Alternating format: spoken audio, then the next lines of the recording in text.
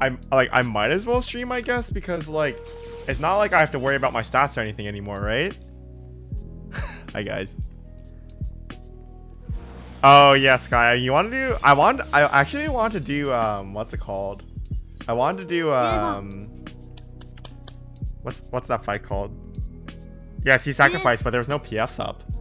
But maybe I'm like after I'm done with this, we can do some Sea Sacrifice above a PF.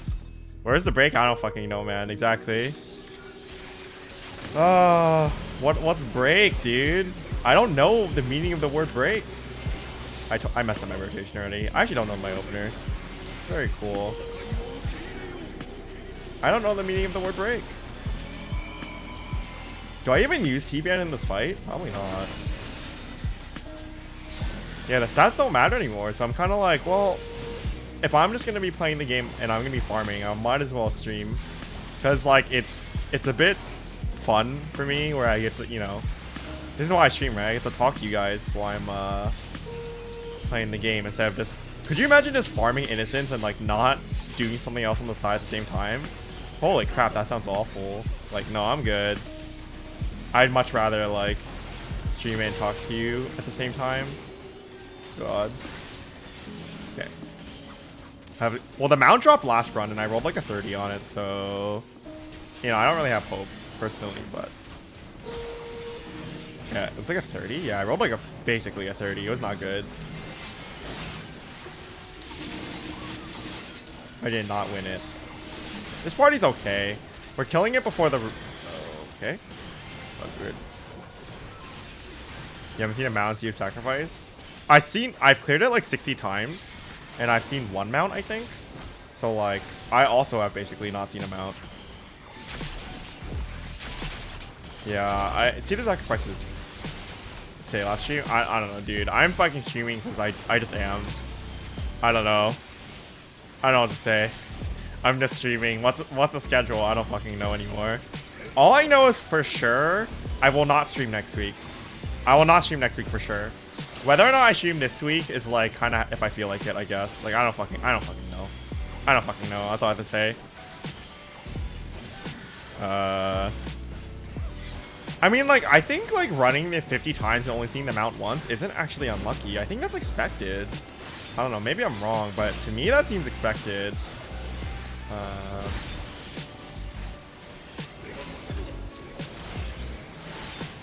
What is this content? This is what I'm saying. Like, don't expect. That's what I'm saying, right? Don't expect me to be doing like PF and stuff. I think I'm just gonna kind of do whatever I want, at least for a bit now. Like, at least like for this week, so I can chill out and stuff. Yeah, Buell. Saw 4 times in 30 runs. Yeah, you're lucky. I think you're lucky, Hamali. You take a break next week for sure. Next week for sure, taking a break. This week, we'll see how I feel. Like today, like since I slept until 4 p.m. kinda, I'm kinda like, okay, well I can just stream because it's not like I'm not doing anything else anyway. It's kind of how it feels right now. Cause I'm just playing. I was playing the game anyway. I was just watching Momo and I was just like playing the game and I was like, well, if I'm playing the game, might as well stream. That's all. Yeah, I debated you guys and now you have more content. Well, my bad. Baited you into getting more content. Wait, this thing didn't break my TBN? Hello? Okay, there you go.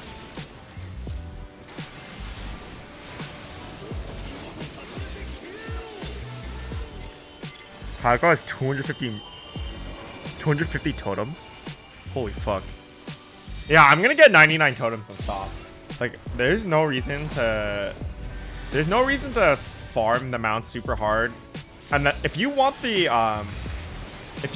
mount, like the all dragons mount on release, like there's still no reason to farm Sea to Sacrifice, because that's gonna be viable when the new mount when the final mount gets released.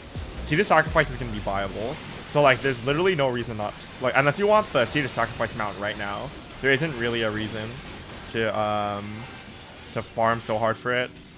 The only ones that you need to farm, if you want them, like immediately, if you want the 5.5, like the all dragons mount, when the second is released, the only ones you have to farm are the 5.4 primal and the 5.5 primal. They want them out without buying it. They don't want to admit defeat. You know, that's fair. I respect that. That's fair. I respect that. I'm not gonna LD.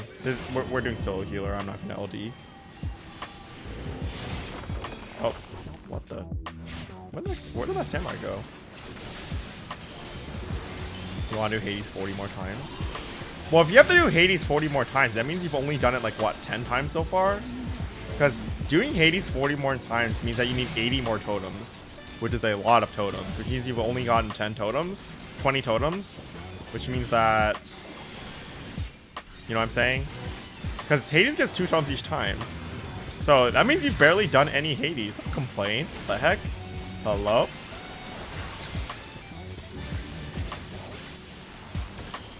We're actually doing solo healer and we're doing solo heal and I cannot even tell if we're doing more damage or not than we were before.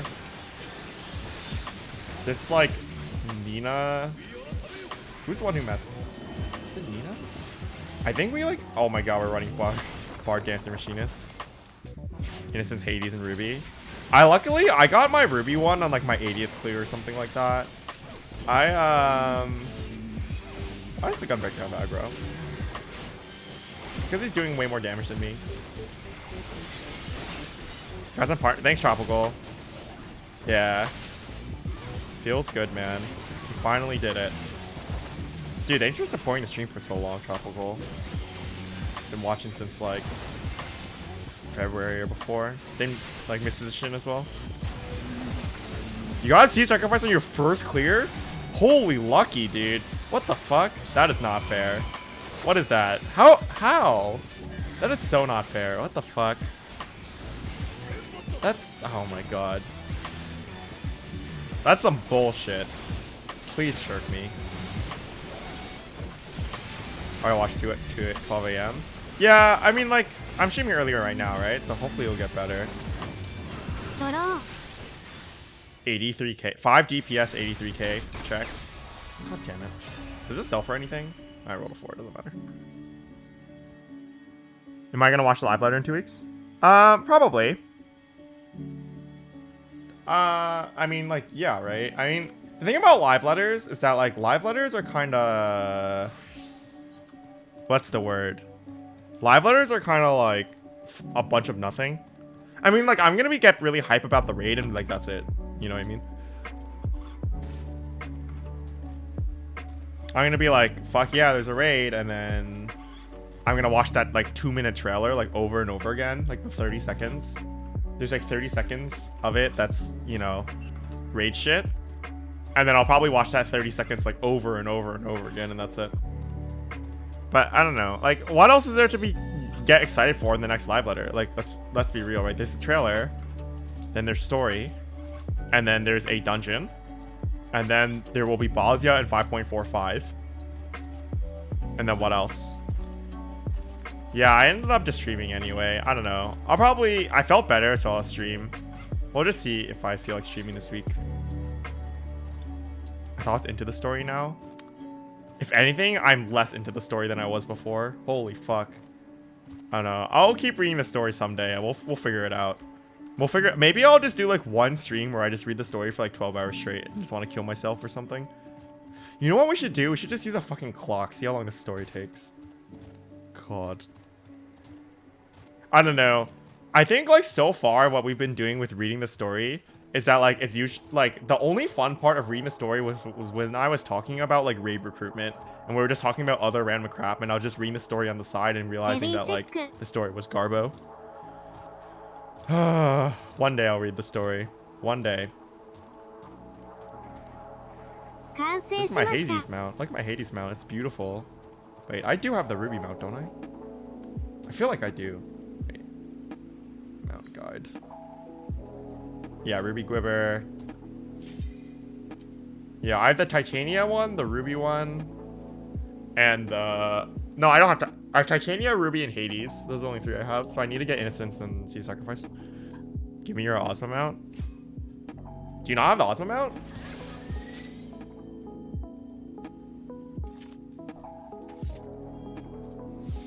You didn't play back then?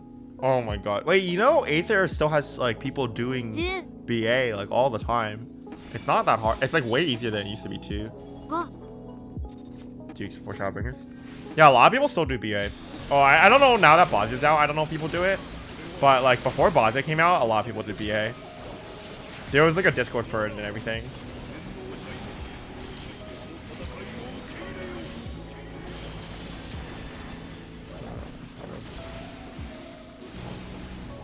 Don't need to get Farnrika. Apparently, it's pretty easy to get to that point. Like they nerfed a lot of the stuff, so it's like not actually difficult anymore. This is what I've heard. Dude, I just want a DPS. I hate that I have to tank because no tanks join these parties. I just want a DPS. So I'm playing Gunbreaker. I was like today, so for stream today, I was planning on either doing for stream today, I was planning on doing like some mount farming and then like some leveling on Pog Pog. Because I want to level either Gunbreaker or Monk on Pog Pog. What do you guys think? Do you think it's worth leveling Monk on Pog Pog? Because I'm thinking that like it might be worth leveling Monk because I Samurai leveled on her anyway. So like they share gear, right? So then it's like worth... So then like I don't have to gear anything for it. And then like if Monk is reworked and it's actually fun, then it's like, oh wait, I have an ult that can play Monk. You know what I mean? Like, what if they rework Monk is actually, like, the most fun DPS? Like, what if that happens? Then I'll have Monk ready, you know what I'm saying? Maybe if we hear about the details. That's a good point. Like, maybe we should wait. Maybe I should wait till the live letter. But the thing is, like, about the live letter, I don't think they're gonna add... I don't think they're gonna tell us any details. I don't know. Like, obviously I have no idea. But I feel like on the live letter, they're just gonna be like, wait and see, forehead, because... You know, it's Square Enix, right? They don't tell us jack shit. So... I highly doubt they're gonna give us details. I don't know if... Never is incorrect. Like, or rather... Like, they used to give us details, and then the community complained, and then they stopped giving us details. They gave us details, and when was it? Like, in Stormblood they gave us details. And then they stopped doing it in the middle of Stormblood. So... Oh, well, that sucks. Wait, I dodged that? What the fuck? Wait, what? What? How did I get hit by that? I literally just stood in it. Alright. Well, so the community complained that, like, to be specific, the community complained something along the lines of, like, why are you nerfing my job, blah, blah, blah, blah, blah. Like, no, it wasn't even, but they didn't tell us potencies before, like, before they basically said, like, hey, we're gonna nerf this job this way. We're gonna nerf Summoner's Dots. We're gonna, like, make Monk, like, have this thing, right? That's, like, all they said before. Like, it was basically a very high-level overview of what they were gonna do. And, like, it was really nice, because then, like, you basically had an idea of, like, okay, so they're, like, we're gonna nerf Trick Attack, for example, is something they would say. They wouldn't tell you exactly what they're nerfing Trick Attack to, but they would just say, like, hey, we're gonna nerf Trick Attack because it's a little too strong. And, like, that was, I think, pretty nice. But then, like, now, you know, you don't fucking know anything.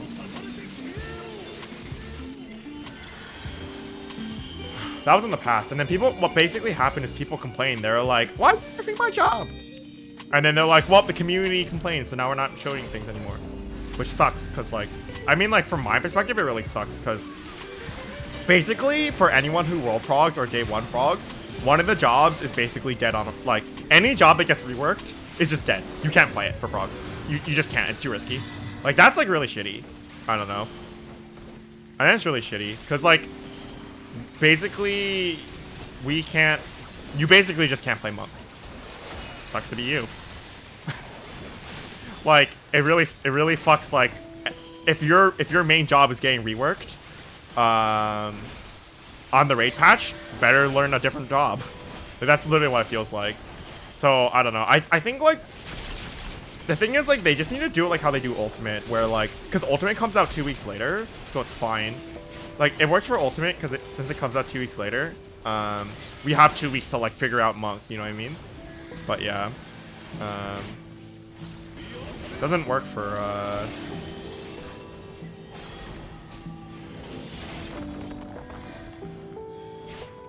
doesn't work for Savage.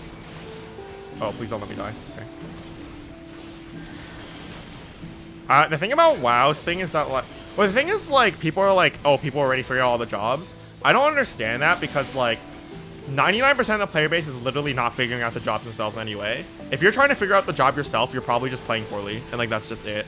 Like, the only, like, there are, like, 3 people per job who actually get the fun of figuring it out because they're the only people who are knowledgeable about the game to figure out an optimal rotation. Everyone else, basically, it's like wow. Wow.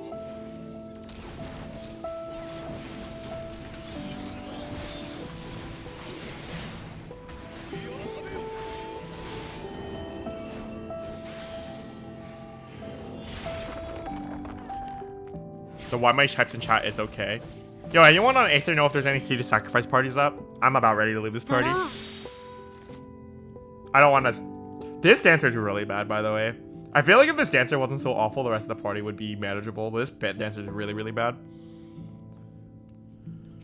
Oh, boy. Clear for an ult. Fuck. Fuck that shit, man. What was I saying? But yeah, there's like 3 people who literally get the fun of like figuring out a job, and everyone else is basically flailing in the dark. It's like, you're not gonna actually figure out anything optimal. And like, if you wanna figure out non-optimal things, literally just like do it yourself. Like you don't have to look at the guides, right? I don't think it's like worth screwing over people who want to raid day 1 just because like people are like, oh yeah, I don't want to look at, like, I don't like that guides exist or something. Just don't look at the guide. It's fine. Right? It's really frustrating that basically you just can't play a job. Is how it feels to me. And you also have to be like prepared on multiple jobs just in case like random shit happens to your job too. Cause like what if they rework the job and it just fucking sucks? Like I don't know. Not even that like it's like difficult to play. Like what if they rework the job and then like the job sucks? Because like, you know, you can't really trust Square Enix to rework. Just too much. You can make one? Alright, I'll join in after this. I kind of want to do I like Seeded Sacrifice. Nope. God, I don't want to do it like 60 more times, but I guess I have to for the mount. God, that's so frustrating. Seeded Sacrifice is actually one of the best primals they've ever made, which is where are you going? Like, he literally got rescued into the safe spot, and then the dancer gets rescued into the safe spot, and then fucking runs into the danger. They're lagging, by the way. They said their internet's acting up. I don't know.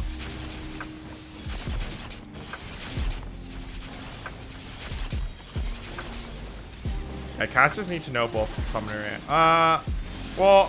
yeah, my caster is only playing Summoner. We're just kind of banking on it that Summoner won't get nerfed. But, like, I don't know. If it does get nerfed, that will suck. But I don't think Summoner will get nerfed. I don't think Summoner's OP. I think Summoner's pretty balanced now. I actually think the casters are pretty balanced right now. So... I don't think they'll do any more changes to casters. Yeah, that's the thing. You never know with Square Enix. That's a good point. Like, I think they're balanced, but yeah, you never know with Square Enix.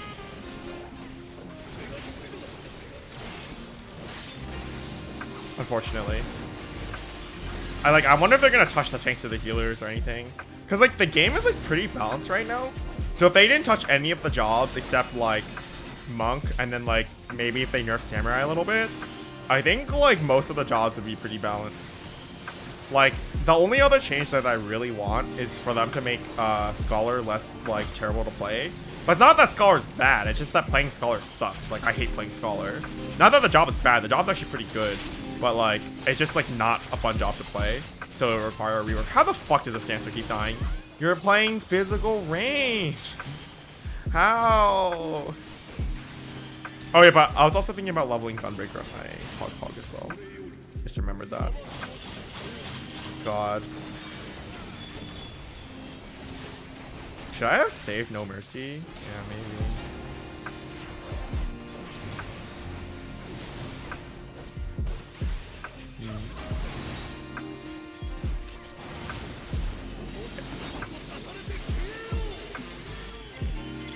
No nerfing Samurai.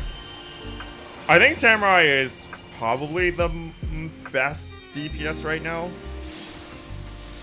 I like, given the fact that like you have to take a melee, I don't see why you wouldn't take Samurai. Because like the only thing, yeah, I don't know. It doesn't have utility, but at the same time, like all the melees basically don't have utility. Like the only thing I would consider over Samurai is like, oh yeah, Monk has Mantra, and Mantra's pretty good. But the problem is like most of the fights in this game have such low healing requirements that Mantra almost doesn't matter. So like if we're doing something like, yeah, we're doing like ultimate and like there's a really high healing requirement, or you would expect there to be a really high healing requirement because, you know, ultimate, I'd be like, okay, yeah, like maybe you want to take Monk. But as it stands, like I don't really see a reason to take any other job. Like there's literally no reason to take Dragoon, unfortunately. And then like, yeah, Ninja has like range damage, so like Ninja's the easiest job to optimize, I guess. Like Ninja's pretty good there. But like at the end of the day, what are you gonna do, right? The answer is actually just take both Ninja and Samurai. Because if you think about the state of the other DPS, I don't know, that's how I feel about it right now. Yeah, Dragoon is like in a not a great spot, I think. Like, not that Dragoon's like particularly bad, it's just that like the problem with melee DPS, am I gonna die? Fine. The problem with melee DPS is that they all have like no utility, right? And Dragoon also has no utility. So that means the only way you judge them against each other is like how much damage they do. And Dragoon just like does, it has no perceptible benefit over other jobs. Oh god, why? Oh, why? He didn't hit it? Okay. Like, Dragoon doesn't have self-mitigation that all the other melee have. It doesn't have range damage like Ninja. It isn't as easy as Ninja. It doesn't have the damage of Samurai. It doesn't have the utility of Mantra, right? It literally has nothing. It's like, it actually doesn't have like one thing that it's better at than every other melee. It's actually insane. Like, even Dragoon has like, yeah, sure, Dragoon has the crit buff. Ninja has Trick Attack, which is just better, probably. I don't know if it's actually better anymore because when Trick Attack was nerfed, but it was better for sure. Hey, Nala. I mean, yeah, Tether's okay, I guess. Are we gonna see a sacrifice? Incisive fights, Machinist incomparable in damage to Dragoon. Really? Is that personal or raid DPS? Like, the only reason, in my opinion, you take Dragoon is if you have to take... is if you have a red mage. And you want Embolden to be better. Like, the only reason I can think of is to take Dragoon is to pad your red mage. or, yeah. Like, if you have a red mage, you want to take Dragoon, Samurai, Machinist for Embolden. If you want to pad. That's like the biggest thing I can think of to take Dragoon. Is pad your red mage Embolden. Isn't that sad? What are this? What are the... Did someone put up a party? Yes, a sacrifice. Oh, no, I don't want to do this. Are we going to put up a sea sacrifice? Defon? You made it? Okay. Okay. What do I want to play? What the fuck do I want to play in this game? I don't even know what I want to play. What's fun? Go Black Mage? Play Dancer? I'm not playing Dancer. I'll play Black Mage though. Who joined as Monk? Who joined as Monk? Oh, it's 2 Black Mages. Who joined as... Who is this? Is this someone from chat or is this someone else? Who the fuck joined as Monk?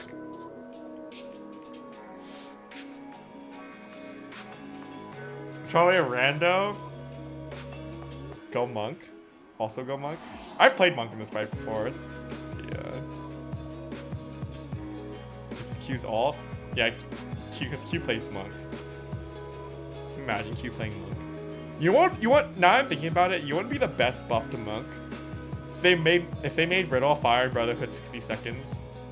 Or 2 minutes instead of 90 seconds. And like, you know, they comparatively changed the damage or whatever.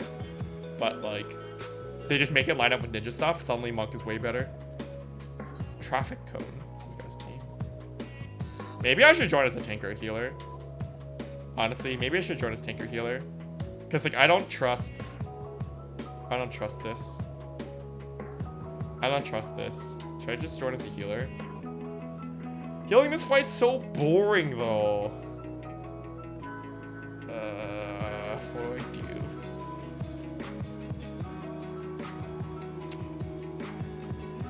Like, people say that this fight is, like, the most fun to heal, and, like, I agree. But even so, this fight is, like, not amazing to heal. There are a few key parts that are pretty fun to heal. But other than that, like, healing this fight is, like, it's actually pretty easy. I mean, obviously, you're not mid-eye level, so, like, it's easier. But, yeah, well, not only do I not trust PF tanks and healers, I don't think they're gonna fucking fill the party is the problem. Like, it's not necessarily that I just don't trust them. I don't think this party is gonna get filled. Yeah, I just don't think this party's gonna get filled. Do you know what the biggest BM play would be? It would be to play Monk, and then every time this Monk Brotherhoods, I Brotherhood on top of their Brotherhood. That would be the biggest BM. I don't think I'm gonna do that, though. That's very mean. I'm not that mean. Anchi. I did that with that trick attack that one time. Every time the other ninja tricked, I would just trick on top of his trick. Oh my god. That was very toxic. Well, okay, think about it.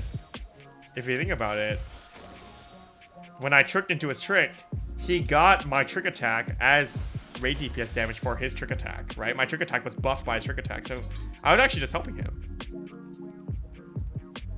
A small celebration? Thank you for the celebration. I think that means I get money? I don't really know.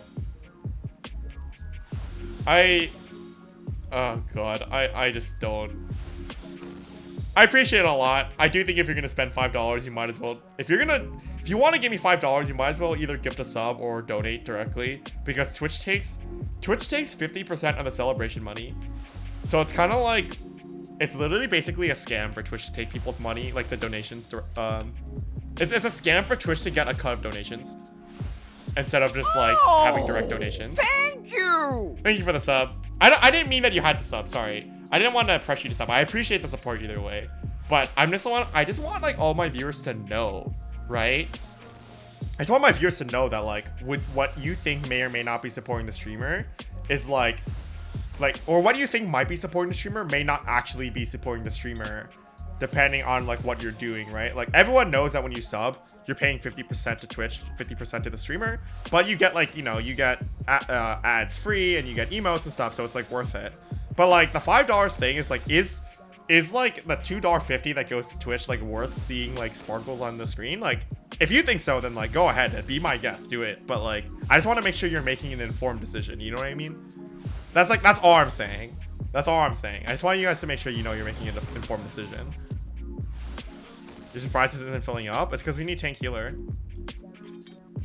If it goes to music licenses, you know it's not going to. You know it's not going to music license. Doesn't work on TV. Wait, TV. What do you mean by TV? I'm gonna rejoin as a not DPS. What am I gonna play?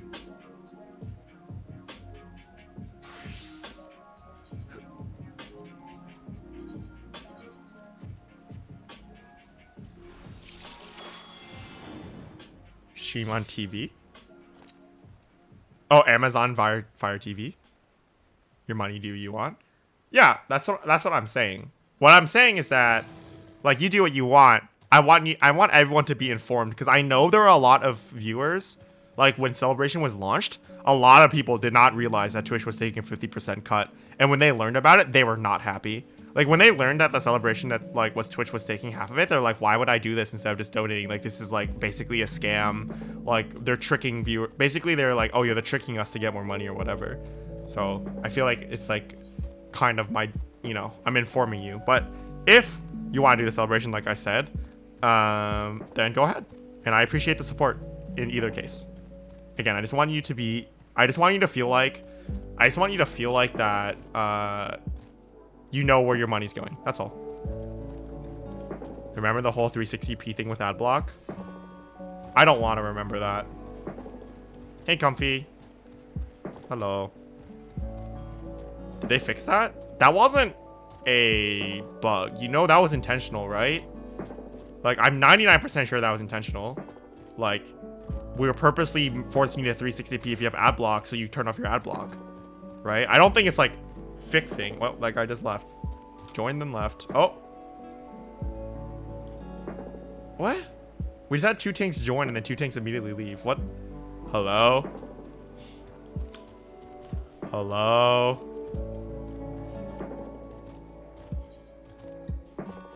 Did they remove it? I don't know, actually. I don't know, actually. I need 17 more. This runs 58 more. Jeez. This is Aether. I play on Aether. I have 3 characters on Aether and 1 character on Elemental right now. But I don't play the Elemental character very often. When the next year comes out, I'll probably play my characters more often, but we'll see. Yeah, playing on Elemental's hard because I have to stay up really late. I might like be trying to shift my stream schedule earlier again over the next whatever. Oh, I also have Nidpog. Yeah, I have 4 characters on Aether. That's a good point.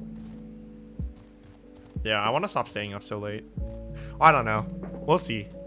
My stream schedule like might end up being really late anyway because of Prague anyway. Because like for Prague, I have to stay up late. I hope you guys are ready for like really fucking weird ass stream times in like the end of November and the early of December, like when Prague is, you know, when Prague's on the horizon, because I'm gonna be trying to shift my shift my sleep schedule, which means I'm probably gonna be streaming at like random fucking times. Oh, thank you. Ori Heart, hi Ori. Hi Steamy Butt Cheeks. Thank you for the 2 months. I appreciate it. 6 a.m. EST. No, I'd probably start streaming late. Like later than normal. Like I would probably start streaming like midnight PST or like 3 a.m. and I'd probably try to stream until like 10 a.m. PST or something and just like stay awake and like play Jackbox or something just to like get people on stream to help me stay awake. This would be like the last few days before Prague starts specifically. It would be like December like 3rd, December 4th, around there is like when that would happen. You take macros over NHEY 3-head waymark placement. I completely agree. I don't think you really need to remember JP macros. Like you just look at them, right? Isn't that the point of the macro? You don't have to remember them. You just fucking look at them. You work on Monday and wake up the same time for Prague anyway. Tolls, you're so lucky. Like the thing with the West Coast is that like you have to wake up at 2 a.m. for Prague. That's insane. Like 2 a.m. is like, I don't know how I'm supposed to shift my sleep schedule to wake up at 2 a.m. It's bad. 480 healer asking you to lower the item level. Oh, what did you put the item level at? 45? 45 isn't that bad, okay? 45 isn't that bad. I was gonna say, if you had it at like 490, 495, I'd be like, okay, that might be that bad. That might be hard for a, you know, 490. I was gonna say that might be hard for PF to fill. That might be why the PF isn't filling so fast. But 485 is like fine, I think. I wouldn't lower it lower than that. Some JP don't look at the macro. Oh, hello, VDGF. I mean, like, not looking at the macro is fine if you know it, right? But, like, the whole point of the macro is that you can look at it. Who's Tolls? That Tolls is, just some guy. That's my static paladin. That's Tolls. He's a gamer. He's looking for a girlfriend. Oh, you didn't know. Wait, did you watch my Shiva Prague? In Shiva Prague, our team's name was Tolls is looking for a girlfriend. God, that was so good. I don't know. Thank God is like an okay name, but I'd rather have something funnier. I'd rather have something funnier for our name. But I don't know, I can't think of anything, so. Oh, I have all these macros on my bar. I hope I don't click them accidentally. Most macros are standardized, so you just call out a position. Yeah. Did he get one? I don't know. You can ask him yourself.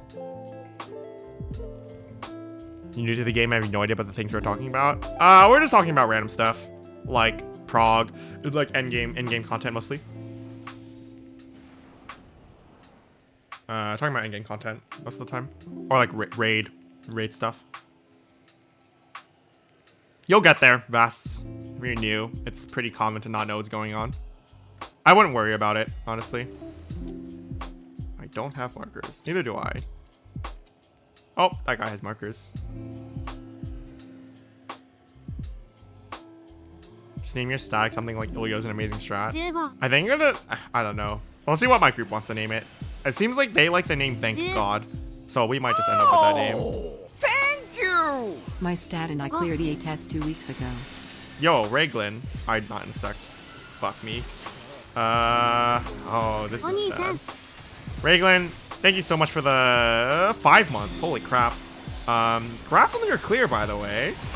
Congrats on the clear. Good shit.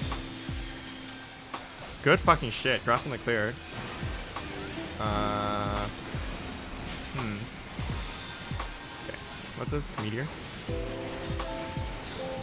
Oh, I literally forgot how to do this fight. I haven't done this fight in months. I've not done this fight in months. I actually do not know what I'm doing right now. Whatever. It just took you not lagging. Yeah, lagging is bad. It usually makes raid very hard to clear. You just keep chopping trees? Yeah. Hell yeah, dude. Keep chopping those trees. Just name the static Papoga. That's the thing. If it was like just me in the static, I would name it Papoga. But like it's my static. Like, you know, we all have like, you know, if I named it Papoga, they'd be like, "What the fuck is a Papoga?" You know what I mean? Now I kind of want to name my static Roadie Roll. Now I think about it. Oh, it was move. I'm bad. No! Broil. Broil. Broil. Oh, did he realize? Sucker. Oh, 800 mana. Broil. Swift. You have 500 mana, dude. 4, 3, 2, 1. Oh, you got it off. VTuber when? If I have the money, if only I had the money. This is gonna kill them. This is actually gonna kill them. Yeah, they're dead. That's what I thought. Yeah, that guy's to raise me way faster. Like you can't just like spam their broiling and like not raise me when there's a mechanic that requires the healer to be alive. Like, are you fucking stupid? I don't know.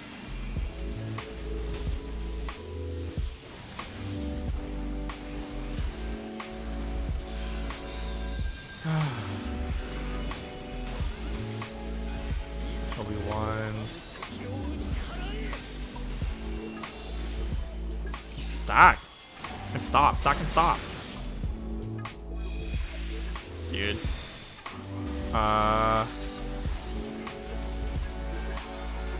Please live. Please live. Please live. Please live. Yikes. Woo. Okay. We can recover this. I can recover this.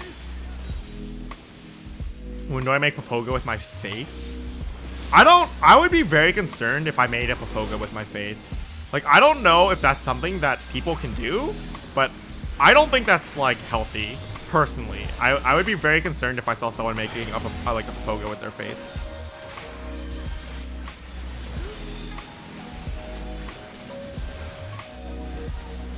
Alright, everyone's alive. You're waiting for Oripog. What would Oripog look like? Like, what would that look like? Wait, we still got the boss to 61%. Isn't that, like, not even that bad here? 61%? Don't you usually get like 50-something? Given how many deaths we had, it's not even bad. Me doing the Pog face? I've never done the Pog face, have I? I don't know. If I've done the Pog face, then sure, but I don't know if I've ever done it.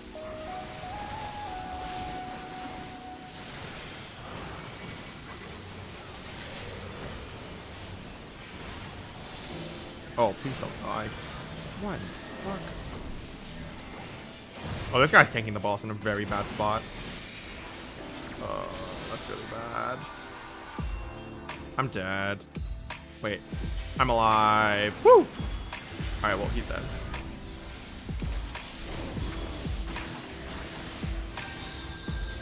I don't know why I have to... Oh, you use Living Dead. Oh, we do not have a... Okay, come see. Alright, we're pogging, dude. We're pogging. Do it now. I don't know how to do a pog face. We actually kill the ads with all those deaths at 72 on the gauge. What is this? Alright, this party is weird. This party's weird. I don't understand. Where's my cat ear headphones? I lost them. I lost them. Should I wear them again for Prague?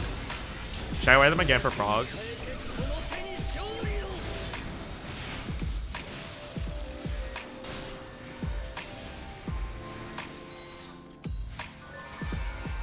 Feel like embrace my inner cat girl.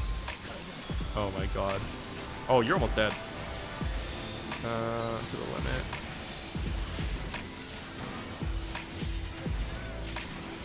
I'm actually doing 3k DPS right now. How is our DPS? Like, we're still getting so far even though our DPS is so bad. I don't even know what's going on. What is this? Oh, this is... I don't... like, how are we here? And our DPS is so fucking garbo. I don't even know. Am I flare? Flare?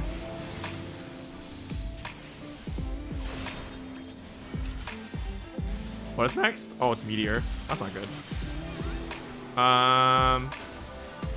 That's fine.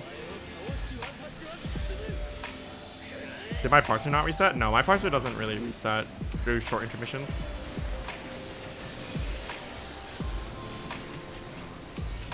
You can disengage so hard. Dude, save gamer. Save fucking gamer. Let's go. Bitter end. This is the tank buster, I think. What's next? It's like the quintuple cast, right? Alright. I was talking about something before everything started going down. Oh, my pinged elemental?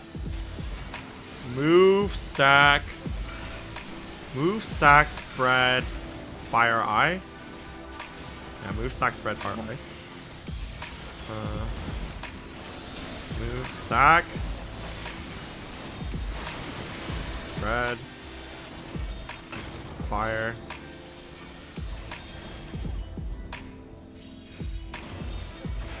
Fuck me. This fucking damage down, dude.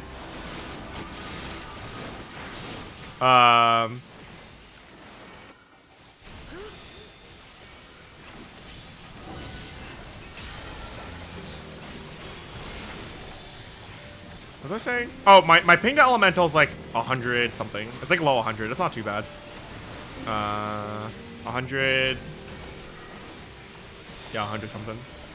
Yo, what time is it in like Southeast Asia, like JP right now? It's like noon, right? It's like noonish.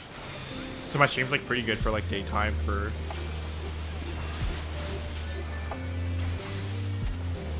Asia.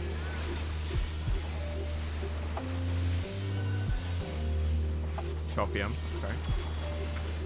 Yeah, I just want to get a better understanding of like who's my viewer base. Viewer first. Is that this one? Okay, I'm literally not paying attention. This fight actually requires so much attention. It's like easier to autopilot Shiva Savage than it is to autopilot this fight. This fight like really demands that you actually pay attention to what's going on. Alright, let me break one. 6 a.m. on EU right now. You're insane for waking up at 6 a.m. That's all I have to say. I can't imagine waking up at 6 a.m. It's just not me. I think the funniest part is that if I moved to like Japan, I would actually be waking up at like 8 a.m. just normally. But I also know that like I would get that for like without any jet lag, I'd be waking up at like 8 a.m.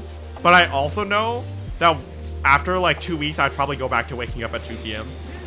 It wouldn't change anything. You're awake from my stream and then you slept for 12 hours? Holy fuck, what the hell? That's crazy. What's Mogra? Is that a VTuber? Holy fuck, Sky's damage is nuts. Wait, Sky hasn't even died yet? Huh? Wait, we only have one thing right. It's like Ninja, right? We only have Ninja left, right? Oh, it's a club in Akihabara. Okay. So you're not that degenerate, I see.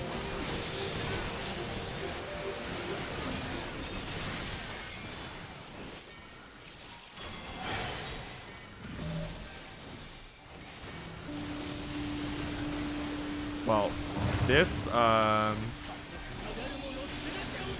was this spread or stack? I literally do not know. I guess we're stacking. Hoping for the best. Okay, let's stack. Woohoo! Oh, I just moved back. Oh, true. Why? Wait, why did you meteor? PogChamp meteor, dude. Music. Music every time, dude. Music every time. Yeah, maybe that's the big brain play. Like, okay, here's what I'm thinking. Here's what I'm saying. My life, my whole life is on a like a 26. I think my whole life is on like a 26-hour cycle. Like, I think, oh.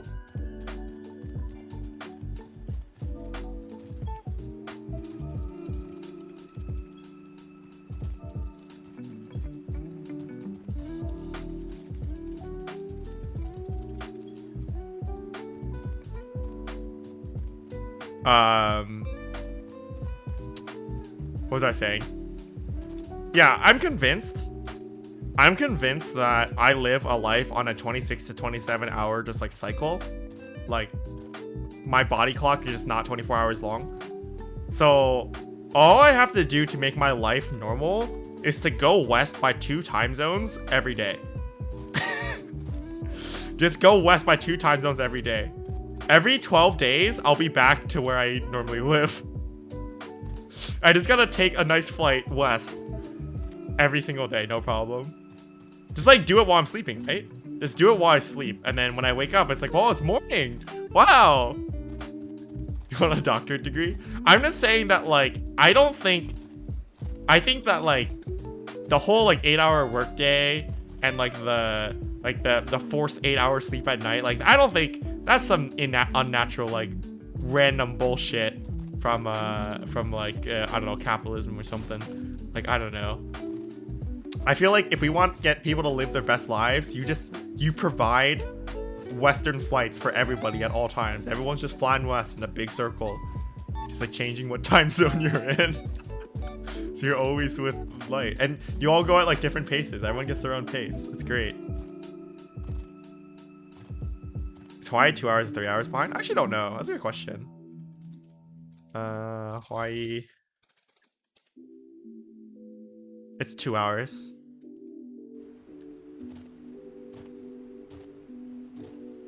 Drew might stay in the Pacific Ocean? Yeah, that's the problem. There isn't any land there. But I could go to Hawaii, right? And then after Hawaii, I can go somewhere else.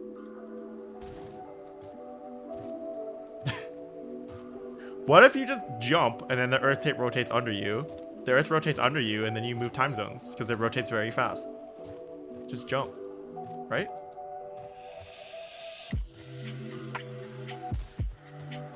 Honestly, we should just make the Earth rotate slower. We should just get like a bunch of planes. I saw this on a movie once. You get like a bunch of planes, and then you all fly opposite to the Earth's rotation, and then the Earth spins backwards, and then you go back in time. Isn't that how that works? Question marks? Hello? I saw this in a movie once. I think it was like Superman, right? Isn't that what happened in Superman? Wait, so how do flat earthers explain? How do flat earthers... First of all, you can rotate flat things, aka have you ever seen a frisbee? Frisbees rotate. Thank you very much. Anyway, how do flat earthers explain like, how do they rationalize themselves time zones? How do they rationalize time zones for themselves? Like, it's a construct society. Have they ever like FaceTimed someone halfway across the world and like the sun's going down and the sun's like going up where they are and they're like, huh, that's weird. Like, a construct society doesn't like change that, you know what I mean? I thought like, okay, I thought that like, so that if this is Earth, right? If this is Earth, I thought the way they saw, I thought the way they, the way they saw like the day-night cycle was like, this is like the sun, right? This is like the sun, and it like does this loop like this, right? Am I wrong? I thought like this is how they thought like sunrise and sundown went, but I don't know. Wait, what? So it happens that people believing in flat Earth have an explanation for night and day according. They have an wait, what? According to some, the sun doesn't shine in every direction, but is instead rather a kind of spotlight hovering above us and rotating up above the North Pole. Like it's still in the sky at any time, but when you're not below it, it's night? What the fuck? Wait, so like the sun's here, and then it's like shining like this, right? It's shining like this, and then like as day-night happens, like the spotlight will move. Like 6 hours later, right? It'll be like here, the spotlight. And then 6 hours later, it will be down here. This is incredible. This is so funny. What? No way. Wait, but this like actually like would explain. This would actually somewhat, if the Earth was flat, this would actually work. That's the crazy point. Like it's not like this is inherently like, what? Right? Because then the middle is always dark or whatever, always light. This is the North Pole. It's always dark, always light. And then I guess Antarctica doesn't exist. How does flat Earth explain Antarctica? Because the North Pole's in the middle, right? Then like is Antarctica like 4 corners? All 4 corners of the map? How does this work?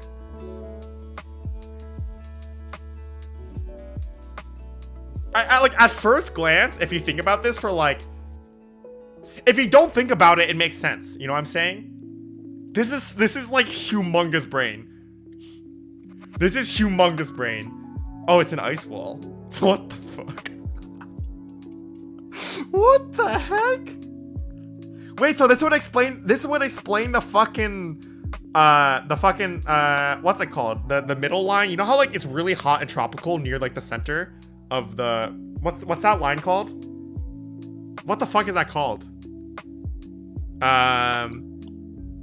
The meridian or whatever. The equator. Yeah, the equator. Right? The equator is this red line. So it's in the direct center of the fucking lamp. So that's why it's the hottest. And as you go north or south or center or out, it gets colder because it's on the edges of the lamp. Dude, I'm all for flat Earth, dude. It makes sense to me now. It all makes sense to me now. I'm getting reborn as a flat earther. It all fucking makes sense. Holy shit. The Middle East about the equator is hot. Wait, what? I don't know what that means. I'm gonna choose to ignore it because I believe in flat Earth.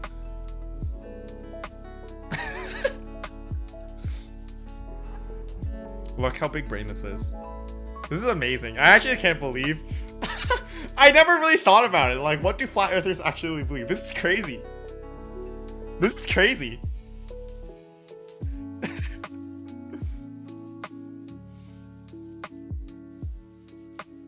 Can they explain how if we go east or west? I mean, like, I bet you flat earthers think that you just walk in a circle like this, right? Don't they? They think that you just walk in a circle. I don't really know. This is incredible. Is the moon just like a fucking floating ball? Do they think the moon is a floating circle in the sky that's just like rotating for some reason?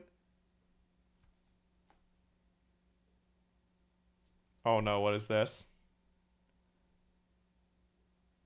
Oh no. All gas, no brakes. Oh god, okay, we'll watch this.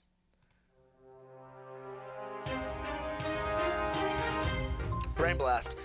This is not real. We are here at the Flat Earth Convention in Dallas, Texas, where nearly 100 people have traveled across this two-dimensional planet plane to share the truth about what the hell is going on. Flat gang, baby. Flat game all the way. That's flat.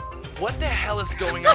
The energy inside is Flat electric. gang. There's a lot of Wait, is that like their salute? Like they just like they chop midair because like the Earth is flat. Flat gang. big words being thrown around, and frankly, I believe all of them. Let's go inside and figure out who's doing the lying. Who's doing the lying? Who's doing the lying? Who's doing the lying? Oh, Fucking throw back to tell me, middle Andrew, school. Who is doing the lying? Word art. What do you think about this guy? Oh God, Dave Nye, the lion guy. I think he's a clown. I think he's an agent. I think he's a controlled operative. Basically a black magician that's been compromised working for the sorcery elite. He's selling solipsism. He's selling snake oil. He's selling deception. I was not ready for this. I was not ready for this. I did not think he would immediately jump into like... I guess if you're a flat earther, you have to think that there's like this huge like government conspiracy like worldwide of like trying to trick people, right? Because like that's the only way you would believe. Just like a big conspiracy, because you have to believe that every single person in science is lying to you. He's selling moral relativism. He's a Wait, what? Moral relativism? What's it to do with flat Earth? What does moral relativism have to do with flat Earth? What? demon, charlatan, manipulator, deceiver, and somebody to, you know, keep a distance from. So he's doing the lying. Absolutely. If you had to guess, who put this guy up to it? Again, you keep asking. You want me to define who they are? I don't know who. I mean, you just can't have a blanket statement and say it's the global Zionists or say it's the Jesuits or say it's the Mossad. What are Jesuits and Mossad? What are they talking about? Or say it's the Rockefellers or say it's the Illuminati. The It's Rockefellers. probably all of them. It's all of them! It's not just one of them, it's all of them. Flat Earth tattoo right there. I mean, all the empirical evidence overwhelmingly suggests that there's an enormous 200-foot ice wall holding the oceans in level and flat. So it actually was an ice wall in that image. The sun and the moon are luminaries. Same way there might be some dome with the crown chakra being the pole star. Wait, what? Why gotta hear that again? What the fuck did you just say? Some There's- dome? Wait. This 200-foot ice wall holding the oceans in level and flat. The sun and the moon are luminaries. Same way there might be some dome with the crown chakra being the pole star. The crown chakra being the pulse star. What the fuck is a crown chakra and what the fuck is a pulse star? What do they say? What does that mean? Crown chakra. I don't think this is what he's talking about. There's arguments on whether we live in a closed system, whether it's a firmament. I think it might be a closed system, a toroidal energy cosmic egg model. Flat gang, baby. Flat game all the way. Yeah, keep it flat, keep it flat. Flat game, baby. Hat, flat, like top of the hat. Gotta keep it flat. One more time. Gotta keep a cat flat. I can't. Gotta keep it flat like the top of the hat. This dude's catchy. I like this guy. Flat gang. Flat, all the way. That's flat gang, baby. Flat gang? Yeah, flat gang, all the way. That's flat. Adolf Hitler, they have reincarnated him. He has been cloned. A little short. What? They're just standing there going like boop, bloop, boop. Adolf Hitler has been cloned. Guy with the funny mustache about yay tall. He realized that the flat earth model was correct and went to seize the gate of the south in what we call Antarctica, a place called New Berlin, Antarctica. I believe that Hitler sequestered himself and his greatest scientific teams to New Berlin, Antarctica in the 1940s, in the early 1940s, where he built a manufacturing city. Right, so Hitler discovered the flat earth theory and the Nazis built a city in Antarctica under the ice. And they've been hiding the flat earth reality to keep that land and New Swabia away from public scrutiny. And I just wanted to say, I just like don't. What? Why is like every conspiracy theory somehow related to like white supremacy? Like why I just like it's like one thing to believe in like the flat Earth, which is ridiculous, but then somehow like they just relate it back to like Nazis. Like why? Earth is flat, Jack, flatter than a flapjack. We about to flat smack, Globers get your backpack. I'm with my flat pack, globes in the trash sack. Azimuth or equidistant map up on my snapback. Flat smacking everybody at Joe's Crab Shack. Looking at us like what we're saying is so That's pretty good. abstract. Lesson 1, no curvature there to be found. How can it be a ball if nothing about it is round? Lesson 2, 3/4 of the ground is covered in flat water. Do you hear the way that sounds? Lesson 3, take a look at the stars that you see at night. Same constellations that you've been seeing for all your life. And never trust NASA, because nothing they say is right. They're lying right to your face and they mock us in plain sight. You can straight up see the wires and the green screen glitches and the water bubbles floating on the spacewalk missions. It's detestable. I refuse to be another vegetable. Pseudoscience garbage will to me be unacceptable. Anyone with eyes to see don't have to be susceptible. Dispose of your globe in the nearest waste receptacle. We backpacking. You already know. That was pretty good. Since birth, you've been told about the curvature of the Earth. Like, hold on, if I can't see the other side of the planet, how the fuck does that work? They say the Earth is spinning, but I don't feel any motion. That's why the water's level all across the ocean. He's also pretty good. You already know. Everything is like crazy, man. You watch a documentary, it will change your life, dude. There's cures for cancer, there's a cure for AIDS. I just became vegan this last year, bro. I'm like, Pepsi had aborted babies, like the little fecal cells inside of their flavoring. Are you sure this is about flat Earth? Are you sure this is about flat Earth? How is every conspiracy theory linked like this? Is there anything that you don't think was an inside job? That's a tough one, you know. The Jews are in fucking, they freaking control all of everything. I mean, 9/11, back to that. You know what? I used to lie to people a lot about like, hey, my uncle was died in 9/11, because they think that you can't talk about a subject unless you have someone like, oh, my dad was there. Like, you know what I mean? Like, once you like open the box, you can't like close it. It's just sometimes I want to go back to Britney Spears concerts and like, you know, just like turn it off where you can just like, whatever, but you can still enjoy life, you know. Basically, use another search engine besides the GOO, and you know, there's Jews controlling these companies. Flat Earth, I would just type that in. Take a second glance. I don't get why it's always like Jews are controlling the world. Why is that the conspiracy? It doesn't even make sense. There's Jews controlling these companies. Flat Earth, I would just type that in. Take a second glance if you happen to get the chance. Man, this world don't twirl like the Tour de France or shape like Lance. All right, when this he guy dropped sucks. his pants, there's no ball. Oh, there's no ball. Y'all, they've been stacking up the lies, guy's but not they nearly all as good. fall. Pinocchio used to go that the Earth's a globe, but then his nose done grown till it hit the dome. Neil deGrasse can't debate these facts if he wanted to. Earth is flat and stationary, bro. That means it doesn't move. When confronted with the proof, liars get uncomfortable. NASA's been tricking us all. Gravity isn't a law. Ha, ha. Your whole reality's flawed, thinking you spin on a ball. But Wait, so what do flat earthers think about gravity, right? So obviously they think you go down, right? Obviously they think that there's some sort of force that pushes you down, like onto the flat earth, right? They think this, right? Like no matter what, like you get pushed down. What is that called to them? Do they not call that gravity? Is it called something else? Oh, it's the air. Oh. Okay. What is going on here? It's not tilted. It should be tilted and spinning. Also, you're going to notice some cartoon clouds here, or Photoshop. And then also, all that is observable here is Northern America. We have no Asia, no Europe, no Africa, no Australia, and no South Pole. Isn't it on the other side? If you want to believe that the other ball is containing all those massive continents, then you're free to believe that. But Google Earth was developed by the CIA. My name's Nathan Thompson. I run the official Flat Earth and Globe discussion. We're on Facebook. We've got 125,000 members, real grassroots. These are serious. Movement. So far, over the last 3.5 years, we've had ex-NASA employees, snipers, pilots, telecommunications, air travel controllers, microwave engineers. And they all say it's flat. Who's doing the Wait, who said that? Wait, what? Like, I don't get how this person can come out and just say, like, yeah, ex-NASA employees have told us that the Earth is flat. Pilots, telecommunications, air travel controllers, microwave engineers. And they all say it's flat. Who's doing the lying? Well, that's a good question. NASA's definitely in on it. There's some Freemasonry involved, some Jesuits involved, and some Gravelers, you know. A Pokemon? Wait, is Graveler something else?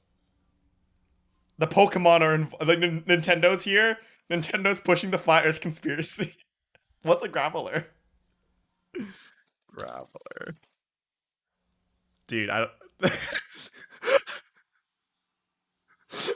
Is he actually talking about Pokemon, or is he trying to talk about something else? Oh, it's a dog whistle for Jewish people? What the fuck? Huh?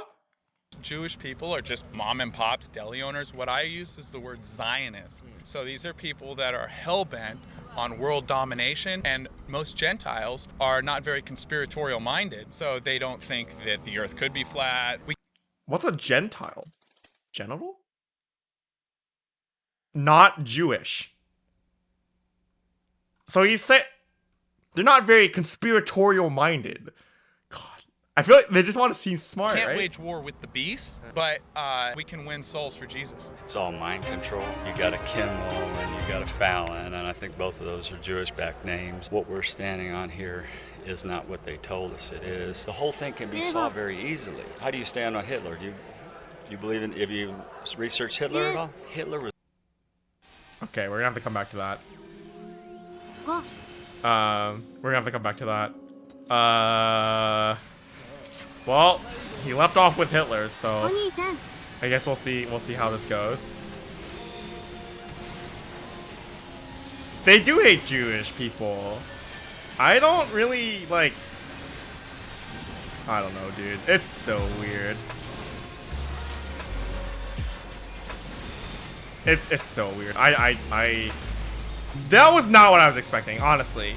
I know that like flat earthers are like, I mean, obviously you gotta be like a fucking idiot to believe in flat earth, right? Obviously, right? But I didn't expect that like every single fucking conspiracy, like what's every single fucking conspiracy like some flavor of neo-Nazism or like has some relation to like neo-Nazis or just Nazis in general, right? Like why? I don't understand. It doesn't make any sense to me. Do you think that like in Asia, flat earthers or like conspiracy theorists in Asia are also Nazis? Like or like do they believe in like, cause like there isn't like an Asian supremacy like you know, single you know, there's no single like person that you can say like, hey, like this group of people were like did Asian supremacy and like we fought this huge world war over it or whatever. Like the thing about Imperial Japan is that they only believe in Japanese like supremacy or whatever, and like there is literally absolutely 0% chance that you're gonna get a like a non-Japanese person to support like Japanese supremacy or whatever, right? Because like Japan is like they're two, or not Japan, sorry, like a lot of Asian countries, like, you know, or at least in the past they would discriminate against each other, right? So like, do flat earthers just not exist in Asia? Like that's the question, right? Do flat earthers actually just not exist in Asia? Yeah, a lot of people do hate Jewish people for some reason. It's fucking weird, dude. It's so weird. Oh my fucking god. Instack move. Dude, are you sure flat earthers don't exist in Asia? Like, what is the equivalent of a flat earther in Asia? I need like, yo, any like Asian people here? Any like people who live in Asia can like help me out? Is this in? In.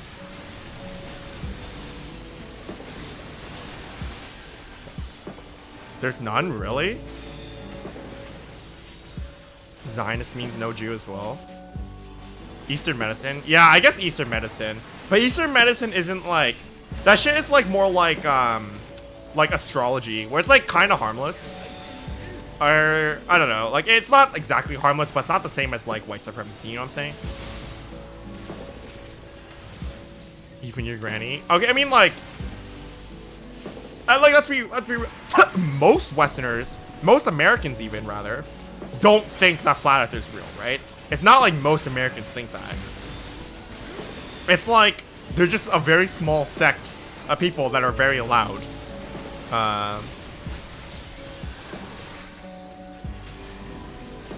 Oh, there are Japanese cults. I actually forgot about those.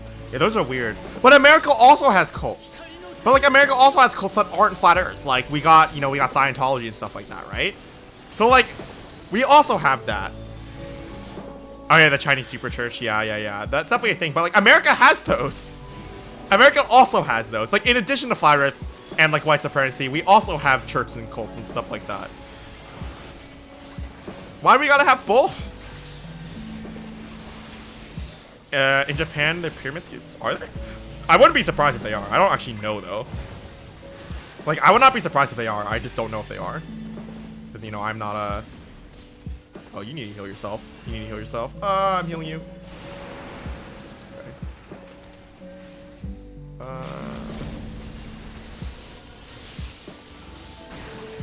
Flat Earth is a primarily used thing.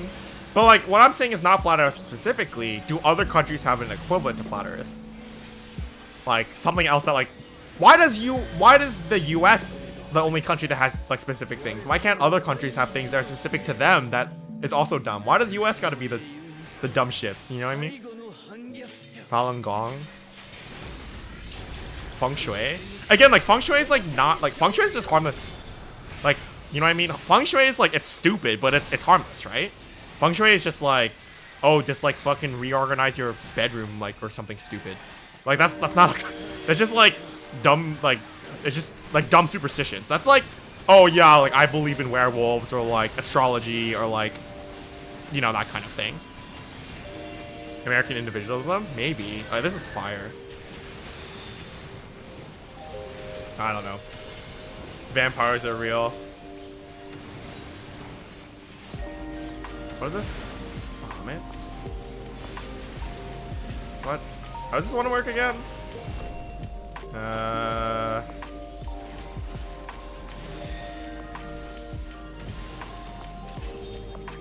Oh, that's how. I remember now. And then I do this and then I move back. Yeah, okay. Falun Gong is a spiritual movement. 0 violent acts. Yeah, I mean, like, to be fair, like, I don't think Flat Earth has had violent acts. Probably. Not that I know. Not that I know. Like, Flat Earth isn't, like, going out there, like, being violent to people. As far as I know, they're just, like, they're really dumb, and then, like, they're feeding into white supremacy, which in itself is violent. But it's not, like, inherent to Flat Earth, if that makes sense. I don't know. Maybe I'm drawing a line that doesn't exist. Right? But that's, like, the way I see it. All gas, no brakes is insane. Also, you know that video's old when none of them are wearing masks. You know that video's old because none of them are wearing masks. Feels weird, man. Encouraging self-harm? That's not good. Yeah, Flat Earthers are just dumb as shit. Exactly, I agree. Fire. Fire stack. Fire stack, spread, ice, eyeball? Wait, eyeball was first? Okay, fire. Stack. Spread. Ice.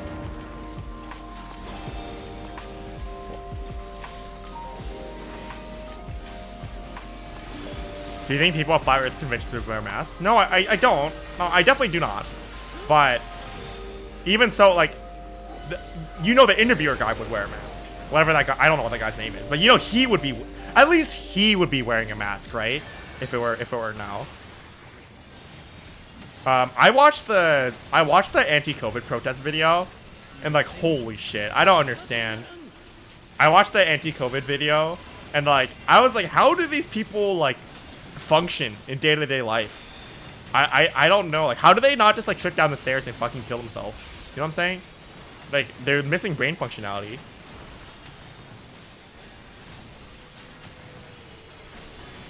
Yeah, that one was very interesting, to say the least.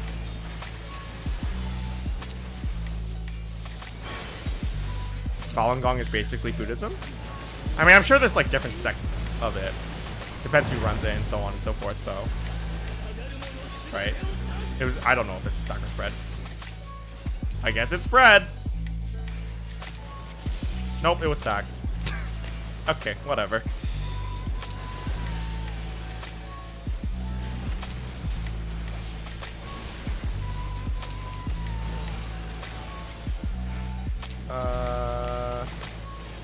Mommy sad. Read the comment section of any COVID vaccine news video. I'd rather not. I'd rather like not depress myself. I don't know. Maybe it's just me. That sounds. Yeah. Yeah, they die of COVID. Alright, let's finish this video. Was demonized by these Rothschild banker cartels. Research Hitler at all? Hitler was demonized by these Rothschild banker cartels. So what are you out here today to talk about? Well, is it true? What? That's the question that you need to answer. Thanks, Andrew. Do you feel yourself spinning, wobbling, gyrating? The earth doesn't move. We don't have toilet water flying out on people in Australia. It's because water seeks level. It goes from your water closet to your bowl and beyond. Aren't we glad that it works that way? Yeah, right. It is. It's cool. I'm going to be driving separate to Thanksgiving. Yeah. Why? Well, because there's family tension. They're all excited about living on the globe, and I say, I know that's a lie. Who? Yeah, dude, every day I wake up and I spring out of bed. I can't believe how graced I am to live on a globe. So excited. So I wanted to ask you, who created this gravity lie? Demon-possessed individuals still, I believe, are amongst us. Bill Nye, seek the truth. Give me a call. The question is this a photo or a painting? What's the answer, man? Well, I'm asking you. Get you thinking, right? So, like, what are you really seeing? Is it an image? Because images can be Photoshop, right? That's what really gets you going, and then you kind of go from there, man. Is this real or not? Dude, is this stream real or not? Is what you're looking at right now, is me, the me you're looking at right now, is this an image or a painting? Or is it real? Streams can be photoshopped, right? Play IU? I don't want to get DMCA'd. I like IU a lot, but I don't want to get DMCA'd. 4th of July. What are we waiting for? Oh no, what is White Claw! Independence Day! Everyone's just here for the whole day. Just, drink day beers, seltzers, whatever. This was in July? Oh no, dude. Oh my god. How many of these people do you think are dead? How many of these people do you think are just straight up dead, died to COVID? How many think? I'm thinking at least 5. At least 5 of these people are just fucking dead. That's what I think. Whatever it is, shotgun beers. Oh, gotta love Trump. He loves money. He's good with money. Everything about money. What's your favorite way to spend money? Favorite way to spend money? Beers? Beers, favorite way to spend money. Happy 4th of July. White Claw! I think. What are they yelling? White Claw? Is that White Claw? White Club? What are they yelling? White Claw? Is that like the shitty drink? How can you form a personality around like this shitty fucking drink, this overpriced alcohol? How can you form a personality around that? Seltzer! Coca-Cola! Like you're fucking running around. Can you imagine someone just running around just yelling Coca-Cola? Because they just really like Coke. And we're about to do some body shots real quick with the Truly. Fuck the brake fluid. We sitting fucking straight gas over here. And I got some gas for you later too, Andrew, for real. Okay, so I was gonna bring my mask. It's in the car. My mask is in the car. Wait, what is this? I don't know if I want to watch that. I snorted salt, did tequila, and I rubbed the limes in my eyes, and you bang your head on the fucking table. Hit me up on the fucking gram. That explains how he got here, if he's been doing that his whole life. Salt, tequila, hit your head on the table. Brick wall in front of us, we ain't slowing down. It's all gas, no brakes. My thing with alcohol is no matter what I'm drinking, it could be top shelf tequila, it's gonna get me fucked up. Or I could drink $5 vodka, and that's gonna do the same exact effect. That'll cure Corona. It's an amazing day right here in Marquette, Michigan. My name's Marty, but around here I go by Party Marty. This is broccoli, hey, and that's all I can really offer. What are you most passionate about in life? Cocaine, bad bitches, and alcohol. Cocaine, alcohol, and bad bitches. Way cooler than coronavirus. White Claw is life. Just speaks to the soul, How do you feel? Don't listen to what the fuck she said. Cocaine, bad bitches, and alcohol is way cooler. Do you guys know each other? Yeah, she's one of my bad bitches from Marquette. Yeah, this is one of my good friends. What's your guys' favorite memory together? I've ate her ass like 10 times. Oh my God, Holden! We're state champions 2019. 18. State champions! What is that on your chest right Champions there? of what? Upper Peninsula, Michigan. I thought that was a dolphin. What does it mean to be from the Upper Peninsula of Michigan? Great. I ain't really from here. I'm from Baltimore, Maryland, but I came up here for the med plan program promoted at Northern Michigan University. What the fuck did you just say? I come here for the university? What the fuck did he just say? And I'll tell you, from what I've met, these guys are so much more friendlier than Baltimore. You know, crab cakes and all that type of shit. I wish they had it up here, but it's still a good ass time coming up here, and I appreciate it. I wish our flag had more recognition, but they don't give it. They say our flag is terrible. Independence Day! I live across. Independence Day! Could you imagine just going around just like on Thanksgiving, just yelling Thanksgiving at people? Just go to the beach in 2 weeks. You just go to the beach and be like, Thanksgiving! And then Black Friday, you're fucking at Walmart crushed between two people trying to get a TV. Black Friday! You're just like running around. Across the street, my name is Tim Trito. This is the craziest this beach has ever been in my whole life, right in the midst of a pandemic. All these people come up and they're coming from people from Florida, people from all over the country, Texas. You watch, I think we're gonna see a spark in Marquette. So this dude is making sense. Why the fuck are you not wearing a mask? This dude seems like he's sane. Why is he not wearing a mask though? I mean, you see where we are, we're not going down into that craziness. Does anyone actually know someone with it? Any of you guys know someone with coronavirus? I fucking don't. So it might be a lie.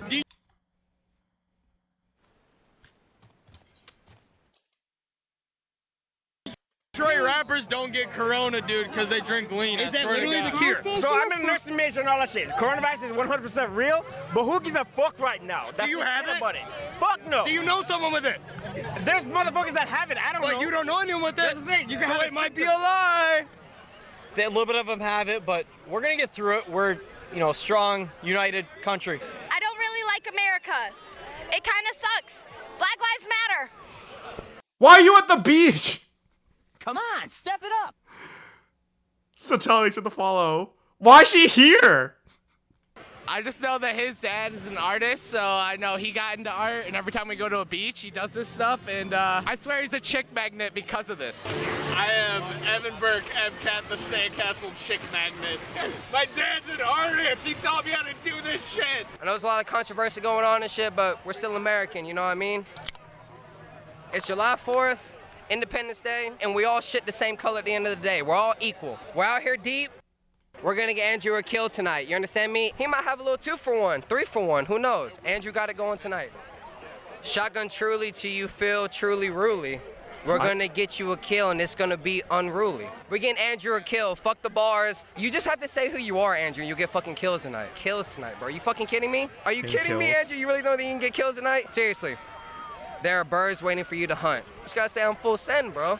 You got the fucking camera and shit, like, are you kidding me? You got it. I just don't know what to say. Can I kill you? No, no, that's some other shit. I'm full send. Can I kill you? No, say, hey, look, hey, I'm Andrew. Let me get a fucking kill. Shocked or unshocked, bitch? How you want it? You got a dart or no? What's that mean? I said you got a fucking dart or no? I don't have a dart. Fuck. No darts, 22. This is God's country, the 906. That's God's area code. Everyone, please vote. If you don't vote, what are you doing? Over 240,000 on TikTok, TV. I love TikTok. 240,000 on TikTok. There's a lot of issues going on in the world right now. To over 200 fucking, how many? You got 40. She got over 240,000 though. 236,000 followers. 200,000, 40 followers. How does that feel? But it feels good because I can promote things that are actually going on in the world right now. What do you care about? I care about everything. I think about. Yeah, she's a famous TikToker. I mean, like, she showed him her profile apparently, so I don't know. Do people find this shit attractive? What the fuck? I don't understand. Why do we have 2 white mages? Alright, whatever. That video is, I don't know how I feel, but, why did I watch that video, dude? I like the Flat Earth one way better. The Flat Earth video was way better. Just gonna say. The Flat Earth one was funny, because I had no idea what they were gonna say. This is just COVID idiots that just like make me sad and depressed.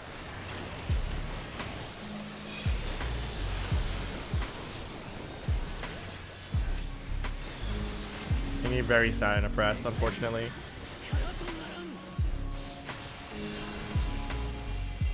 Ali G? Who's Ali G? Who is that?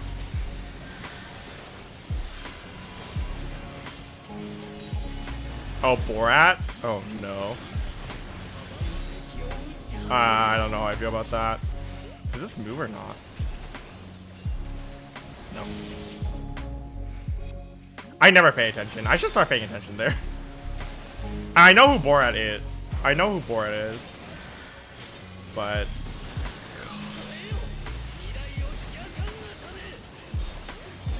I don't even know, dude.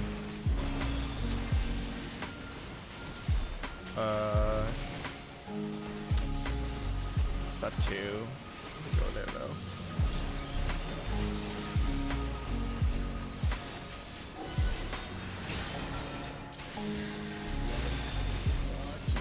Break. Oh, I do not know how I feel. I did not expect the first videos that I would watch that aren't Final Fantasy 14 related to be fucking... I did not expect the first videos that for me to watch that aren't Final Fantasy 14 related to be just fucking all gas, no brakes. Why, dude? Also, this white mage is doing 5k, which is very sad. I don't know what to say. I should just let them solo heal, I guess. Is it lit? I don't know. It makes me very, depressed.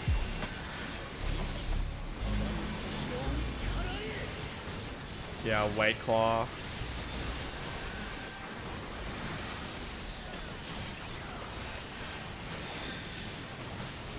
People threw Massive Party for Halloween. I mean, that's not even surprising. Like, I'm not even surprised. It's more surprising if you were to tell me that people didn't throw a party, I would be surprised.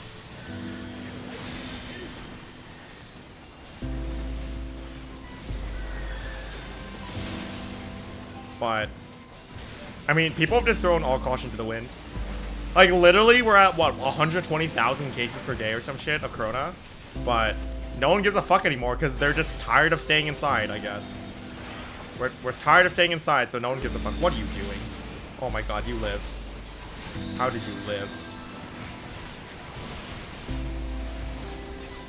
No one cares anymore.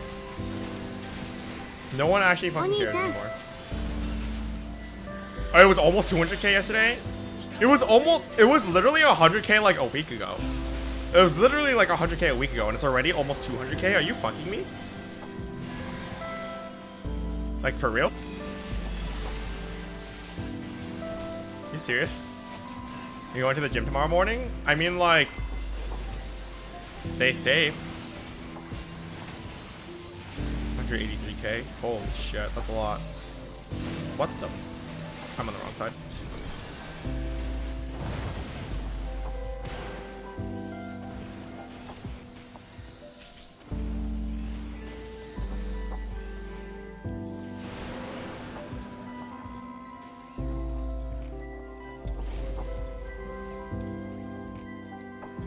It's my fault.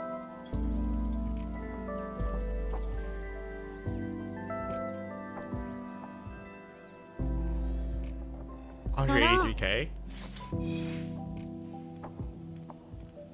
I mean, yeah, the coronavirus cases that are being announced now are probably from Halloween. No, election day is too short ago. It's like 2 weeks, right? So there weren't really protests after the election, not that I know of.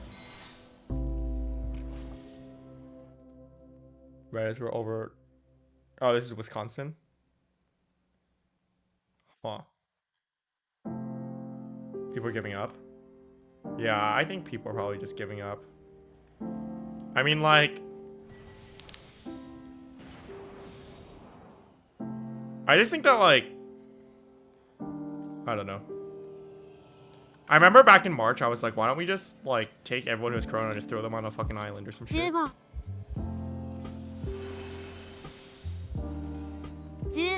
Let them play Fortnite in real life.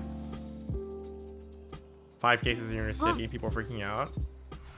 Dude, imagine imagine like living in a place. Imagine living in a place where people actually take 5 cases seriously. Meanwhile, we have like over 500,000, like total cases over 500,000, and yeah, no one gives a fuck. Hey Jinx, how's it going? I don't even know anymore. I watched No Gas No Break, All Gas No Brakes, and that was a mistake. That's all I know.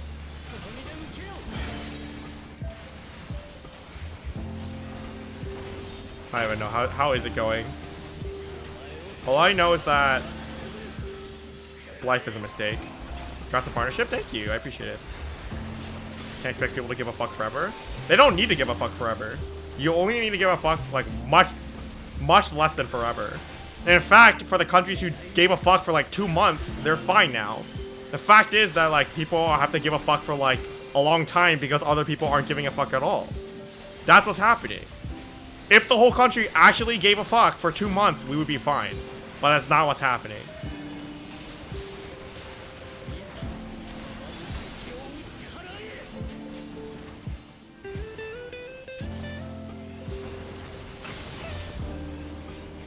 Your mom thinks you have to deal with Corona like forever.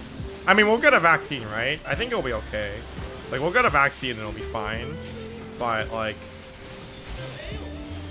yeah, it was never supposed to be forever either. It was only ever supposed to be until we got a vaccine, which was estimated to be like a year to a year and a half. If you can't figure out what to do for a year and a half, if you can't realize that you're literally killing people by not giving a fuck for just a year and a half of your life, I don't know what to say to you. Well, I don't know. We'll see about the vaccine prices. At least the Biden administration, I think they said that they would give the vaccine would be free for everybody. So, like, you know, we can hold out for that, hopefully. Who cares what Trump said? Trump said that COVID would disappear after the election. Who cares what the fuck he says?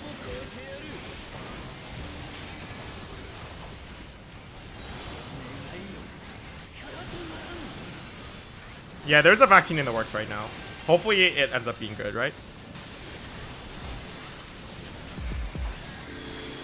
Hopefully that vaccine ends up being, I don't know, significant. You don't think the idiots are gonna get vaccinated? I don't think so either. Just scary as well. Fire. Very cool.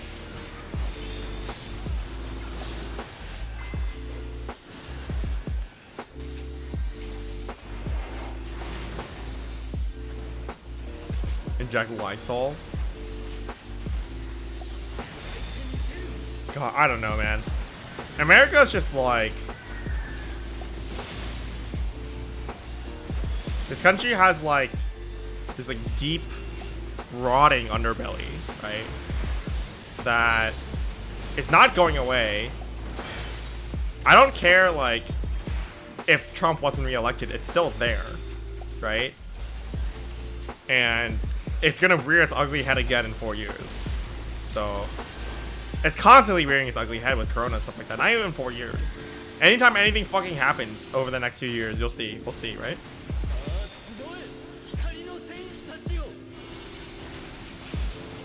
Vaccines are gonna implant chips to mind control us. The mind control chips.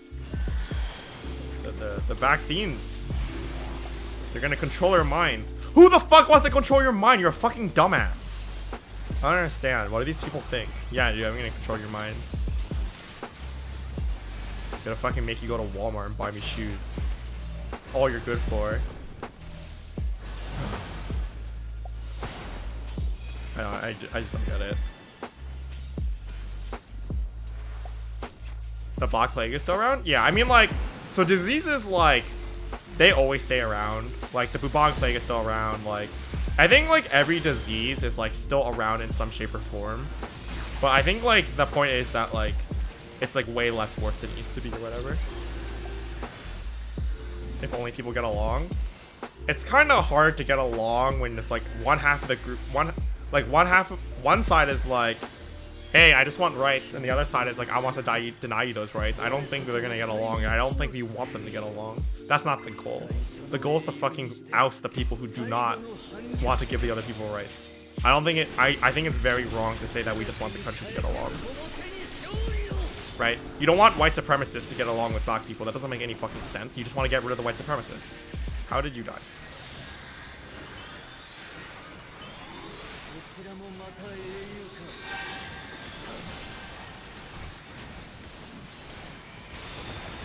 I don't think this country will ever. Well, I don't know. Just push them off the side of the planet.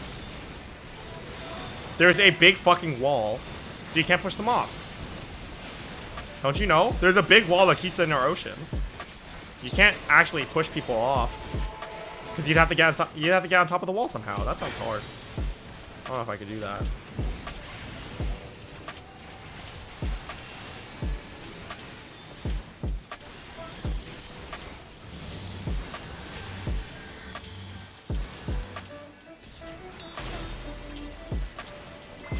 What is this?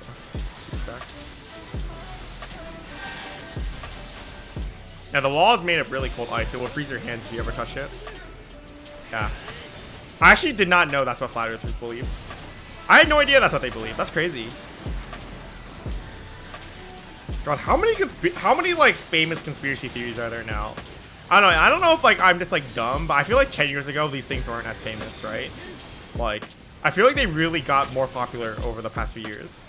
There's like what, anti-vax, flat earth, denying climate change, right? Those are like the big ones that I can think of. Denying COVID, obviously. Is this I? Yeah, I first. Oh, the 5G one. I, stop, stack, spread, fire. I forgot about the 5G one.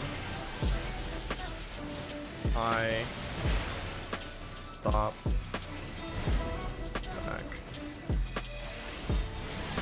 spread, fire. I'm dead. Oh, it's move. It was move. I'm dead. Yeah, fuck. Oh, lizard people. Yeah, I forgot about that. I mean, people believed those things years ago. That's not what I'm saying. What I'm saying is that they're more popular now. I don't give a fuck if people believe that, yeah, it's easier to spread it now or whatever. The fact of the matter is that it's, like, more spread now, and that's a problem, right? I don't really care about the reasons, like... It's like when people are like, oh yeah, these people are white supremacists for like XYZ reason. It's kind of like, I don't really care why they're white supremacists. The problem is that they are white supremacists and they exist. I don't give a fuck if you think it's like human nature or whatever, right? That's not my concern. I don't give a shit about that.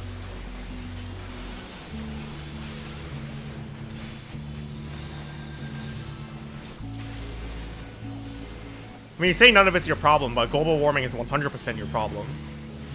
Unless you all want to die in like the next 100 years. I'm on the wrong side again.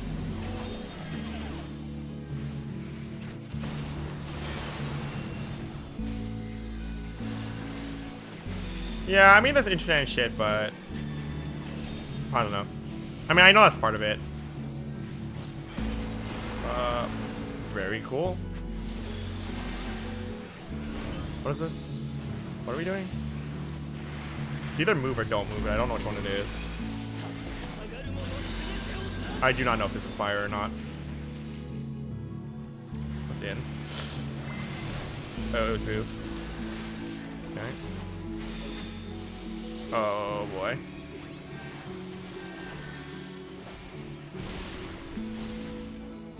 I'm gonna leave this party. Either we kick this white mage or I'm leaving this party, honestly. This is a farm party.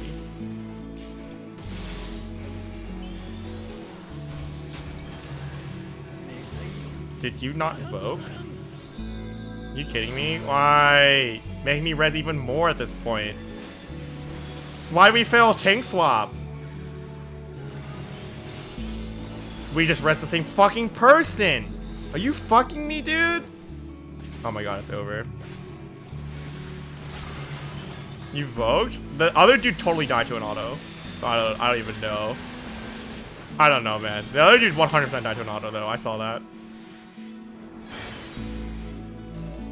It's over. I mean, you can survive this. This is survivable. Right here.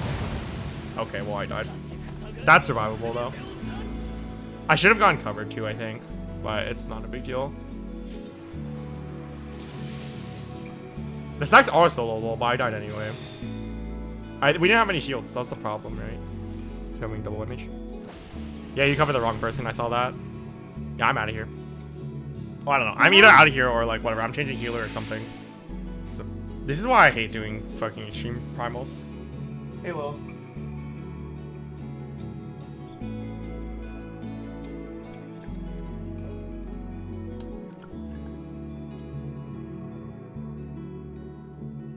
Am I molding? Not really.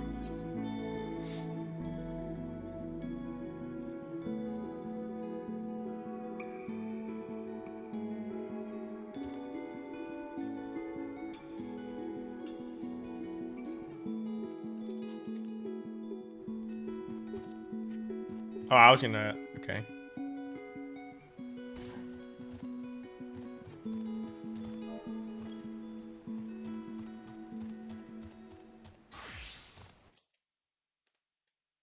I care about everything that's going on in the world. Top 3 issues.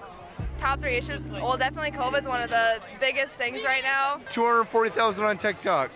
If people have a social media following, they should be promoting what they think should be going on in the country. And I think right now everybody should be fighting for what should be going on. If you're fighting for the wrong reasons, then why fight? Because there's a lot of issues going on in the world right now.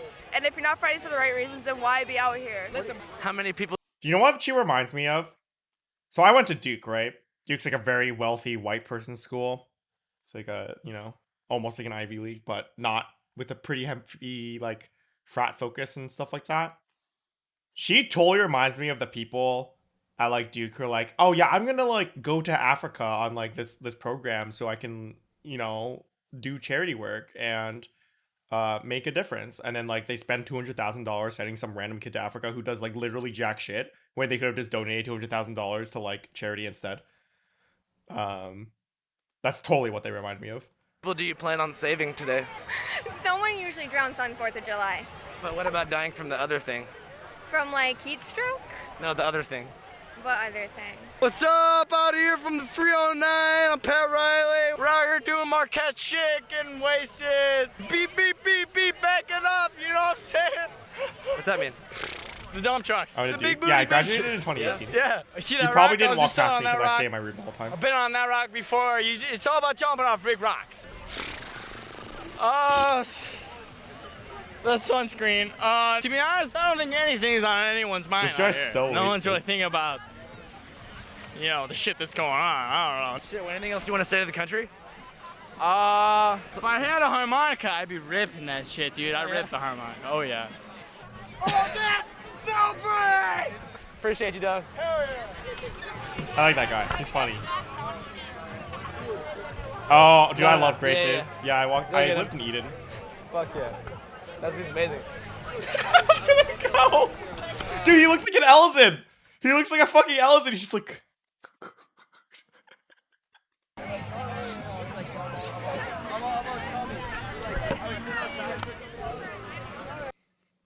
Oh, that's it? Okay.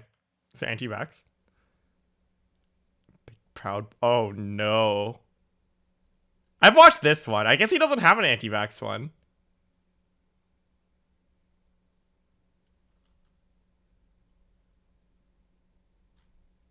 I guess he doesn't have an anti-vax one. Do I want to watch a Proud Boys one? The white mate just PMing you? What are they saying? This seems scary. I don't know. This shit's scary, man. Anyone got like good YouTube videos to look at or something? I don't know. Why'd you kick them? Just don't respond. I don't want to look at Bigfoot hunting. That seems... I don't even know. I guess I'm playing Scholar. Do I want to play Scholar? Play Astro.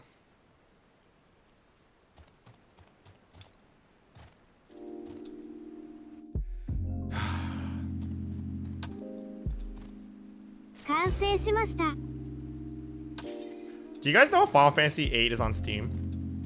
I'm thinking that like I might just like play Final Fantasy VIII or something for variety stream or something. Is it worth getting on Steam or should I get somewhere else? It's one of your favorite games. That's the one with Eden and Ultimecia, right? And like, you know, relevant to the raid. Dude, I gotta watch it as prog prep. Gotta watch it as prog prep, dude.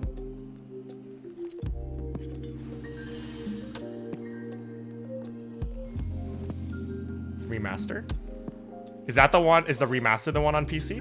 On Steam? Oh, it's Turbo? Pog. Turbo's Pog. PC ports are fine. I need to play all the Final Fantasy games.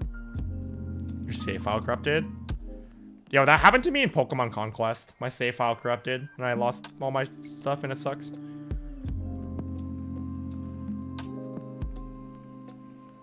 Which ones have I played? 13, 1, 7, 15.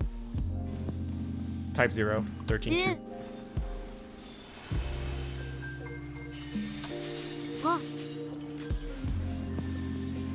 I don't know anything about Final Fantasy 8. All I know is I'm like, hey, maybe I should like watch this for prog, you know?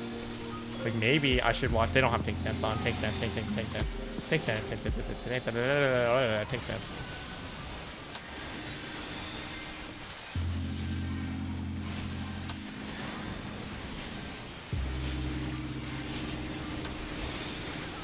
FF8's one of the best is you get to fight hockey players. What the fuck are you talking about? What does that mean? What the fuck does that mean? Fighting hockey players?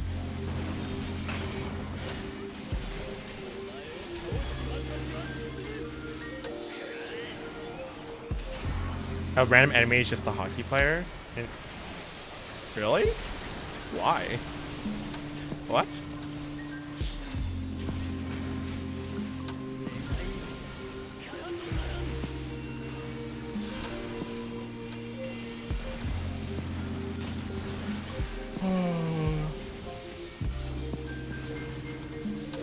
Let's see. I can't open that image mid combat. Oh, just out. Was this move or not? I wasn't paying attention. I'm moving. We're moving. Oh yeah!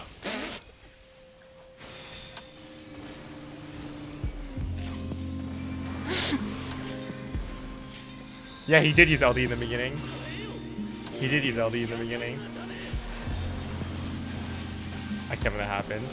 FF6 enemies as bosses. Dude, people like to say, okay. Alright, see ya, Molly.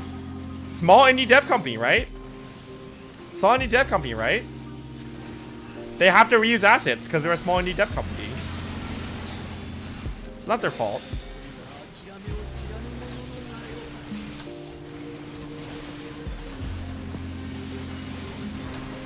You can't blame them. You can't expect a small company like Square Enix to be able to create new sprites and enemies. It's just unrealistic.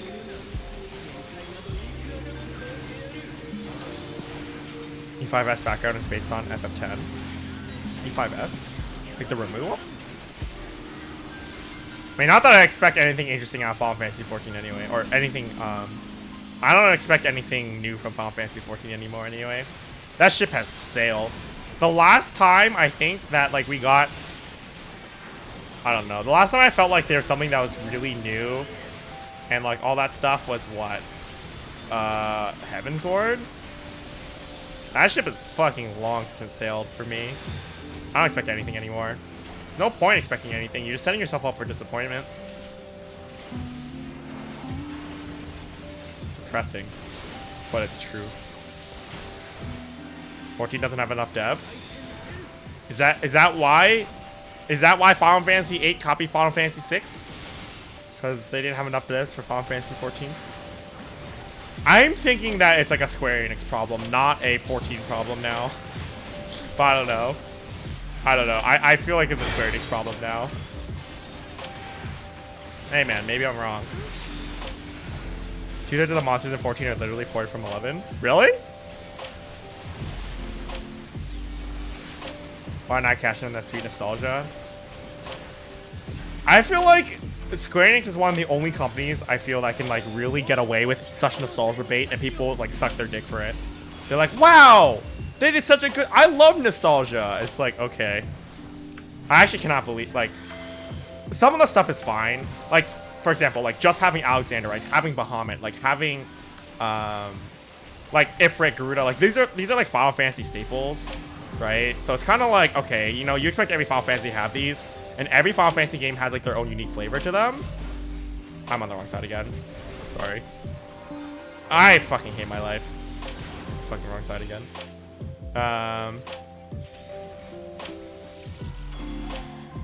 I can't believe I'm fucking up so bad right now. I'm not focusing. I'm too tired to focus, honestly. Yeah, like iconic things like make sense to me. Like it's like, yeah, of course, like you're gonna have like Shiva and all that stuff. Like that's what you'd expect from a Final Fantasy game. That's what they're all from the same fucking series. The thing is like, no, like yeah, and like Cactuars and Moogles and Chocobos and so on and so forth. Not like the fucking Dread Knight soldier from Final Fantasy 13 is now in Final Fantasy 14 for some fucking reason. There's some random trash mob in Final Fantasy 13 that literally it's just a random trash mob, and it's also in Final Fantasy 14 now. Tales? I don't like the Tales games. I've only played Berseria and Zestria. I didn't like either of them personally. I don't know, maybe they're good, but the ones that I played I didn't like. Flat Earth smoothed my brain. I think Flat Earth made me realize many more things about the world that I did not realize before. And I'm still in the matter of processing said things. This is Meteor. What is this? Dark Knight. Is this game of anime is completely original? Is Nail original? Like Nail Deus Darnus? Maybe?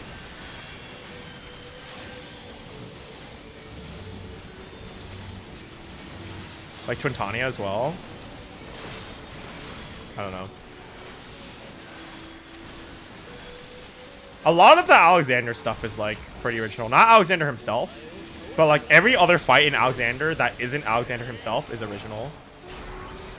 Right? Like all of like, or not all of them. I guess like Brute Justice is original. The goblins, like the gobbies are pretty original, right? China's from FF5, really? Is Hildebrand original? That's a good question. Is it?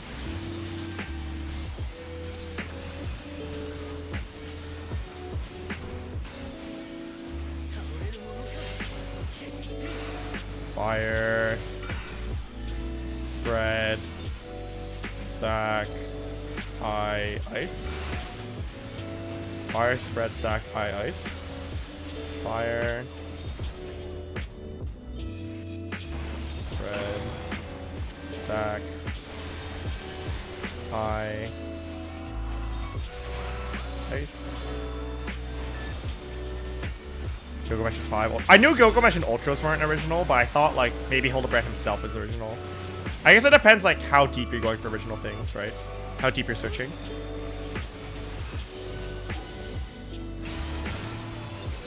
Twintania from 12. Either case, that's a copy, right?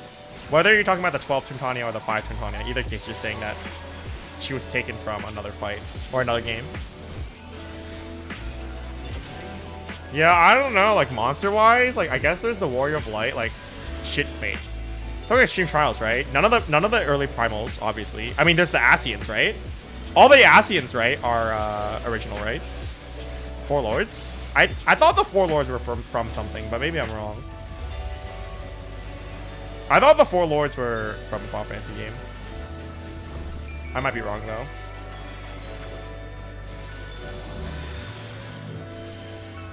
Warrior of Light from Dissidia. I guess Warrior of Light technically is from Final Fantasy 1 actually, right? Isn't the Warrior of Light the hero from Final Fantasy 1? If like you want to get like, oh, the design. Yeah, I don't know. Yeah, I guess you're right. I don't know what this is.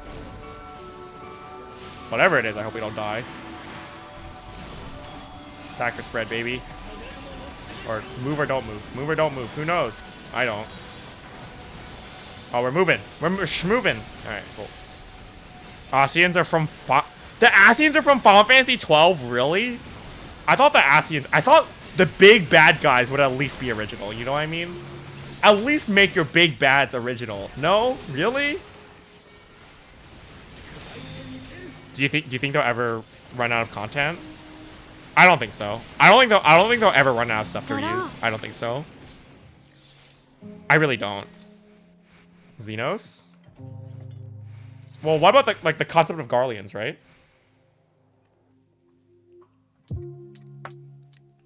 The Garlean Empire or whatever. Final Fantasy is just a huge Star Wars ripoff? Oh, is that why Final Fantasy sucks? That makes sense.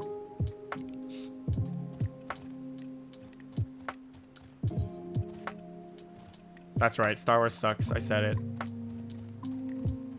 Oh, are we done? This party was painful. Yeah, if they ever run out of stuff to reuse, they just reuse something again.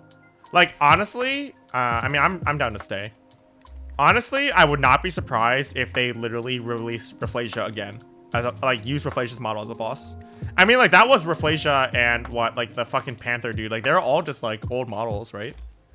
So, I would not be surprised if they did that again. Odin, yeah, Ravana. Was it wait, was Ravana original? Was Ravana original? Ravana and Bismarck? Innocence too, right? Innocence of Titania? Oh, Bismarck isn't? Okay.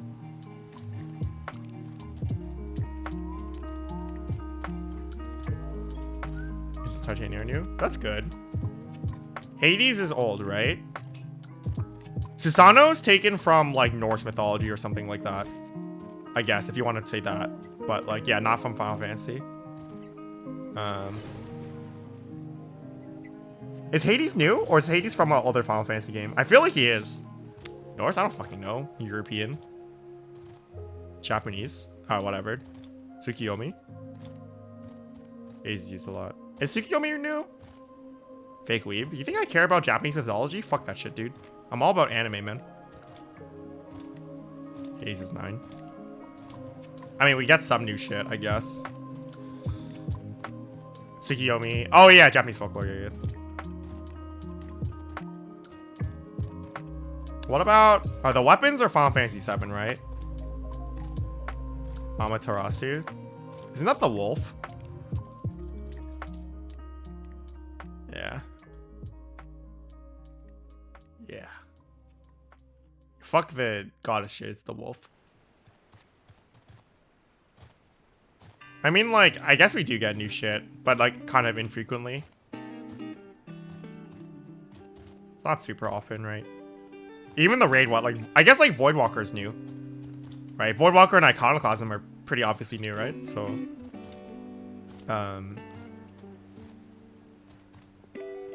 we do get new shit. Just not,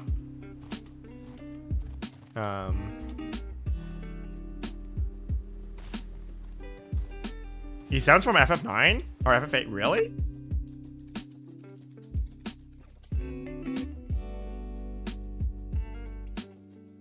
What?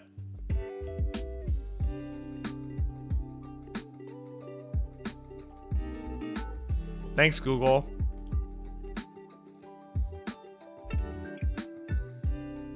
Oh, the Void Gates? Oh, Apocalypse.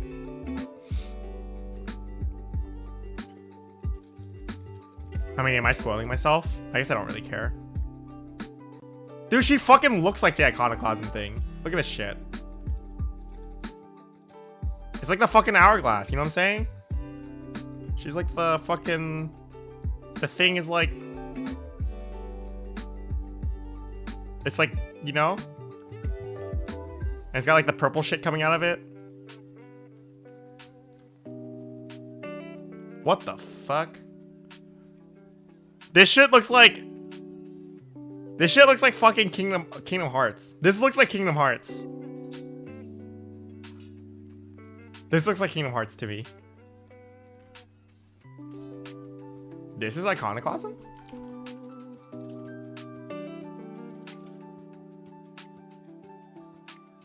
Oh, it's this thing? I thought it looked like an hourglass. I actually thought this thing looked like an hourglass. Am I stupid? Wait, how does that look like this? These don't even look alike. What the fuck? These don't even look alike. What? Who's saying these don't look the same? It's upside down.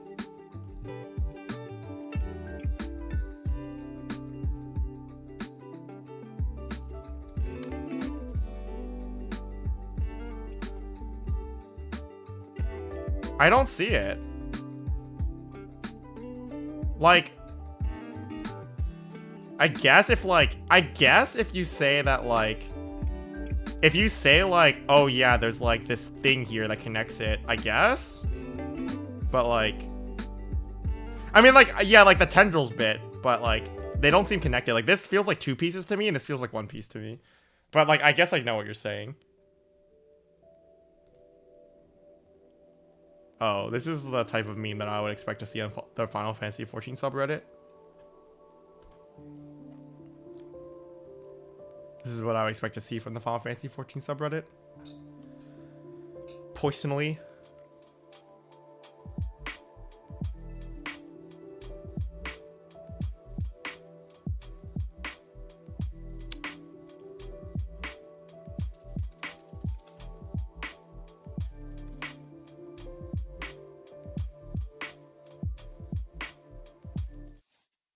Hey everyone, this is Mike, and as promised, our Shiva Savage Optimized Strategies video. Now, I promised this video quite a while ago, but it took some time for us to finally get a clear of it with our new strategies, because we just kept adjusting things every now and then. But then finally we decided on some stuff that we were going to be doing.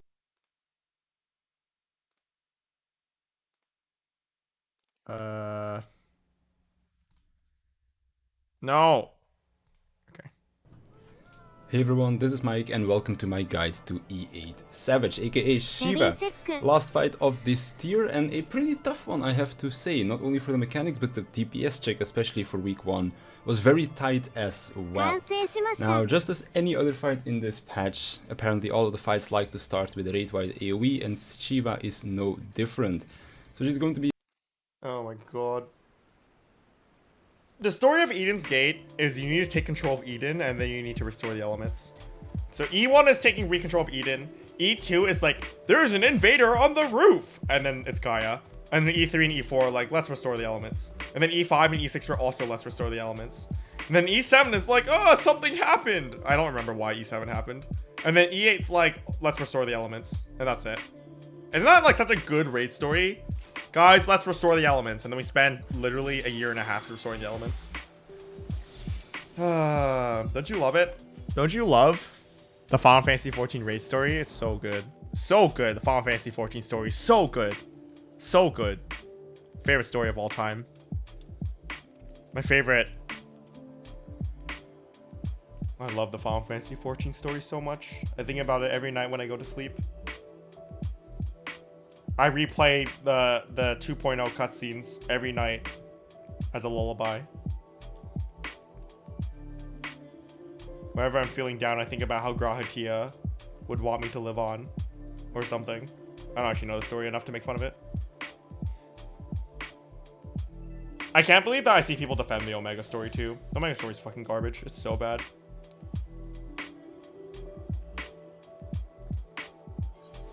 How many more totems do I need? Oh, 57. 55. Fuck me, dude. You have to TOS every night so you don't get banned. I don't think that'll help me. At least there's a story. I'd rather them not have a story than have a terrible story. Not gonna lie. I'd rather them not have a story than have a terrible one. Personally. But, you know, not everyone agrees with me. That's fine.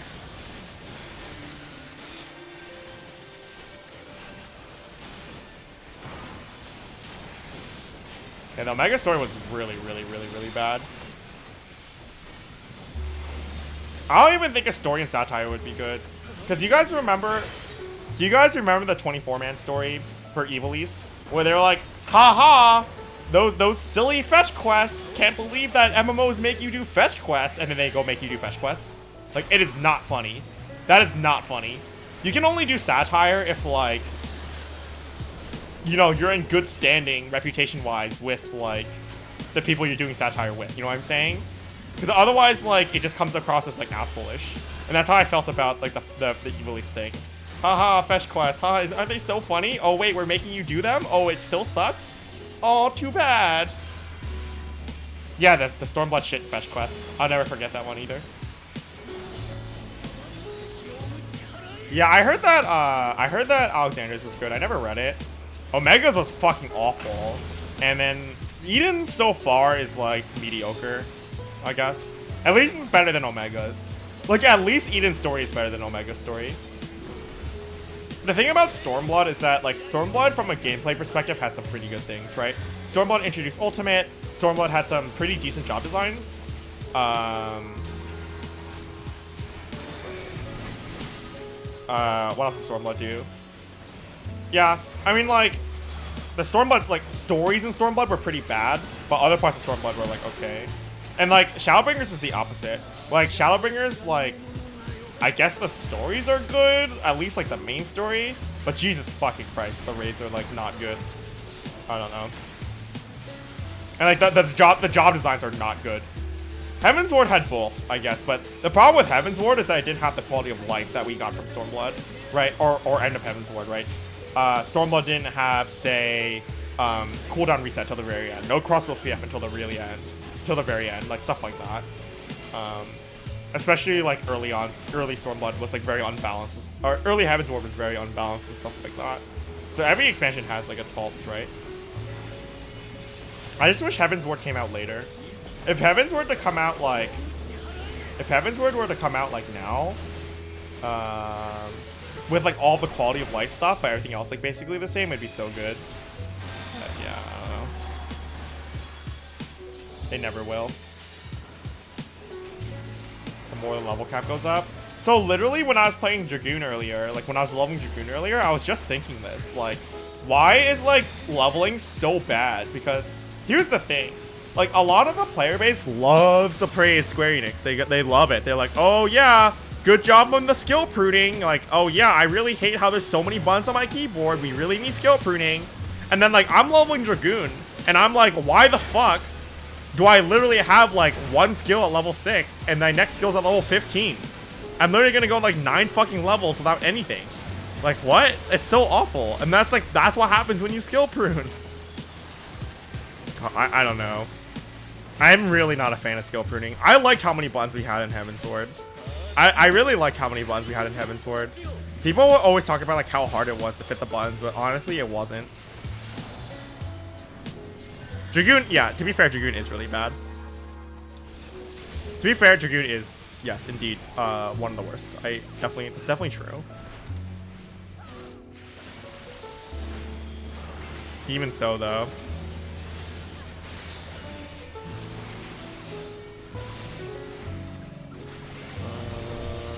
I think we'll be okay. Yeah, this is fine.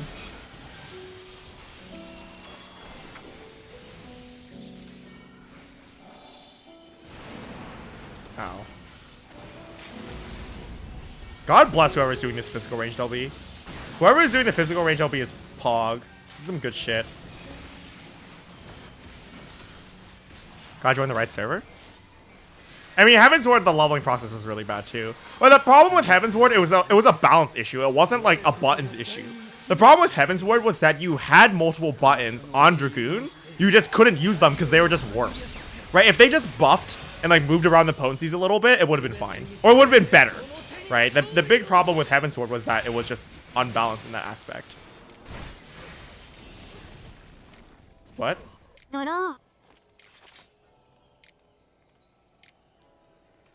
What has happened? Dude.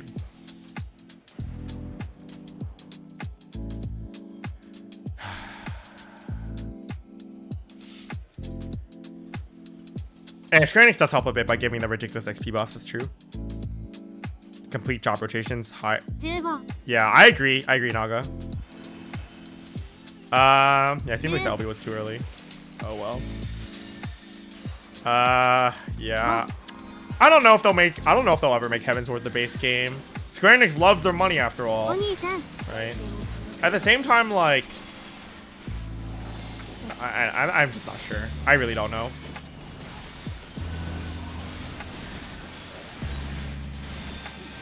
I hope they do. Great. I mean, Heavensward is... the free trial goes up to Heavensward, right? Yeah, so I guess, like, technically, Heavensward is free already. It's like it pretty much is the base game already.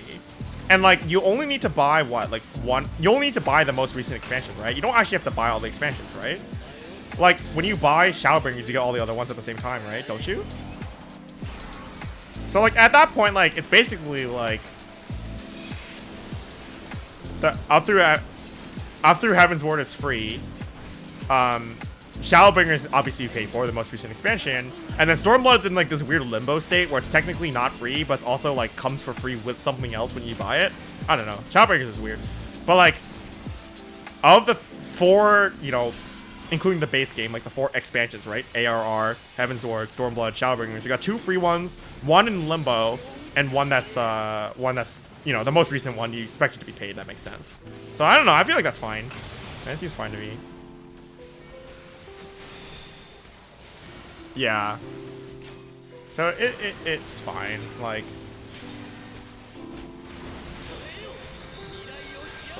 after we got one more clear, I want to go level on my ults. I want to go level Pog a bit. Need a level either Ninja or Gunbreaker. I think we're gonna level Ninja. I'm not sure.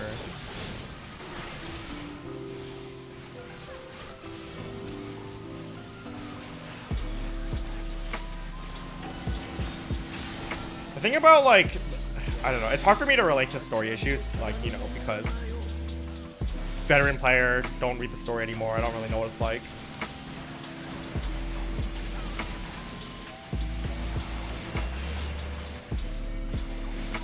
Yeah, I really wonder what Square Enix is going to do about the story bloat. Like, I think, like, one of the biggest problems with this game is that everything is locked behind the main story. Which means that, like, it's fine for now, but the more expansions that come out, the harder it is for new players to get, like, to where they need to be to play the game. Because as it stands right now, like, the main story is great, but for a decent chunk of players, it's, like, this thing that you're forced to do to get to the other content, right? So, I don't think it's, like, I don't know, they have to do something about it. I don't know. Like, for the longevity of the game, I'm not even saying, like, I hate the story or whatever. Like, this is straight up, like, if you want this game to live, like, they need to do something about this, I think. The thing about attracting only people that, like, care about the story is that, like, I keep saying this, right? When you're designing a game, you have to think about both, like, the new players, like, how to get new players, and also how to retain old players. And, like, if they're only working on retaining players, or only attracting a very specific subset of players, they're gonna run out of new players, you know? They're gonna run out of new players. And if they're only getting players who are interested in the story, there isn't that much retention there either. At least not in my opinion. Not like beyond like, yeah, I'm gonna play the game for the story every patch, like 1 month every 4 months. So I don't know. They might be of the current opinion that the strategy works, but the problem is, what if they, like, if I'm just trying to think from like a practical, like, how do you keep this game alive point of view, just because it's going up doesn't mean you're doing the right thing, right? Like, what happens when it starts going down? Then what? Like, it might be too little too late. You didn't realize your mistake until the numbers start going down, and then now you can't fix it. I mean, obviously we're spitballing, right? We don't know for sure, but that is my impression. That is my impression.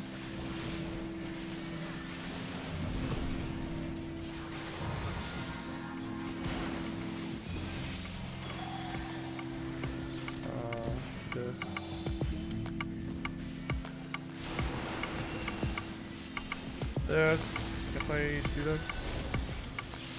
Square Enix makes money off of 14 alone. I mean, everyone says that, but like, doesn't Square Enix make almost all of their money off of mobile games? I mean, I don't know, right? But I know they make a lot of money off of mobile games, don't they? People don't care, could buy jump potions. The problem is, you have to, as a player, for me, it's like, okay, I can either quit this game or I can buy a jump potion. I can spend $50 and risk it on the fact that this game is good. Or I can just not play the game. Because, like, the thing about jump potions is that if you, like, don't have some sort of guarantee about the quality of what you're skipping to, you might be spending $50 as a waste of money, right? So, like, I don't think, like, a bunch of, like, new players are going to necessarily just buy jump potions, like, blindly and not know, right? FF14 had higher profits than mobile games. Really? Really?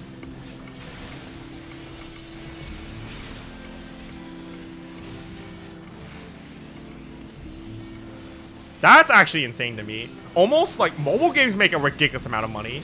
Mobile games make an insane amount of money. It is very, very surprising if you say that 14 made more than mobile games, especially because they have multiple mobile games, right? They have Brave Exvius and what's the other one? Like Dissidia or whatever, right? Oh, we're dead. Oh wait, we're fine. Okay, guy's dead. Record Keeper, FF15. What do people like? Yeah, I know there's some money, but I wonder what else they spend on. Wait, is profits revenue minus cost, or is revenue profits minus cost? I always forget. Which one's which? I always forget the difference, like which one is which. Cause like profits the cost subtracted. That's surprising to me, because like I would expect that mobile games have very little cost. So like I could see like, hey, yeah, like 14 has higher revenue, but mobile games have higher profit because they have little cost. But apparently that's not the case. Yeah, that's surprising to me. Stack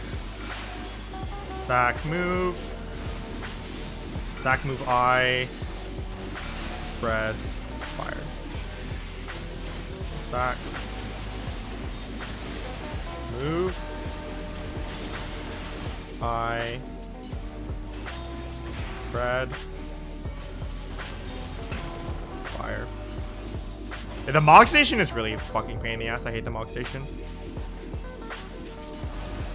14 probably has much bigger revenue. Yeah, that's what I would expect. One of the things about mobile games that are great is that like they're so cheap to make, as far as I can tell.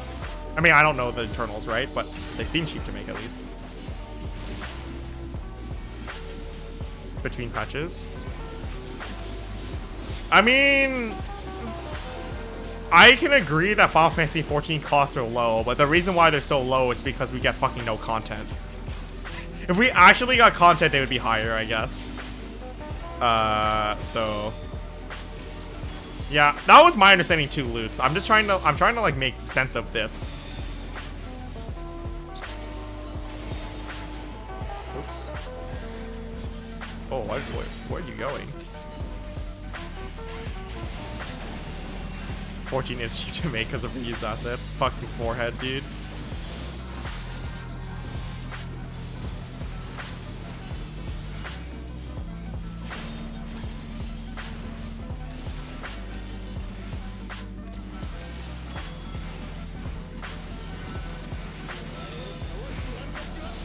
Go to Limbs and see how many people were in Cash Shop. Yeah, I mean, but we're talking about like scale, right? It doesn't matter if you say like you see a lot of people wearing Cash Shop. That doesn't necessarily mean anything to me when you can just be like, yeah, one dude spent like $50,000 on mobile games. You know what I mean? You can't just compare it that way. I don't know.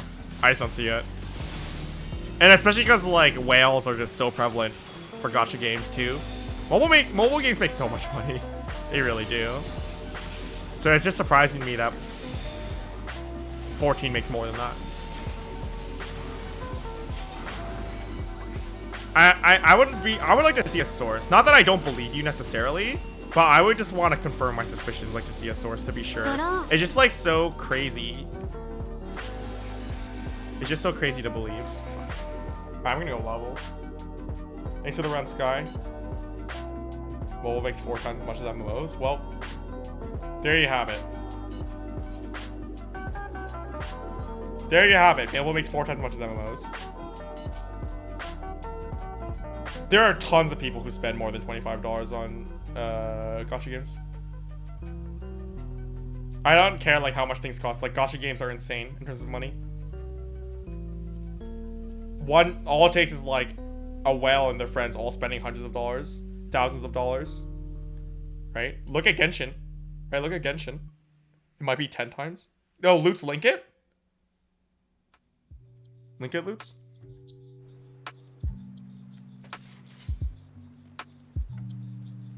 What do I want to do? Do I play Ninja? Link roulette?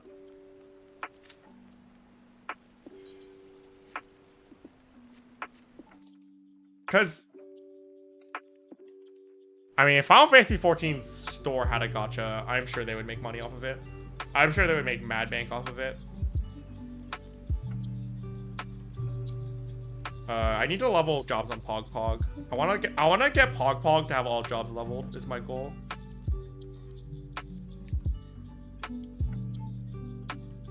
So in the third quarter of the fiscal year 2020, net sales of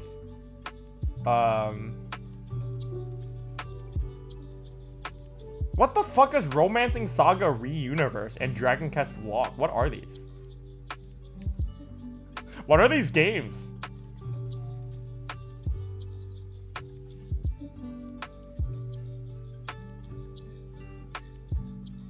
Jackdaw control difficulties overhyped? Yeah, it's overhyped, I agree.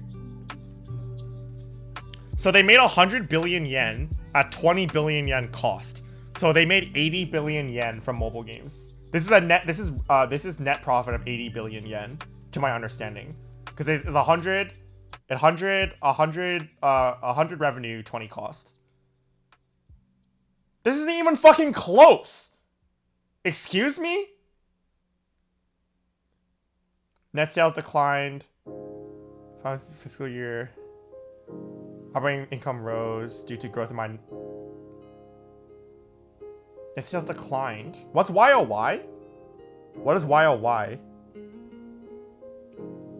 Year? Something of year? Year over year? Oh, given previous fiscal year's release of Final Fantasy 14. Net sales decreased? Net sales decreased.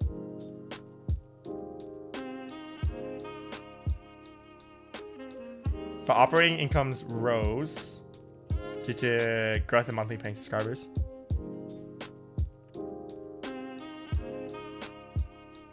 So here's the thing though, this is yearly, this is annual, and this is not annual. This is quarter by quarter. So I think you have to add all 4 boxes together, right? I think you have to add all 4 boxes together to equal this, I think.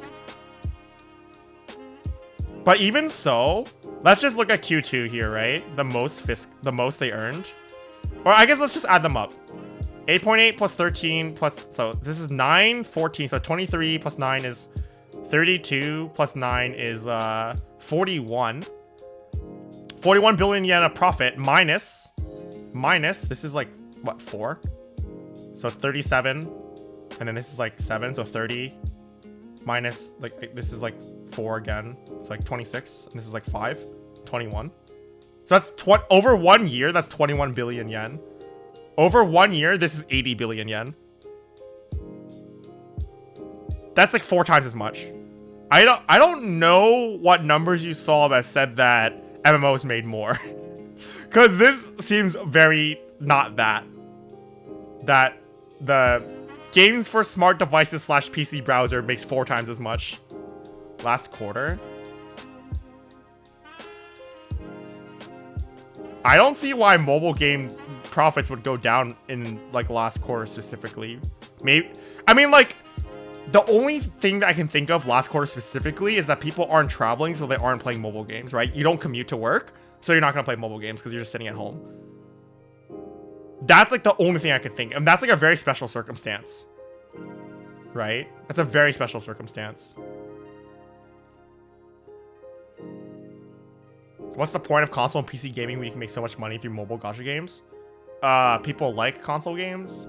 A lot of game development is driven through passion. You can't like only make money because people, you know, don't want, like, if Riot, for example, shifted to only making gacha games, I bet you a lot of people would quit the company, right? So yeah, it makes more money, but you have to favor like what do your employees want to do.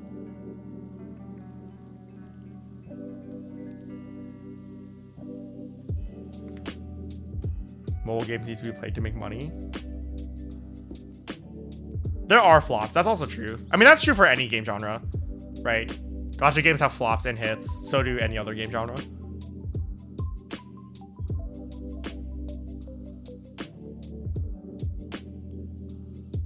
Yeah, the developers also don't see the profits. Like, developers don't have a... I mean, the only way, like, to make everybody to make gacha games. It's like if the company CEOs or whatever are like, oh yeah, we're changing our company strategy to only make gacha games, and that would not go over well. Could you imagine if Blizzard like tried to make their like everyone only make gacha games? Like it's never gonna work, right? It's just not gonna happen. Because the devs will just quit. They'll just quit. I don't even know if Diablo Immortal is a gacha game. It's a mobile game. Those are very different things. Mobile games and gacha games are very, very different things. Right? So, like... Hey, Phoenix. Yeah, thanks for the grats. Like, making mobile games is fine. Like, if Diablo Immortal is not a gacha game and they're just, like, trying to expand their mobile market, that totally makes sense to me. And I think that, like, devs would even be happy to work on mobile games because a lot of people... I know no one wants to hear this, but the majority of people actually play games on mobile. Mobile is a huge fucking market. So many people play mobile games, right? Just because, like, every mobile game that you know of is a gacha game doesn't mean mobile games can't be good, right? So, like, I think devs can feel passionate about making mobile games, like, about making good ones, right? Diablo Immortal is a cash grab. I'm not going to comment on it because I don't know anything about Diablo Immortal. I literally do not care about it. I know everyone's really angry about it. I just don't give a shit about it. I don't play any Blizzard games. I don't care what Blizzard does. The only game I would ever consider playing from Blizzard again is World of Warcraft. And even then, it very much depends on if Shadowlands is good or not. If Shadowlands isn't good, then I'm not going to play World of Warcraft or Blizzard games. Like, I hated HOTS. I hated Hearthstone. I hated Overwatch. StarCraft is probably good, but I never played it. Yeah, I do know Diablo Immortal was outsourced, so it's not exactly, like, the best example here. But let's say that, like, Blizzard did make an in-house mobile game. Like, let's say they made StarCraft mobile and it was in-house or something. Like, I don't think there's anything wrong with that, and I think the devs would be happy to work on that if they enjoy StarCraft and they enjoy mobile games, which is possible. It's very possible, right?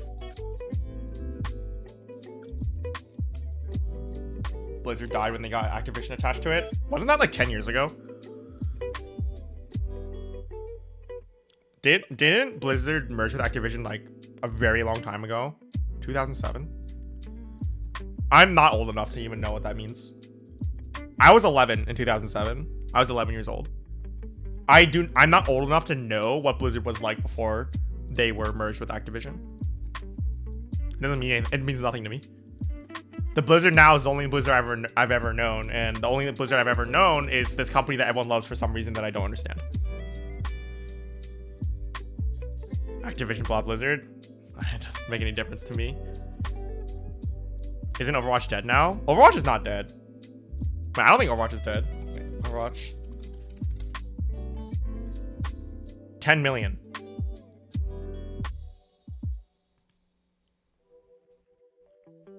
Oh, sure, there's a graph over time. Overwatch League is struggling. Yeah, Overwatch League is struggling. Overwatch itself is not dead. I don't think so.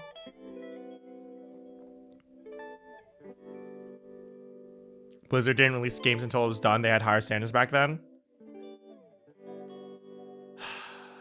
I mean, I can't comment on that. I don't know if that's true. I just don't know. Overwatch is literally a casual game. I agree. And Overwatch is a good casual game. The problem with Overwatch, in my opinion, Blizzard's biggest mistake in Overwatch was trying to push an esports on like a fucking casual game. It doesn't make any sense. Like, for me. I think if Overwatch was released and marketed as like the casual shooter game or whatever, I think it'd be fine. But like they're trying to like push this esports league super hard, and I feel like it's overall damaging to esports in general. You could say the same about Heroes of the Storm. And I will say the same about Heroes of the Storm. Heroes of the Storm would have been fine if it was just a casual game, but then people are like, hey, let's make an esports league out of this for some reason. And then the esports league fucking died.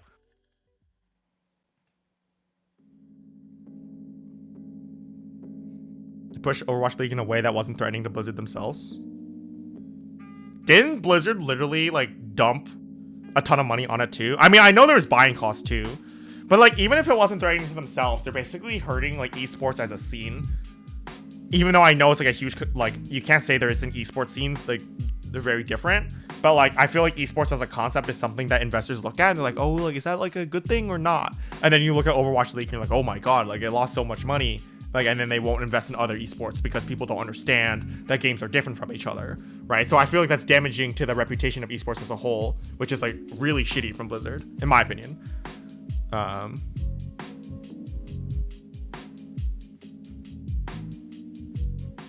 I think esports is a disastrous bubble. I agree with that.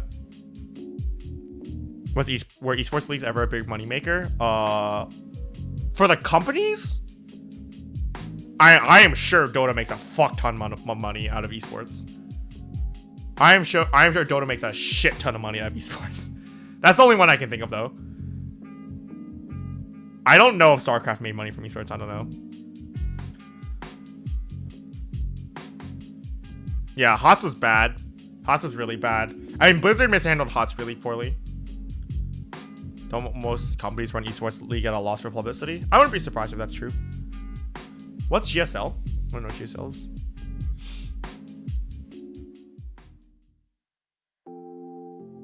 Brood War was huge in Korea. The problem is, like, if you want to make money, you gotta be global. And in fact, like, if you want to make money from your esports league, you need to get China involved. China has like a bajillion people in it. The problem is, like, even if Korea, like, even if like your game's really popular in Korea, there's just not enough people, right, to operate on like that scale. Whereas like China just has the population. So if China, like it becomes like popular in Chinese pop culture, then like bam, like you're gonna be making more money off it. That's why Dota makes so much money. It's part of the reason why Dota makes so much money, right? StarCraft 2 is decently big. It's not enough. At least not as big as Dota, right?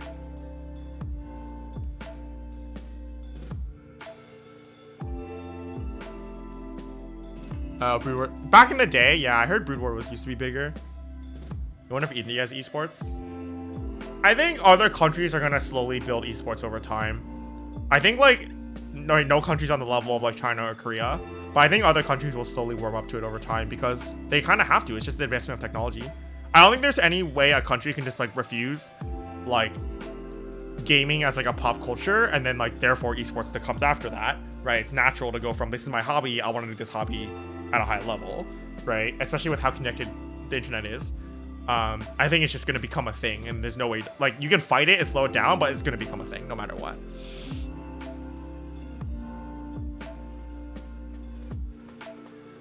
Formal esports involvement. What about like Fortnite? How like big is Fortnite esports? I don't even know.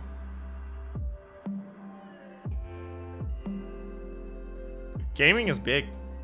Give it like a full generation and like I do think like the impressions people have of gaming is very different. Oh, Epic is putting money into it. So you're saying it's Overwatch? Kids are saying that they want to grow up and become like streamers and like yeah, they want to be streamer for like as their career, which is a very bad idea, but you know.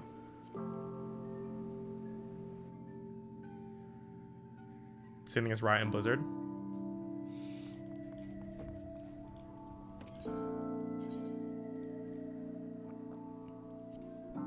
You folks expecting to see the NFL collapse? I hope so.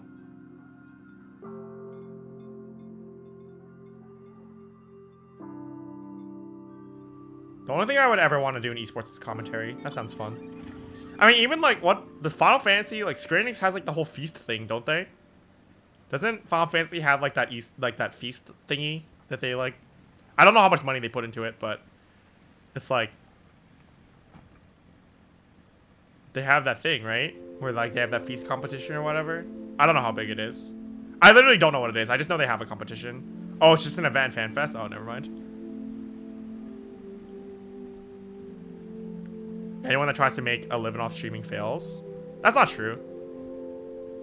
What, like ninja? Like there are definitely people who make livings off of streaming. Most people fail. It's true. Like, but people do succeed, right? Like Lily Pichu, Ludwig, Ninja, Summit, XQC, like all those people, right? It's just like it's basically equivalent to like trying to make it big as like a pro actor or actress or whatever. Yeah. I mean, yeah, that's what I'm saying. Like, it's not everybody, though, right? Yeah, Shroud. I forgot about Shroud. It's actually, like, more people than you would think, but it's still not a lot. Yeah, most people came from something else. A lot of them are esports players, right? I mean, you can definitely make like a living. You can live off of full-time streaming, but like not a lot of money. Like Arthur's lives off of full-time streaming. I mean, so does Zeno, right? But like they're not like making it. They're not like making bank or like, you know. They're basically living like a very how do I describe it? Like it's not like what. And even then, I guess what I'm saying is like the risk that they took on to even get to that point is like not like the same as the reward, if that makes sense. Like I don't know how much money they make, but like the risk that it takes to get there, like how difficult it is to even get to someone, how difficult it is to get to the level of even someone like Arthur's or Zeno, which in the grand scheme of things is like not huge when you compare, like when you look at literally any other games, their biggest streamers are fucking massive, right?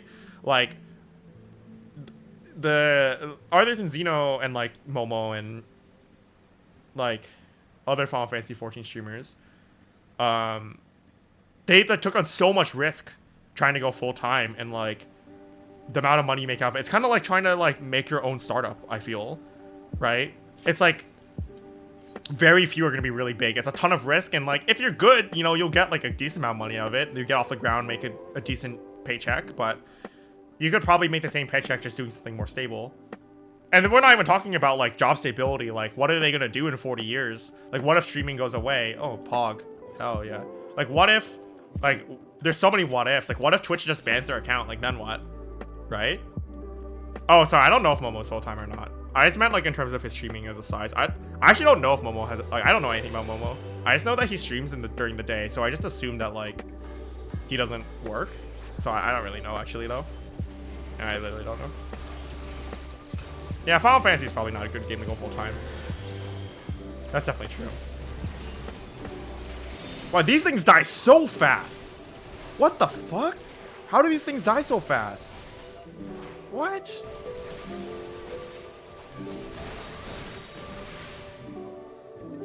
Yeah, I don't think there's any, like, I think some things are better than others, right? If you're like a full-time like Counter-Strike player or League player or whatever, it's better.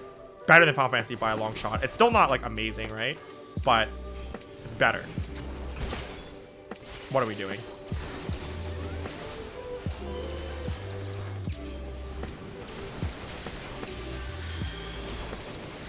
I think, yeah, I've been thinking a lot about this too, because I'm like, what do I want to do with my stream now? And it's like, do I want to transition to variety stuff? And I think I do. I mean, I just like, we just sit around and talk all the time anyway, right? So like, it's kind of like, maybe the transition wouldn't be too bad. I don't want to be like, honestly, it's like, dude, how do I transition? How do I transition to be fucking a just chatting streamer, dude? That's what it's about. Not like variety. I'm not even like, hey, I wanna play a bunch of different games, dude. I'm more like, I just wanna fucking chill and just talk to people. Yeah, ideally you do whatever you want to do the most, right? But like, that's not a realistic prospect if you want to like succeed depending on your definition of success. Yo, Perch, thank you so much. Thank you so much, Perch. Bug Snacks? Dude, okay, so Bug Snacks just came out, right? I had no idea that Bug Snacks would come out. Like, I thought Bug Snacks wasn't for like at least another year. But Bug Snacks already came out. Like, my raid group was talking about Bug Snacks on Thursday, and I was like, what the fuck? Bug Snacks is out. What? I was like, huh? Start making my camera bigger. Slowly make my camera bigger and making my gameplay smaller until the gameplay just disappears. And we're just chatting. Dude, Knack? That's good. That's a good game. PS5's Knack. That's a good compliment. I'm literally Asmongold Light. Really? Do you think so? That's really funny to me. I've never watched an Asmongold stream. I literally do not know what he does. Clean my fucking room? Don't say that. My room's a fucking mess. It's on the to-do list for tomorrow. It's literally on the to-do list for tomorrow to clean my room. Dude, This healer's fucking Pog. He stunned the boss right next to where he started for my melee uptime. Fucking Pog, dude. Let's go. No, you shitty fucking... I hate this boss. How long has that been in the list for tomorrow? I plead the fifth. I refuse to answer that question. Asmongold literally just streams himself farming mounts. Really? Hey, that's what I was just doing. Hi, Q.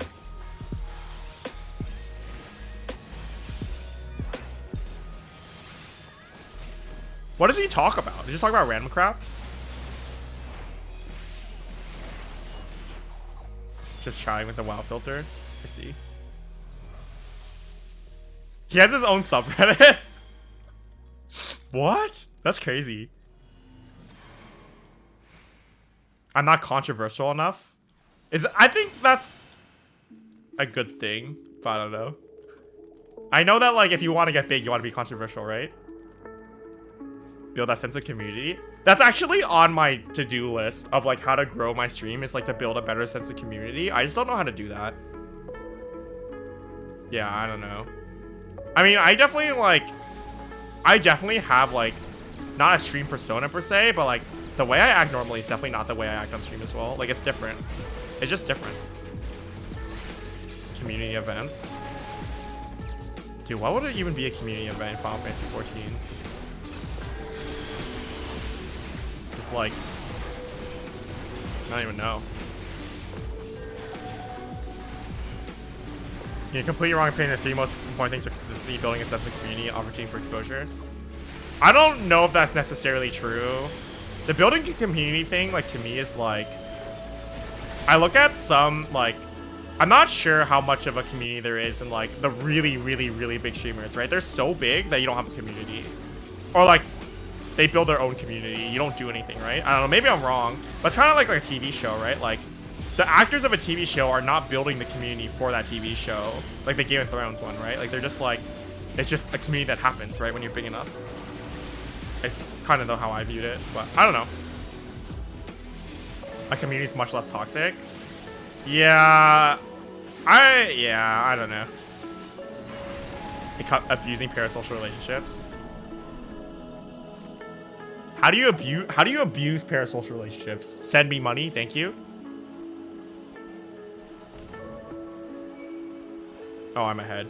No, save me. Yeah, I also think that when you pull big numbers, it's harder to maintain a sense of community. I think like Day 9 does a pretty good job of it, but he's like the only one. My viewers have attachment to me. Yeah.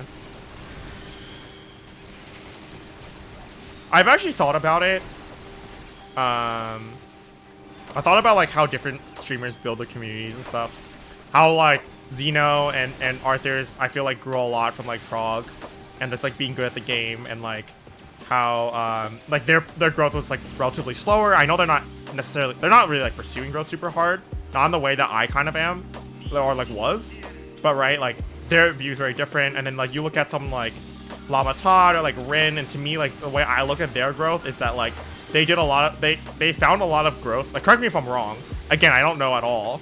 I don't watch them that often, but like they found a lot of growth through helping people clear fights, like through party and stuff like finder and stuff like that. And I was thinking to myself, that was like, how do I like, what do I want to do, like for that? And I like, I personally felt, again, I'm not gonna like, I'm not shitting on them. Like, I think if they want to grow the stream their way, like they grow the stream. But I personally felt that like, like the ties that I would get to my community, if like a lot of my viewership was through just helping people clear, to me it felt like those ties would feel like fake or something like that. Like, oh, it's because like I helped you type of thing. That's just like a personal thing for me, right? So that's why like I thought about it. I was like, maybe I could like help people in PF and like, you know, like, oh yeah, we joined Discord together, like join my stream Discord, etc, etc. And then I thought about it and I was like, I don't really want to do that. I'd rather grow my stream like through other ways. So I don't know. So But like more power to them for doing it. It's not even if it's exhausting, it's like what you're doing, like what I feel like is that like you're basically limiting yourself to basically Final Fantasy 14 only. Right? If you only grow your community through that kind of thing, you basically limit yourself to like being a Final Fantasy 14 streamer and not like say a variety streamer or whatever. And I think variety is the way to go, right? So that's like that was the big thing for me. I was like, I don't want to like build up like, let's say I get like 80, 100 average viewers. I get partner off of helping people clear. Let's say that happens, right? And then it's like I want to transition to variety, which I've known I wanted to do at least for a while. And it's like, well, at that point, like you basically have to start from the ground up again. Yeah, sure, like a certain percentage of the people that you help with Final Fantasy are probably going to keep watching you. That's definitely true, right? But that percentage will not be very high. And then I think that like you're gonna lose a lot of those players. Whereas like I felt like when I felt better just like doing stuff that's like more akin to variety. It's not variety itself, but just like reaction content or just like talking about stuff. Like basically like how you guys say it's like a just chatting stream or whatever. Like that was somewhat intentional too. And I feel better doing that and then transitioning into variety off of that. You know what I mean? That's how I feel about it, at least. Most people would only watch you if you're going to help clear. You're talking about like if I grew my community through malpractice. You're saying if I grow my community through helping people with clear parties, right? Yeah. I mean, that was just like my mentality, like for my approach. I'm not saying that what I'm doing is necessarily right, and obviously like it depends on your goals. But like, thinking about like how to grow a stream is like actually really hard. I think that like, I know people like to shit on like Ethos or whatever, like Pokimane or, you know, what have you. People like to shit on these people and they go like, yeah, like, oh yeah, you just have to be a girl or whatever, and then you like you have a, what do they say? Like, yeah, you just need a girl and then you need to just like, then you'll get a big stream. And like, I don't think that's true. I think like building a community is like really, really, really hard. That YouTube video on SAG drama. I'm glad so many people like that video. It was so dumb. Holy shit. PokeW. Yeah, the percentage of girl streamers is very, very low. You can't even do body painting streams. I'm pretty sure you get banned for that now, don't you? I mean, a good amount of like being a big streamer is literally luck, right? Like, and like one of the really hard parts about streaming is that like it's very hard to know what you're doing right and what you're doing wrong and like what's luck and everything else like that. So like even for me, like like over this past month, my stream grew a lot. What did I do differently? I literally have no fucking idea. Like reaction content, was it staying up later? Like was it a mix of those things? Was it just luck? Like I don't fucking know. I don't fucking know. And like how much do you want to balance that with like just doing whatever you want to do? Like those kind of questions are really, really, really difficult. I don't know. I think like building a community is really hard.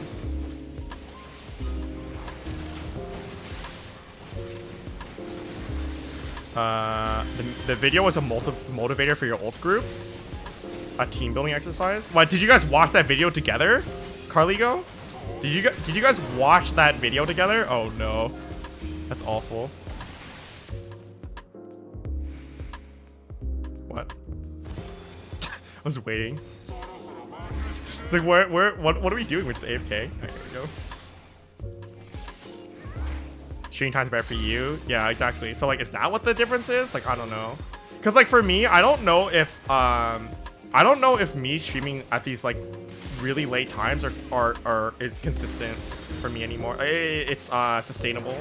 I need to like work on like my stream schedule as well, like what I want from my stream schedule. I don't know if I can consistently stay up so late streaming anymore. Only if like I did streaming as a full-time job would I ever be able to stream that late consistently. And obviously I don't want it to be a full-time job, right? Time for the conversation. Yeah. That's what I think that. Well, I hope that that's what I want to build the stream off of as well. Like that's why Day 9 is like really popular as far as I can tell, right? This is the conversation. So if I could like build a community off of that, I'd be happier, I think.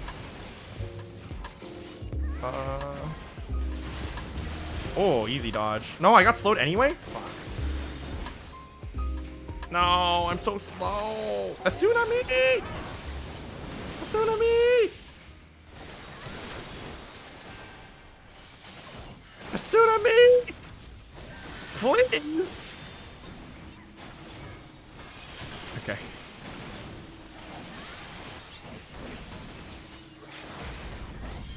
Watching people do content's boring. Yeah, that's kind of how I feel about it too right now. That's why I don't really stream my raids. Because, like, I don't have the capability of doing my raids and holding a conversation at the same time. It is hard to emulate Day 9, I agree with that. I mean, obviously I'm gonna find my own way, right? I gotta find my own way. But, oh god, MSQ time. Anyone want to do MSQ roulette?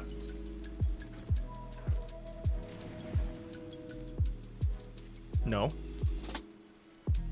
You should stream my raids. I don't know if I want to. It's also at like a different time in the day. The healers are having trouble tuning the throttles in Living Liquid.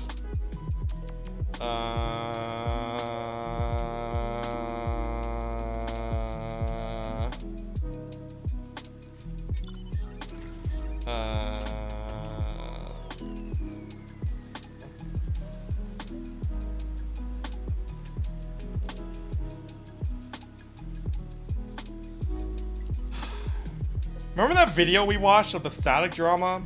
You remember how they went on for like 20 minutes about not getting the Asuna? And then we basically said that everyone was in the wrong here? Yeah. All I have to say is that if you can't Asuna, if you're having trouble with Asuna, I don't know. If you're having trouble with Asuna, I don't know what to say. Like, to be specific, you have 4 GCDs of time to get rid of Asuna. There are 6 Asunas. And between the 2 healers, that's 8 GCDs. So basically, each healer has to do 3 Asunas, and you have 4 GCDs of time to do it. It's not tight. You can make one mistake, and it's fine. I think you can get... Was it 4 or 5 if you Swift cast? I don't remember. Twitch tracker.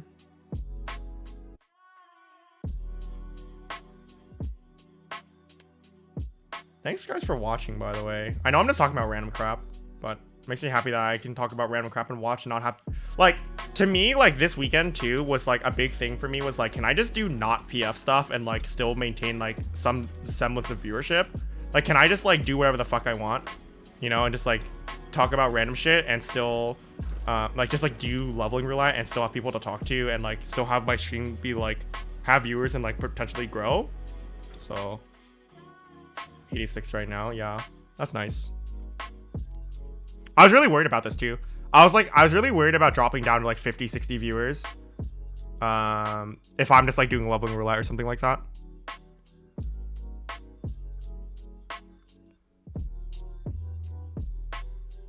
Zero followers today. I got more than... Yeah, I've been having troubles getting follower growth. It's definitely a big part of it. Like only getting like 10 followers per day is like pretty low. Like, I think it's because Final Fantasy is kind of dead right now. But even so, like, I think I'm, like, my biggest problem with my stream right now is, like, getting followers. But also, like, I have a lot of followers because, like, of Prog. So people who come back and find my stream again don't have to refollow. So I don't know. It's kind of hard. It is a third-party site. I mean, Twitch kind of has it, but it's not public, right? I can kind of see these. I can see all these stats myself. If you guys want to look at my stats, right? Right, you can look at all my stats here, and like, you know, there's like revenue and like all this other crap. So I don't think you get more. I don't think you get more metrics as partner. Discovery on Twitch is hard, but I feel like I'm growing slower compared to other Twitch streamers. I'm not sure. Famous followers. Who's this? Who is this? Who is this famous follow? Who's QTT6 and why do they follow me and why are they famous?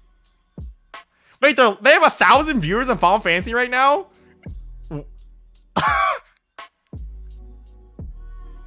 What the heck?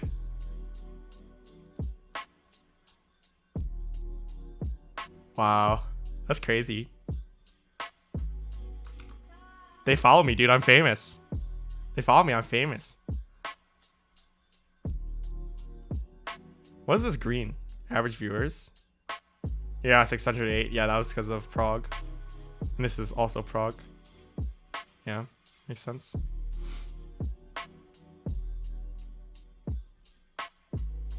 Highest recorded number of concurrent viewers, 4,000. Followers, 5,000, yeah. I should probably do something for 5,000 followers. I don't know what I would do, though.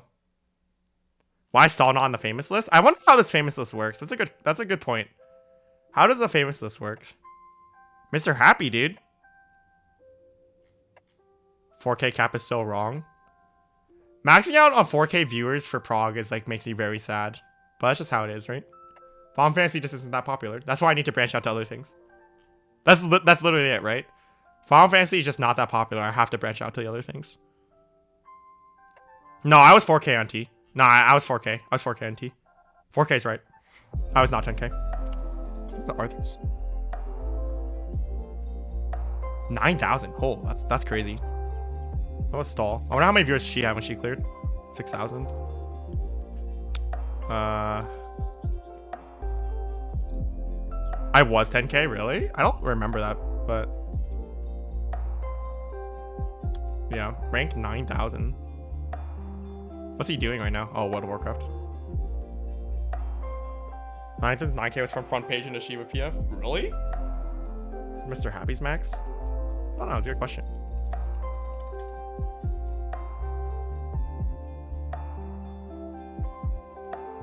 $8,000. That's actually... He's lower than I thought. I thought Mr. Happy was bigger than this, to be honest. Do I have a VOD on my T-Clair? Yeah, I do.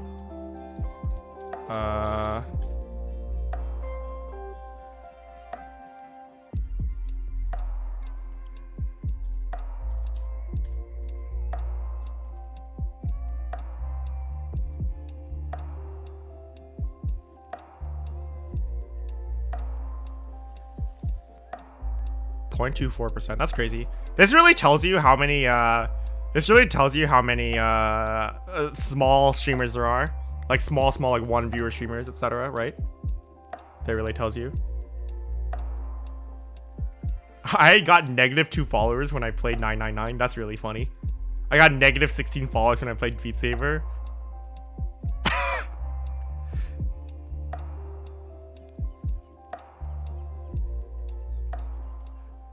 How does this work? Because it says I got 6,000 followers playing Final Fantasy 14. It doesn't add up, right? Because I have 5,000 now. This doesn't add up. I don't know how this works. I mean, you can't even play Beat Saber anymore because of DMCA.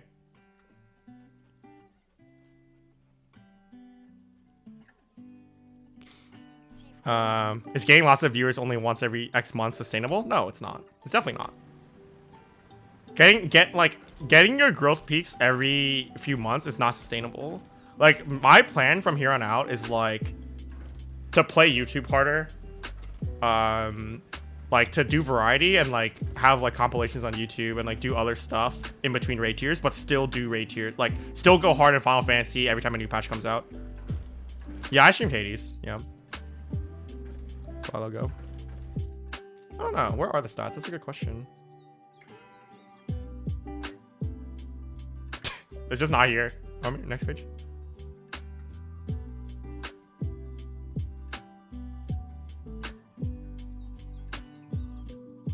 I don't know where it is.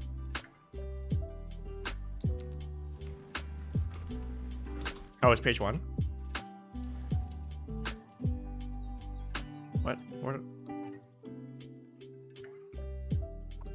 Oh. Average viewers 21. Negative followers, yeah. That's what I expect. I think like, yeah, my plan from here on out for the stream is like to do Final Fantasy like when there's Final Fantasy stuff to do. Like, hey, right now we're in prog prep mode. Like after the tier comes out, I'll probably do it for like a month or so. You know, play Final Fantasy PF for a month, help people clear, etc. But then like really focus on variety content and like maybe do like YouTube compilations, etc., etc. I don't think playing new stuff is actually good for growth necessarily. I think like I actually think right now that the best way to grow your stream is to do YouTube. This is when I look at Final Fantasy streamers, like one of the biggest things I know is almost none of them do is YouTube. I actually think that YouTube is a really, really, really big fucking deal. Every single really big streamer does YouTube. Every single one of them. World Prog raid prep discussions. There's the audience just isn't there for that. The audience just isn't there for that. Like while the audience is very intense. Like the audience for raid prep and World Prog is very involved, and they're very involved in the scene and stuff like that. It's just not very big. OnlyFans? Yeah, dude, I'll post my feet. Bug Snacks? Why does everyone keep talking about Bug Snacks? Is that game good? But yeah, like, I just noticed that, like Arthur's doesn't do YouTube, right? Like, Mr. Happy does YouTube. That's part of the reason why I think he's big. And, like, even then, like, Mr. Happy does, like, educational stuff, which is, like, different from, like, the entertainment stuff. Like, you look at, like, 39 Daft, right? You look at Ludwig. You look at Saikuno. You look at, I don't know if Lily Pichu does it, but I'm sure she does. Like, these are, like, really big streamers, like Corpse Husband. Like, these are, like, some of the biggest streamers, I think. And, like, almost all of them are, like, really big through YouTube. The only one... Does Hassan Abi do YouTube? I don't know. But he's, like, super hard into politics, which is, like, different. Yeah, Link's through YouTube as well. But, like, Link's stream is, like, not that much bigger than mine as far as I know, right? And, like, his stuff is very contained in the Final Fantasy world as well. Right? What's TYT? Oh, Young Turks. Yeah, Golden Tot does YouTube, and what, like, Golden Tot, like, of all the people who stream Final Fantasy, who's, like, one of the biggest? It's Golden Tot, right? Like, the biggest, not only, like, not specifically Final Fantasy, but he's able to keep his audience when he moves to something else, right? He's able to keep his audience when he moves to something else, and that's, like, really important.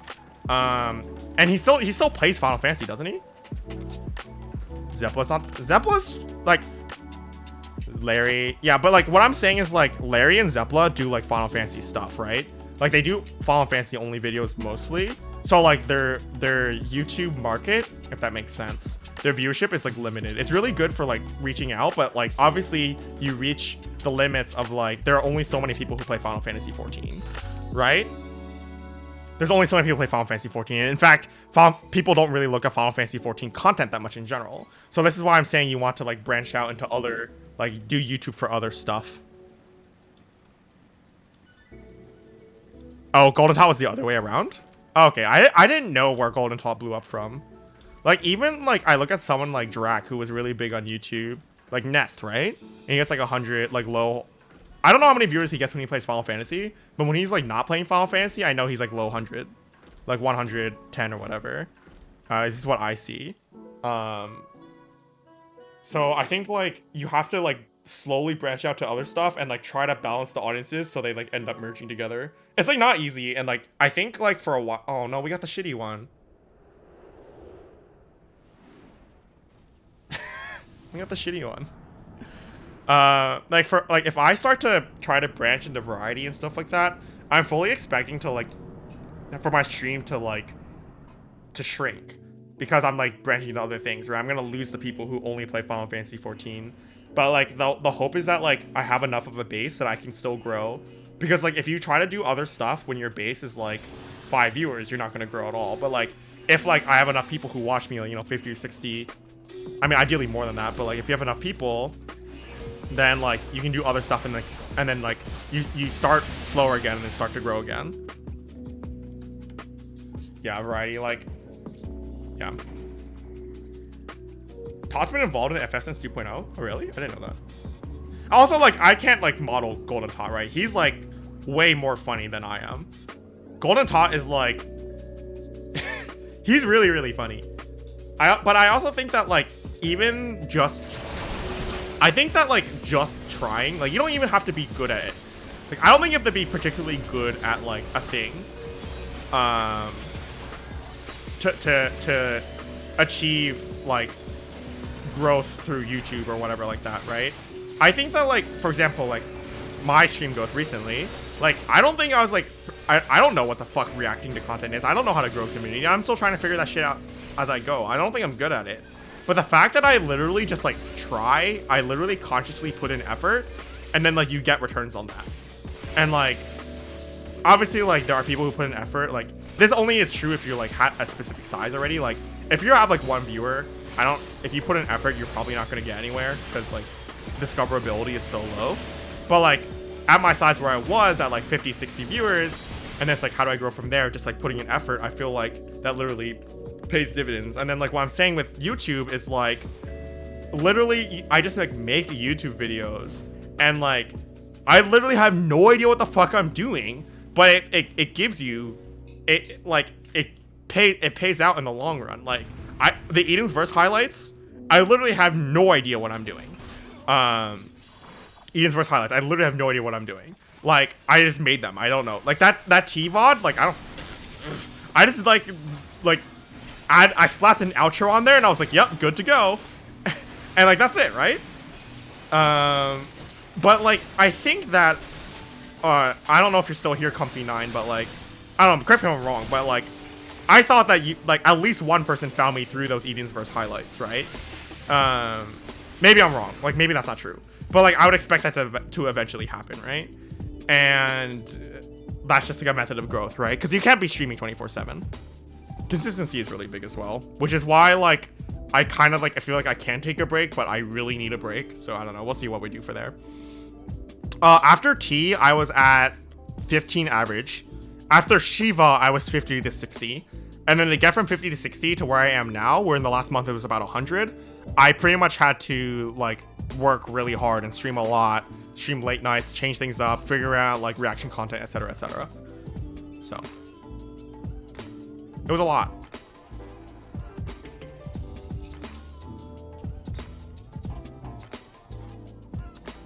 I mean, I streamed a lot in February and March and April, and like I didn't really grow that much. In fact, my stream went down in size. But like I was able to reverse that course recently through like putting in more effort. I'm like thinking more actively about what kind of content I'm doing and so on and so forth. Yeah, the thing about partners, you have to maximize viewers. I wasn't able to branch into variety because of the partner thing. Like we're gonna be seeing a lot more. I think I'm gonna be doing more variety from now on, and like more like solidifying what I want as a streamer and like talking about specific things, because I'm not aiming for partner anymore. Because I don't have to think about my viewership necessarily. Like I care about growth, but like I can take a hit, like an investment, more realistically than I could have if I was still trying to go for partner. Like I do think like right now, if I was doing Shiva clear parties right now, I would probably have like 30 or 40 more viewers, right? If I started my stream later and ended later, I also get more viewers, right? Because the other big Final Fantasy streamers, Arthurs and so on, are not streaming at those times, right? If I do all those things, I get more viewers. I know I do that. That's why I did those things. But now I need to really sit down and like go back and like, all right, how much of that am I comfortable with like getting rid of? That I don't like, that's not necessary anymore because I'm not solely aiming for viewership anymore, right? I don't think I need to stream as late anymore. Although, yeah, I think like it's a hard mix. I think I'm definitely gonna try to keep up the YouTube stuff for all these people who used to, like all the people who like tune into me at like 1:30 a.m. Like for them, I'll probably try to make sure I have YouTube stuff so they can watch that. You know, keep them engaged possibly. I don't know. Stream goes hard. I don't think you can lose partner in general unless you break the TOS. I think if you stop streaming, I don't think you lose partner. Maybe I'm wrong, but I don't think you do. They say that streaming is an annual, like, it has like annual renewal. So technically, partnership with Twitch is an annual renew thing, and they can choose not to renew. But like, in practice, I don't think they ever choose not to renew unless like you break the TOS or something like that. Like in practice, the partnership is effectively permanent unless like TOS breaking, etc., etc. Yeah. Breaking the partner agreement would be streaming on another platform is breaking the partner agreement. So if you do stuff that's like against the rules, yeah. But like anything like not hitting their stats or anything like that, you don't have to worry about that. Not that I know of.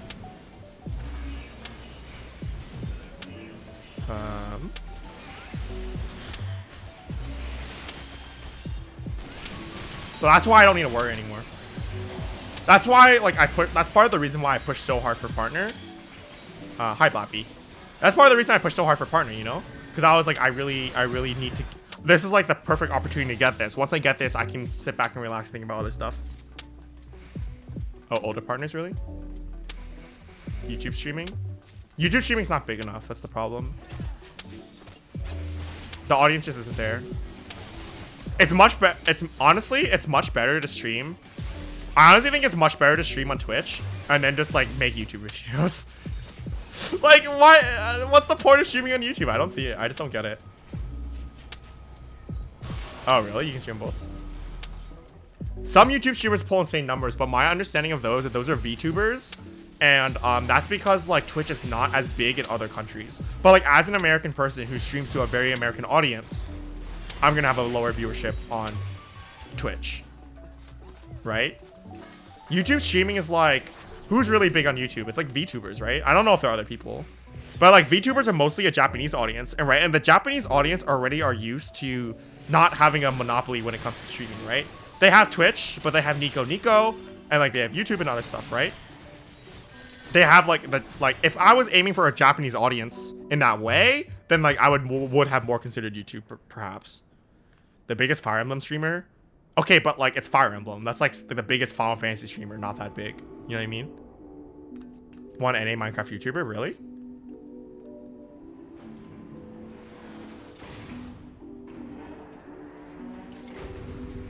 Oh, is Nico bad now? Twitch has more streamers. Competition's bigger? Yeah, that's true. The thing is, like, you don't want... I don't know. Locking yourself into something is hard. It's a hard decision to make. I have aggro this thing.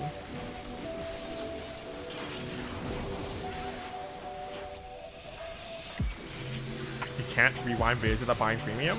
Oh, that's bad. I mean, I don't, like, I'm not gonna pretend to be an expert on, like, Japanese audiences. I don't fucking know. But that was just, like, my logic behind it. Like, Twitch is just so big in the United States that, like, I feel like if you're not on Twitch, it's really, really hard to, like, build. To just, like, to grow. Build your brand, I guess. Your brand. Whatever that means. You know what I mean? Growth is hard. Yeah, JP websites in general are pretty old. I mean, some of them are fine.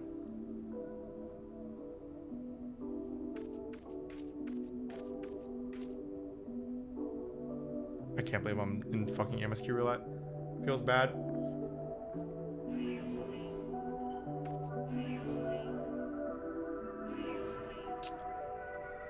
What do I use to edit my YouTube videos? I use Adobe Premiere. First mover advantage. Yeah. BGTV, yeah, Streamlabs. Like, Twitch emotes are literally a part of, like, internet pop culture in the West, at least, right? Who the fuck doesn't know Pog? Imagine streaming on YouTube and people type the word Pog, and then you just see the word Pog pop up and not a mouth, right? How sad is it when you type the word Pog and the mouth doesn't show up? Instead, it's just the letters POG. Then it feels bad, dude. I don't know. You can't, like... Twitch has that big advantage, right? Yeah, Twitch mobile. That's true. Papoga. Yeah, Papoga. You type Papoga, you don't see anything. YouTube has a higher viewership potential in the long run. Do you mean YouTube streaming or YouTube videos? Because I think YouTube videos have a very high potential. YouTube streaming? I don't know. I also think that, like, you can probably pretty feasibly start on Twitch and then, like... Hey, you can literally just start on Twitch and then basically be like, I'm gonna move to YouTube if Twitch shits the bed, right? If Twitch shits the bed, I'll just move to YouTube. If everyone's moving to YouTube, then like you kind of incur very little loss if you also switch to YouTube. You know what I'm saying? If everyone's moving over to YouTube, then I feel like it's pretty, I feel like it's pretty safe. Ludwig, I mean, I do that too. I delete my VODs and then I delete my VODs and I save them locally. And then I upload like stream compilations to YouTube. At least I'm trying to now. Didn't Dr. Disrespect lose viewership? What I'm saying is that like if I'm the only case where I would move to YouTube is if it's like a gain for everybody to move to YouTube. Dr. Disrespect moved to YouTube because he got fucking banned. Like if it's a gain, like if there's like an exodus from Twitch to YouTube, that's like the reason why you would switch to YouTube, right? And in that case, like, you wouldn't really lose viewership because everyone else leaves. People are still on Twitch. And, like, that's, like, so the viewership is on Twitch is what it feels like to me. I don't think we learned more about this situation. Did we? I don't fucking know. I don't know. Did we? Who knows? The thing about multi-platform streaming is that, like, you can't if you're on Twitch. And if you're on YouTube, were you multi-platform streaming to, right? YouTube and where else? Isn't it, like, Facebook? I don't think Facebook streaming is that big. Correct me if I'm wrong, but I don't think it is. What the fuck is a periscope?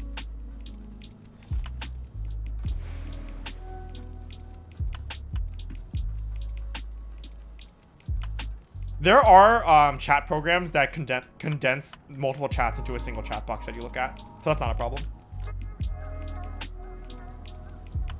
Instagram Live. Do people stream to that shit? Holy crap. I mean, I know they do like IRL streams, but not like game streams.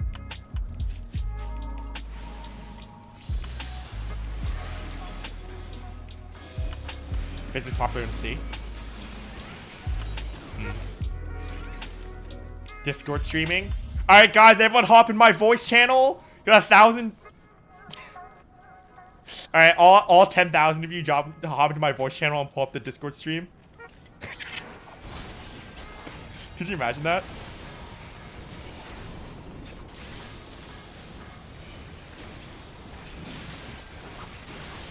Oh my god, the bit rate. Oh, some gamer just done this. I think this Paladin's a gamer. He knows what to do here.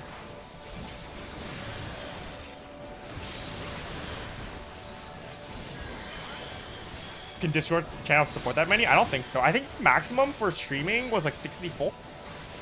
They have a cap on streaming. I forget what it was though. I think it was 64. I might be wrong, but they definitely have a cap. And it's definitely like not anywhere close to like 500. Oh, is it 50 or 60? Yeah, it's pretty low. It was definitely like in the 100s at max.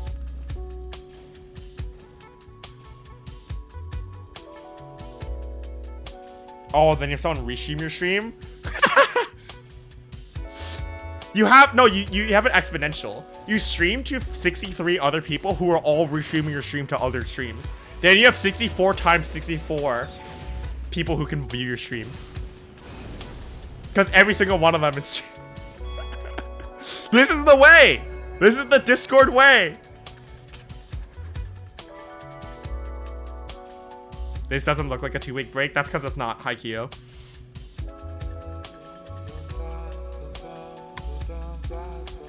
Yeah. I need to figure out paths for growth, though. I think YouTube is going to be a big part of it. Like, do you guys know who Small Ant is? Layers of compression. Oh, no. Small Ant got really big really fast. So, actually, it's not really Lugwigs adjacent. Literally, like, 2 years ago, I messaged him on Discord. He was a small-ass fucking streamer.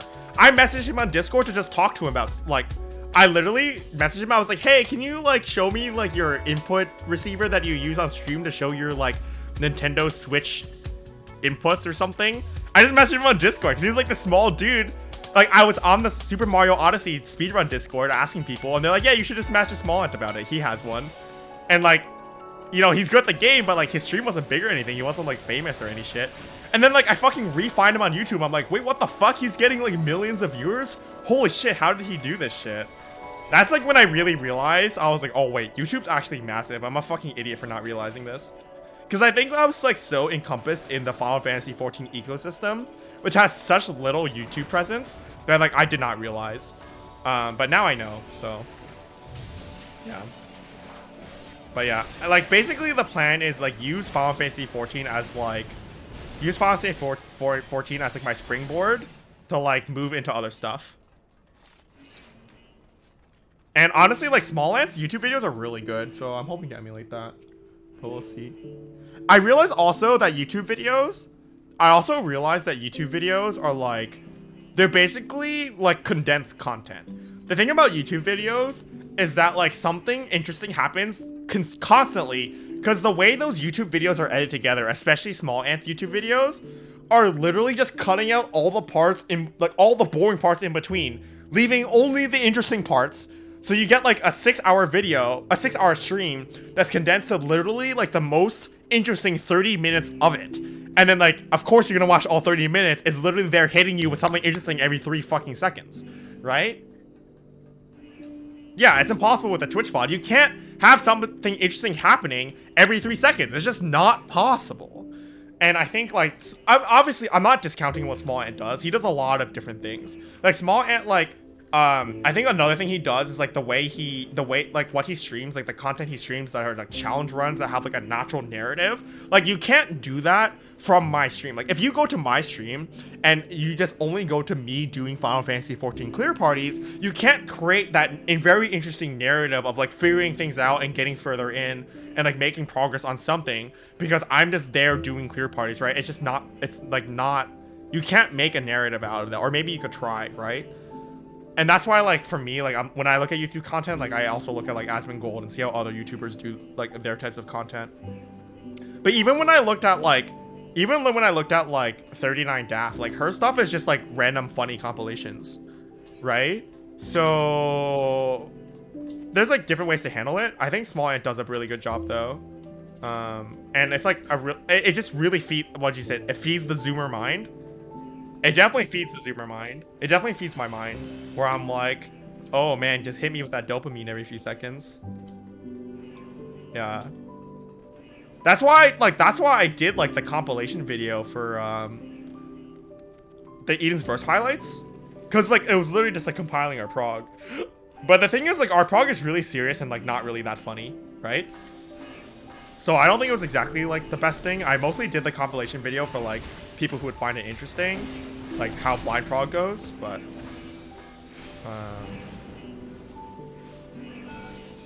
am I calling you Zoomers? I mean, I'm a Zoomer, dude. It feeds my Zoomer brain. I'm literally a Zoomer. Actually, well, I'm a half Zoomer, half millennial. Depends who you ask. Yeah, I don't know. I need to find, like, avenues of growth, like more avenues of growth. YouTube's just, like, hopefully YouTube works out well. We've got a Dreadworm Academy video in the works. If you guys remember that stream like a month ago when I investigated Dreadworm Academy, like, hopefully there'll be a YouTube compilation there, and, like, maybe that will get, like, some viewers or something. Like, I don't know. I'm a Zoomer but grumpy, so half boomer. I'm like half Zoomer, half millennial.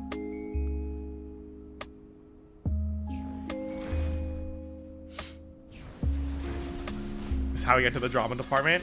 I mean, I don't think there's a lot of drama in shitting on Dreadworm Academy. Let's be real. I don't think there's a lot of drama in shitting on, like, literally what's a cult. That shit's scary, dude. That dollhouse was freaky. Yeah, the kicking loose VOD, that was the drama. I didn't post it on Twitter because I was like, I don't know if I want to spark drama.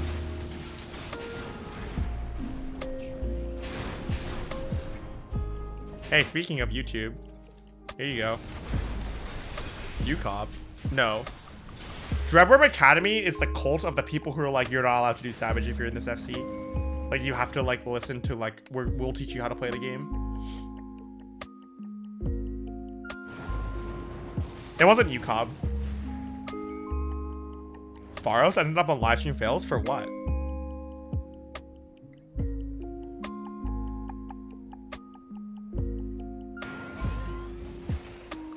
The slap? Oh, I remember that, actually. Yeah. I mean, to be fair, the Final Fantasy XIV raid community is a hotbed for drama. If you want to go look for it, there's a lot of drama you can find. I just, like, you know, don't really want the drama. Did Shimelin say you make videos in game design? Yeah, it's... I need to edit the command. Command, edit, YouTube. Patch stream compilations and other goodness on my YouTube channel. There you go. Now it's accurate. Yeah, it was just a weird FC that was hyper controlling. That's all.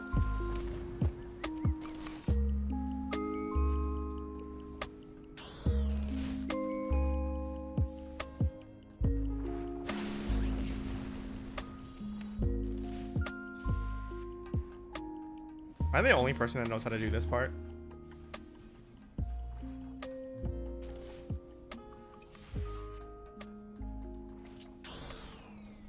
Why am I the only person who knows what I'm doing?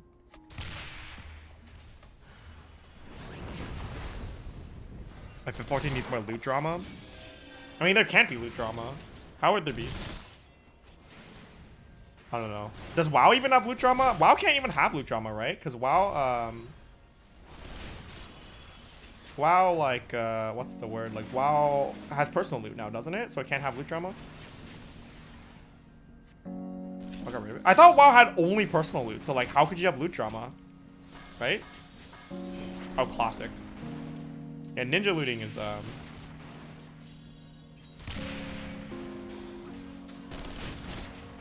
don't think there's a lot of Final Fantasy 14 loot drama. Should I just become a classic streamer? Is that the path to growth? Stream Final Fantasy 14 Classic?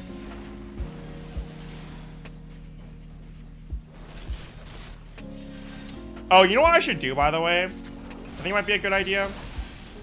I think I might, like, make a YouTube channel that's just all my VODs. It's just stream VODs.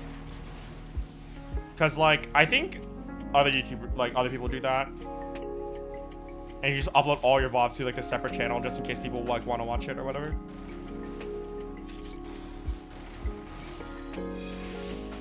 Oh, Loot Master's not really drama. Loot Master's not really drama. I wouldn't say that's drama. Guys, here, thank you for the 2 months. I don't know why the notification's not playing, but thank you for the 2 months. Yeah, a lot of 14 drama happens outside the game. Because if it happens in the game, you just get fucking banned, right? Yeah, there's a lot of Twitter drama. But it's not, like, compiled or, like, easily digestible. It's, like, very easy to miss if you're not part of the drama.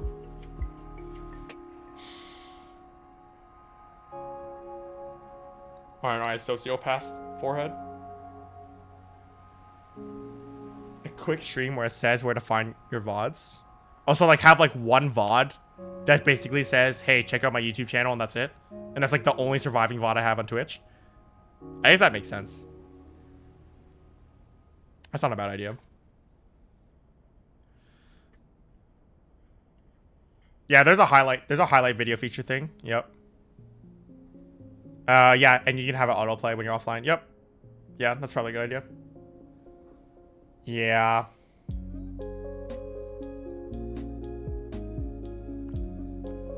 I think, I don't think I'm mentally prepared for, like, the investment that I'm gonna have to make growth-wise over the next few weeks, though.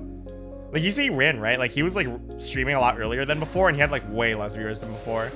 So, like, I'm not ready for that hit, but I guess, like, it's kind of, it has to happen, so it's okay. You used to watch my Twitch VODs? Alright, I'll get them on YouTube. What if I get World First Next Ultimate?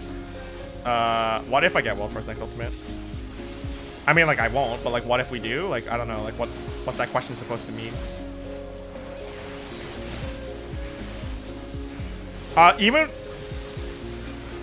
Was Rin streaming something? Yeah, he was streaming, like, Persona, I think.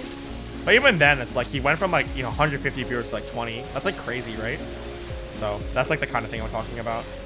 I hope I don't, like, lose that many viewers, but, you know, it's kind of inevitable. Just gotta brace yourself for it. Have I seen Shirobako? Shirobako is one of my favorite anime of all time. The no clip. So the thing about the no clip documentary VOD is that I didn't want to take away viewership from no clip. No clip was a very specific exception where I don't think I'm gonna upload a YouTube VOD for that either, because I don't, like, want to take away from no clip viewership. Like, if you have never seen the no clip documentary, just, like, watch it on, like, watch their documentary. Like, I'd much rather have you guys support no clip through whatever like, half a cent of ad revenue you give them than, like, watch my stream, because their documentary was very well made and they deserve the support, like, as, like, indie developers that are supported through Patreon. So no clip was a very, very specific exception to that. Public lynching? Why would I get a public lynching if I get World First? Also, yeah, I've seen Shirobako. I really like Shirobako, but why do you ask? Shirobako is amazing. I really, really like Shirobako. But Shirobako was, like, incredible, but, like, I'm confused as to why you're asking about it. Trials. Why did TPS get public lynching. They didn't really get a public lynching. That's just overstated. I mean, like, they definitely got, like, threats from, like, rando people for sure, but, like, most, like, the public, like, the overwhelming public was on TPS's side. It was just, like, there were definitely, like, rando, creepy, like, crazy people that were definitely, like, mad at them, but, like, I wouldn't call it a public lynching or anything like that. First 5 minutes, like, an introduction to that clip. Yeah, maybe I'll do that. Be like, go watch this video on... You go to watch this documentary. Do I have Bozzy unlocked on Assault? No. I haven't done any of the 24-mans, I think. I don't think I've done any of the 24-mans on Assault. They got lynched because people spread a rumor that they had a private server. I guess advice to ship out little things you can get done on a long list when she's mega stressed. Yeah, I mean, like... Yeah, I mean, my therapist gave me that advice too. So, like, when you get anxious, like, you should create a list of things you can or can't do and stuff like that. The problem is, like, what I'm saying is that, like, I know that I'm gonna feel bad if I get less viewers when I do variety content, no matter what. Even though, like, I know it's gonna happen, I'm gonna feel bad about it anyway. Even though I know that it's literally this consequence that you don't have, it's impossible to avoid, right? But I'm still gonna feel bad. That's all I'm saying. And that sucks. Spark is a cake buster, I think. You don't think the average person knew? I mean, the average person probably didn't know anything about the World First at all, right? I don't think the average person was was public lynching them or anything at all. Not that I know of. Like, and any sentiment I saw from the communities that I take part in, which are like Twitter communities and stuff like that, everyone was like, I don't see anybody supporting Final Fantasy. Like, I didn't see anybody supporting the idea that, like, they did something wrong, personally. I did not see that.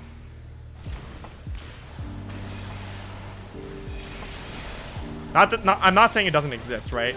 All I'm saying is that, like, I would be very hard-pressed to call that a public lynching.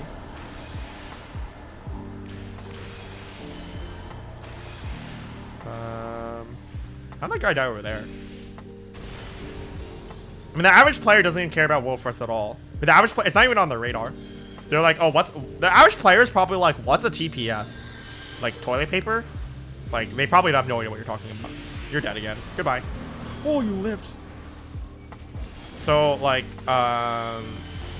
when I say, like, public lynching, I'm generally trying to refer to, like, the player base as a whole or whatever. Not even, like, World First probably toxic. Like, the average player, it doesn't even think about that shit. Like, the average player probably, like, doesn't even know that, like, there is a world race. They probably don't even know what that is. Like, not, like, toxic or whatever. They probably don't think about that shit at all. It probably doesn't even register on their radar.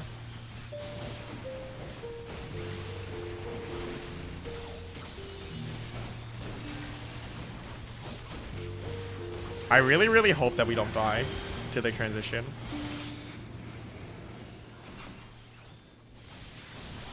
How we all die to the transition? Triple? Oh, I do not have the mitigations necessary for triple.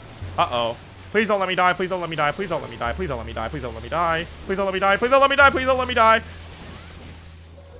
Okay.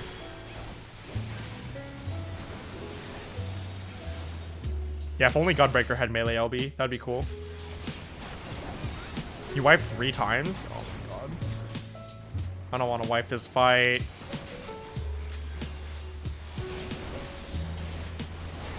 Please. Transition. Oh no, I do this shit again, I forgot. I didn't even use Bull Eye. I just got really low because I got hit by 3 tank busters in a row because of Spark.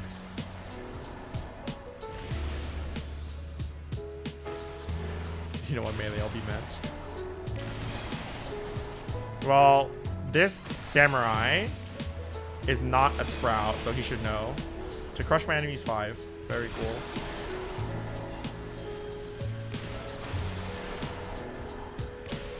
Okay, well I guess I'm taking this with a cooldown. Or this one. Okay, well, We're back in orbs. Can you invuln before you get in? For the You know what you're supposed to do? You're supposed to stay out until Blight goes away. Oops. Don't LB. Oh no. No, what are you doing?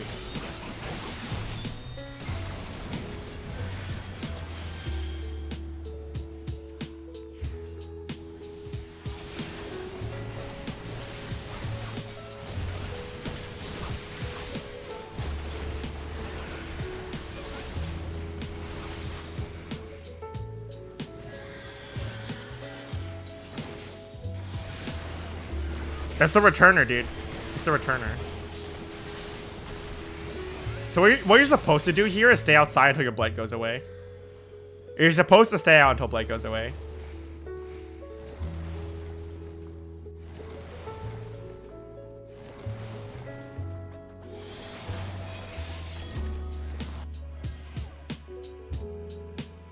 Oh, thank you. There it is. Thank you for the 2 months.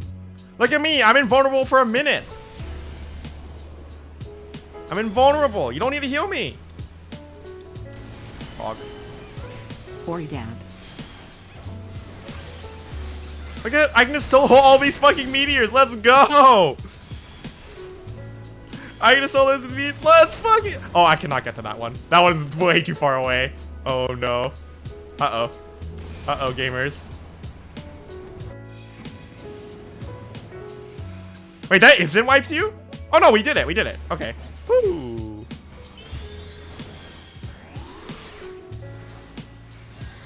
Wait, you didn't know that? Okay, yeah. So what happens is when you get sucked into the hole in the middle, it extends all your buffs and your debuffs. So if you use an immunity, it gets extended. But that's why you get blight, right? So when you get blight, it's like a 18-second dot. But if you, the whole point is that it extends your dot to like 3 minutes. But if you leave, if you like keep running away like I did, then the dot falls off before you get sucked in. No, it's all buffs. It's all buffs. That's why you pop all your damage buffs before you go in there as well. Yeah, it's everything. I never used it with a tank immunity though. I didn't know I could super bowl like that. I actually had no idea that's how that worked. But I knew you could like use Rampart and Sprint and stuff like that. Anyone need to do the level? Anyone want to do Kitana Revel? If not, I'm just gonna do it. But you pop it so that they're active when Blight ends. It sucks you in when Blight ends. It sucks you in when Blight ends, so you just do it like right before that. Yeah, I'm on Aether. Kitana Revel.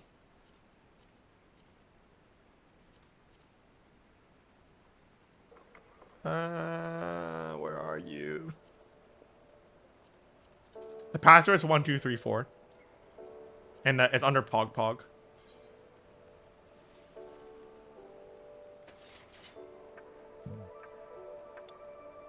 But yeah, that's pretty cool. That command is unavailable at this time. Very cool. Very cool, Square Enix. A Savage fight with time dilation? I think a Savage fight with time dilation could be really cool. If you tank LB before you go in. You would have everyone have to go in at the same time, I guess?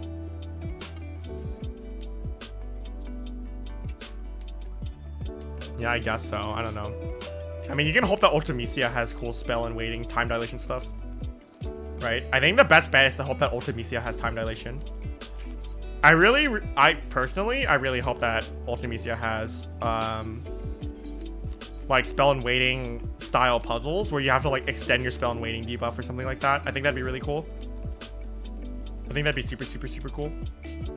Anyone else coming? If not, I'm gonna queue. We'll give it, like, a minute. But if you're gonna come to the PF, just say so in Twitch chat so I know.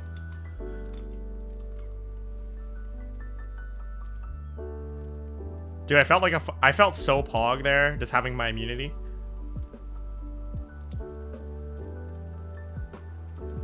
Well, in T8 you can't really choose the order they happen. There's like a set order. You just have to figure out the set order. But yeah.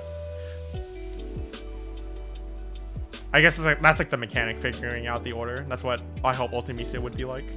T8 is so cool. T8 is such a good fight. Big fan of T8. Alright, we in there, boys. Yeah, choose. Solve. It's more like a solving the puzzle, right? It's the same thing with like Light Rampant, right? Light Rampant is like solving who takes what mechanic to get the 4 stacks, right? There's multiple ways of doing it, which is why we see so many mechanics. Or rather, we see so many strategies. So hopefully it's the same thing. First clear motions are really high. Yeah. Yeah, this is the highest level dungeon I have. That's why I'm running it. Wrath of... Dude, okay. So this says Wrath of the Ronka, right? I thought this said Wrath of the Rona. And I was like, dude, it's coronavirus. Wrath of the Rona, dude. They knew. Oh my god.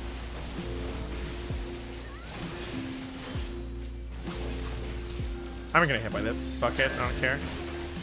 Cool.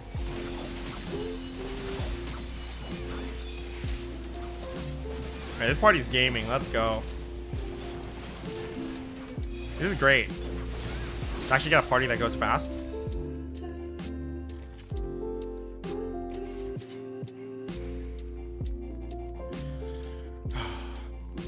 But hey, maybe I should...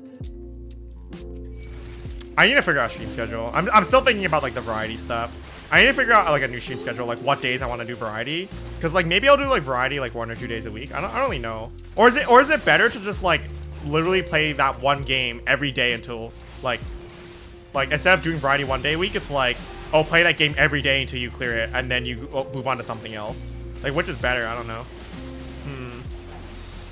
Is variety like, is it better to like condense it so you do it all at once, or is it better to space it out?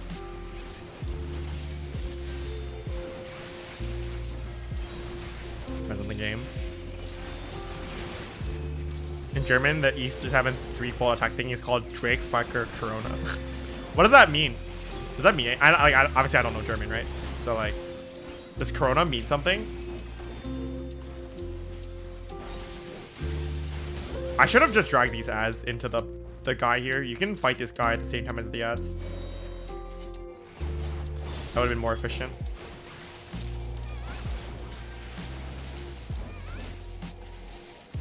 Splitting it up is a good idea. Yeah, it would. That's what I was thinking too. I was like, the problem with splitting it up is that like, if let's say I wanted to play Final Fantasy VIII, do you know how long it would take to beat Final Fantasy VIII if I did Final Fantasy VIII once a week?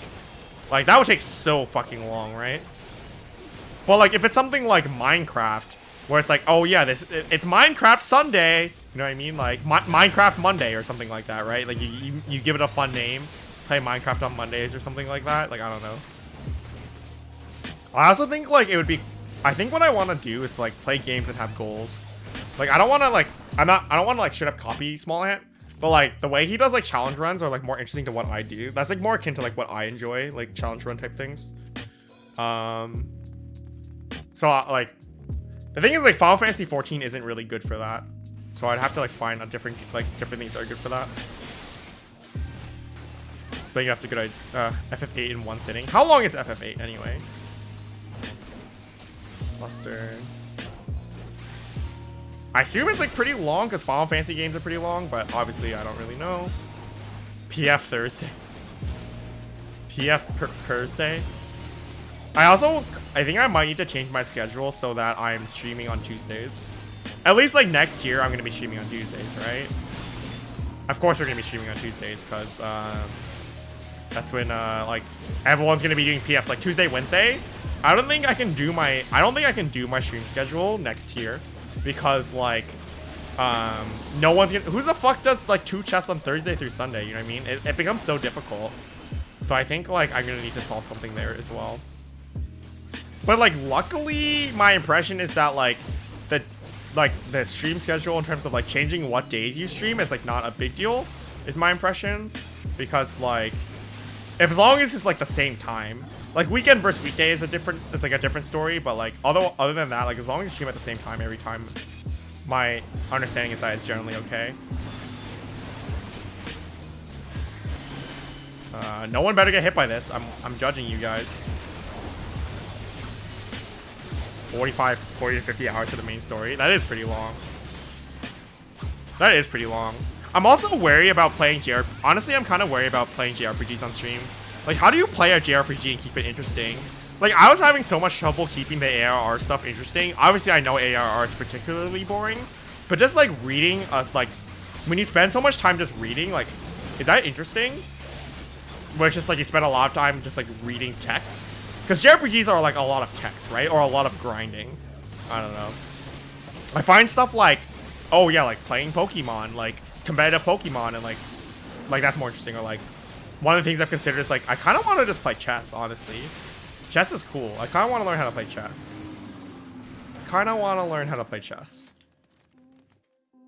I think, like, be like, alright, guys, my goal is to be, like, a chess, this elo in chess or something. I think that'd be fun, right? Play a fighting game. I used to play Melee. The problem is, like, it fucking destroys my hands. I can't actually play Melee because of my hands. Like, my wrists. It's, like, really bad. I like Melee a lot. I'm not good at Melee either, and I'm not really interested in getting good at Melee, to be honest. If I, like, were interested at getting good at a game again, it would probably be, like... I'd rather do, like, single-player challenge run stuff. I think one of the things that are really interesting to me is that, like, when you stream, sometimes you run into, like, issues. Like, here's the thing, right? Like, let's say earlier, right? We're watching All Gas No Breaks. A problem is, like, I'm sitting in PF, and, like, you have to deal with other people. So, like, there's, like, this element where you don't have control over your time. Let's say I'm, like, just doing a single-player, like, challenge run of something. Let's say, like, I'm doing, like, Final Fantasy 13 No Crystarium. If we get on, like, a topic of something else and we start talking about something else, then I can just pause whatever I'm doing and just go do something else. You know what I mean? But, like, if I feel like it fits the stream better. But you can't do that for, like, Final Fantasy 14, which is one of the things I noticed about Final Fantasy 14 that I, like, make it harder to stream.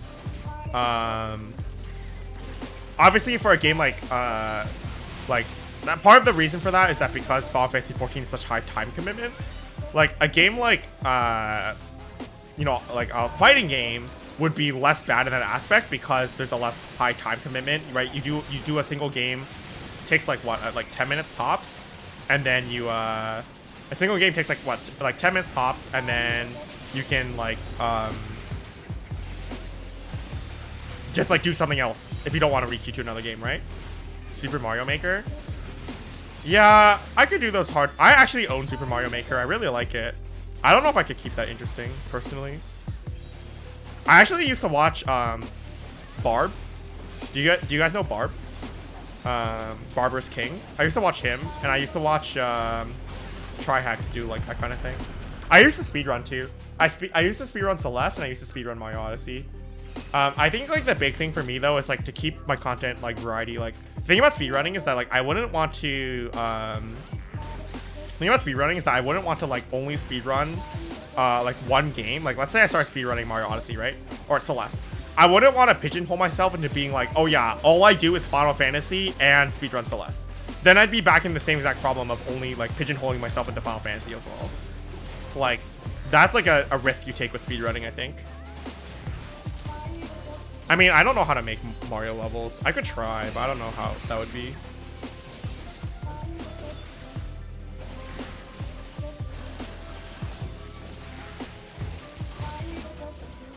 I think a big part of it is just like finding an audience that is pliable.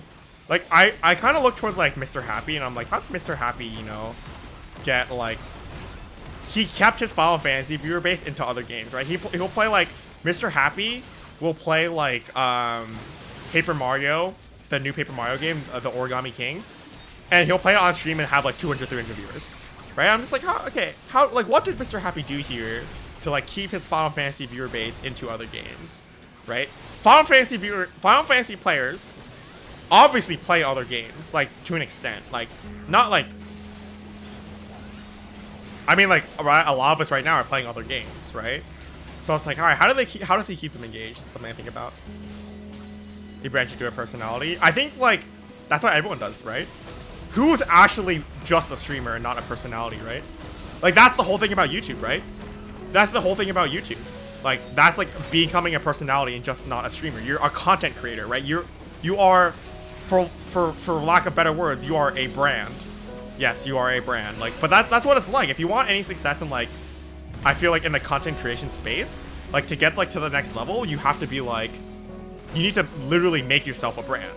Oh, I forgot to cool down. It didn't matter. This thing did 30k. That's just how it is. Sucks though. Sucks though, but it is how it is.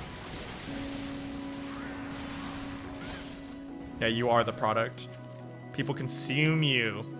They consume you. Sucked out.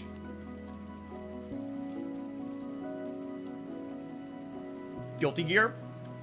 Which one's Guilty Gear? Isn't the most recent Guilty Gear Xrd or whatever? Didn't that come out pretty recently? There's another one already? I thought Xrd like just came out. God, time is, what is time? I don't even know what time is anymore. Xrd's a few years old, really? Oh my god, hello? Why did I lose aggro of you? Strive is 2021. I could learn how to, like, I don't know if I want to commit my time to a fighting game though. Again, like, this is like the pigeonhole thing. Like, I don't know if I want to pigeonhole myself into only playing like, because what you're talking about are games that are like very high time commitment, right? Like, if I want to get good at Guilty Gear, that's a very high time commitment, and like I basically become like a Guilty Gear streamer, and then what happens is that like you end up dividing your viewer base into like, these are my Final Fantasy viewers and these are my Guilty Gear viewers, or like, for example, right? And like the crossover between the two is not necessarily very high. Whereas like if you do variety, like people watch you for you and not whatever you're playing, which is like more of what I'm trying to aim for. Accent Core got rollback. That's weird. There's nothing wrong with if you enjoy it. No, I'm not saying there's anything wrong with if you enjoy it. Like, I totally agree. If you enjoy it, like, do whatever you want. But like, if my goals are like to like, you know, become a fucking product and expand my if my goals are to become like a product and like expand my viewership, right? I'm using Bolide here. Then like I need to figure out how to do that with like variety, I guess, in mind. Sorry, I know I'm talking about like very me-centric things that like I know a lot of people like don't necessarily find interesting. It's like very much like these are streamer-specific problems, but they have been on my mind, and that was like a big part of the reason why like I wanted to take a break. A big part of the reason why I was thinking about taking a break is to figure that kind of thing out, right? You need to play a mainstream game, like what, like Minecraft? Play Smash for half a year?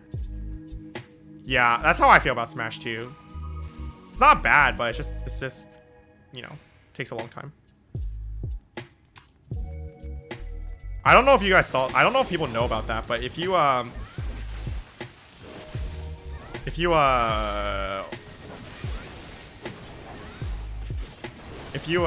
like pull the ads out there, like they the other ads come down. No, I don't think that like playing like games like Valorant or whatever are gonna grow your stream, because actually it's the opposite problem. If you play something like Valorant right now, and if you don't already have 1,000 viewers, no one's gonna find your stream. No one's gonna find your stream, because there's like the stream category is so saturated with high viewer streamers that like you're gonna be super far down the page. Right? I can have 100 viewers on Final Fantasy 14 and be one of the top streamers and have very good discoverability within Final Fantasy 14. If I'm like playing Fortnite or like whatever and I have 100 viewers, no one's gonna find my stream, right? The only people who are gonna find my stream at that point are like, I don't even know. I literally don't even know how people would find your stream at that point. I mean, yeah, if you're a pro, it's different, right? But you're growing through being a pro, not through streaming that game, if that makes sense. Yeah, again, these are just thoughts in my mind. This is why I was like so surprised about like people like Asmongold or whatever, or like Limit Max being like huge WoW streamers. And I was like, damn, how do they get like so many viewers when they only play WoW? They like, if they pigeon themselves into like only like playing World of Warcraft, like how do they get so many viewers? That's crazy, right? Yo, Bach, what's good? How you doing? Okay, Hound of Hell. Yeah, that's fine. Thanks for the shout out again, by the way. I really appreciate it. Asmongold's around for 10 years. Yeah, he could play literally anything at this point, right? But the point is that he grew through only streaming. He grew through basically only streaming World of Warcraft. As far as I know, I might be wrong, but my understanding is that he grew through playing only World of Warcraft. He got to the point where he could play anything else, and that's my point, right? He somehow got to that point without ever playing anything else, which is like kind of crazy. Does Asmongold have competition? I mean, like, there are definitely other WoW streamers, right? Limit Max, for example, definitely gets like somewhere around the, I believe he gets around like the realm of like 1,000 viewers, at least when I've seen him, right? Oh, in the early days? I don't know. I don't know what the early days of streaming World of Warcraft were like. All right, like, what's another example of like a WoW streamer? Like, the one who comes to mind for me is Wreckful. I mean, obviously, you know, rest in peace. I don't know what he did, but yeah, I don't know. He's the exception. What do you think he does differently? Cutie Pie still gets like 1,000 viewers when he plays other games. Literally, I'm just like watching him play Pokemon. He's like 1,000 viewers, and I have no idea why. I don't know. Not saying that he shouldn't have 1,000 viewers. I just like, you know, I don't know it.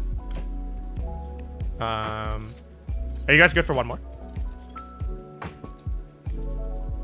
It's just interesting to me. That's all. Nothing wrong with it. I'm just saying it's interesting. And I want to learn from it. Like, here's the thing. For me, like, I don't think that like I like know how to like grow my stream or something organically. Like, I don't think I can just like kind of do whatever I want and have like natural talent to like grow or whatever. Like, what I do is straight up like, I just literally look at what other people do and I'm like, all right, I'm gonna copy that. That's what I've been doing this whole time. I see someone else do something, I'm like, I'm gonna copy that. That works, I'm gonna also copy that. Like, obviously to an extent, right? I'm not gonna do stuff that I don't believe in, but like, I see other people do stuff and I'm like, all right, how do they make this work? That's how they did it, I'm gonna also do that. And then it like, I don't know. I'm not creative, right? All I can do is copy other people, but it works enough. So that's why I just look at other streamers so much. Nice bunny, by the way. Yeah, I think there's a lot of networking going on, which is, networking is really big. React content discussion things. Yeah, I think that's what we end up doing as well.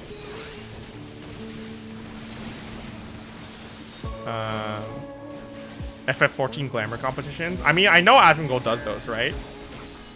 I know Asmongold does those.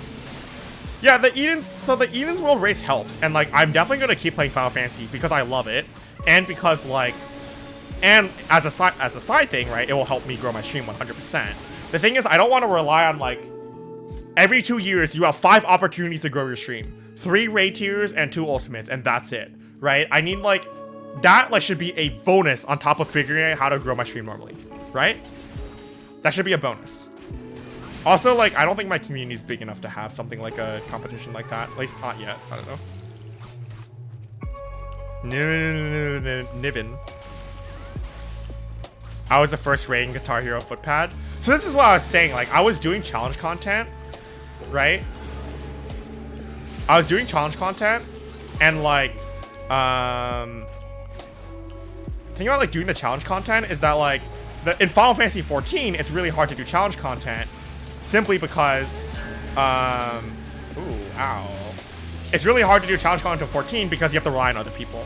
If I were to do like DDR pad, like single player game, say like Celeste, like beat Celeste using a DDR pad, that would be like, oh, then I can actually just like put my all in it instead of like waiting around in PF and like a bunch of other random crap that made the challenge content harder to do.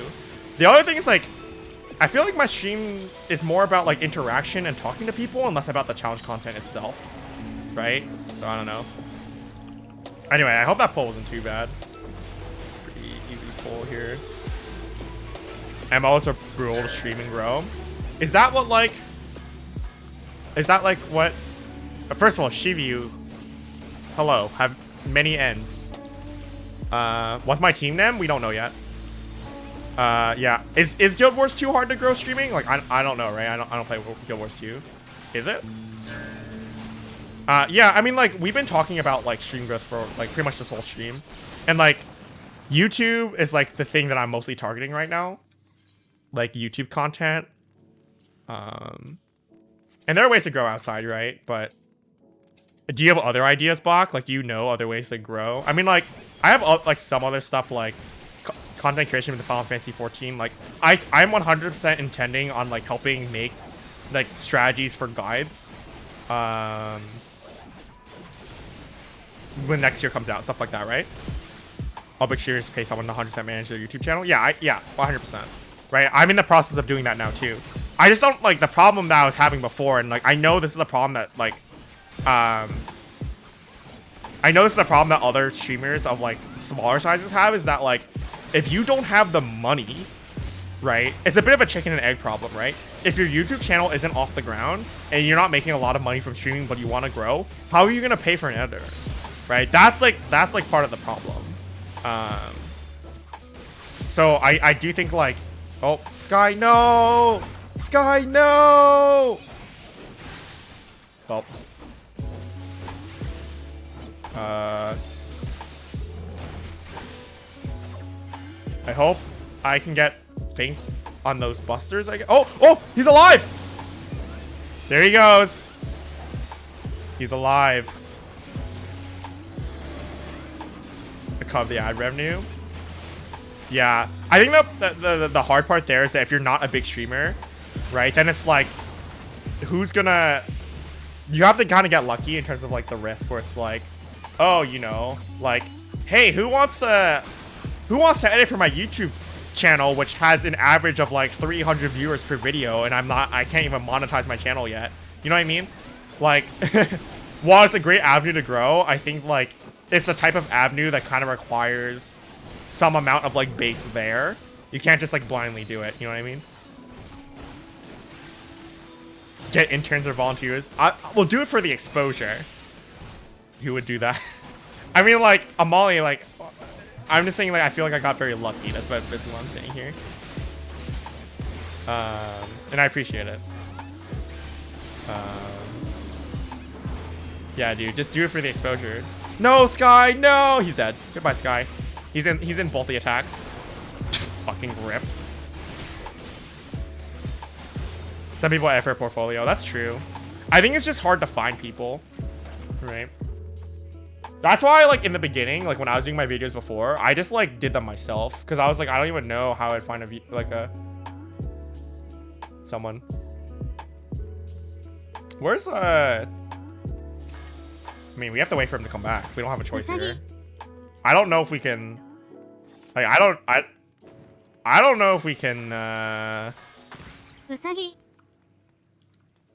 don't know if we can do single pulls without him. Like, maybe we can. We can try. I have a trigger for that? Yep. Yeah, if I was a paladin, I totally could. I agree with that. It's hard when you're not a paladin. Maybe we can, like, try. If we have enough DPS, we can do it, I think. But I just gotta pop, like, all my cooldowns, basically. Yeah, Warrior could do it, too. I mean, New Warrior can do it as well. The thing is, New Warrior has to be level, what is it, like, 76 or whatever it is to have, gotta be level 76, right? To get the, Minda, thank you so much for the raid. Thank you so much for the raid. I really, really appreciate it. And thank you for the congrats on the partner. We are in a leveling roulette with my healer disconnected, so we are kind of... Feels bad, man, right now. We're just chatting about, like, stream growth and stuff like that. But yeah, I got partner 3 days ago. You know, actually, I was thinking about this, right? I actually got partnered on 11/11, so I'll, like, you know, partnerversary is, like, easy to remember, which is pretty cool. Anyway, I guess we'll single pull again. I guess we'll just keep single pulling. I don't know if we can beat the boss, but we can try, I guess. But yeah, I don't know. I'm pretty fucking hyped. I need to get... That just reminds me, I need to get more emotes. Now, I literally unlocked like 6 emote slots. I need to figure that out. And then, what else? Yeah, a lot of stuff that needs to be done. Oh, I am dying. Please kill. Please kill. Please kill. I don't have Super Bowl light. Please kill. Oh, we are running. Oh, run away. Run away. Run away. Oh, boy. Alright, have a good night. Have a good night, Midna. Thank you so much for the raid. I really, really appreciate it. Stun it. Stun it. Alright.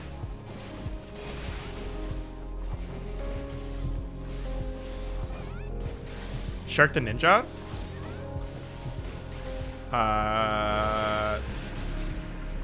Too late. What games would you guys like to see? Like, variety-wise as well? I don't even know. I need to figure this out. I know people like JRPGs a lot, but like... Oh, man. If I play a JRPG, you're gonna hear me complain about the shit. Stop saying bug snacks! Why do you guys like bug snacks so much? I don't get it. Why do you guys like bug snacks so much? What is the meme? I'm out of the loop here. Dragon Quest 11? I thought that's not out yet. Am I wrong? I thought Dragon Quest 11 didn't come out yet. I don't know anything, dude. PS5? I don't have a PS5. I don't have a PS5, so I can't. I'm not interested in getting one. Even if I was, like right now, I like wouldn't be able to because of the pre-order situation, right? Oh, I am. Woo! Dying. Alright, you guys got 7 seconds. 7 seconds to kill this. Oh. Oh. Uh-oh, gamers. Uh-oh, gamers. Run. Kill it. Yes. Thank you, God. Alright, we did it. This is a very powerful dungeon progression. The longest dungeon of my life.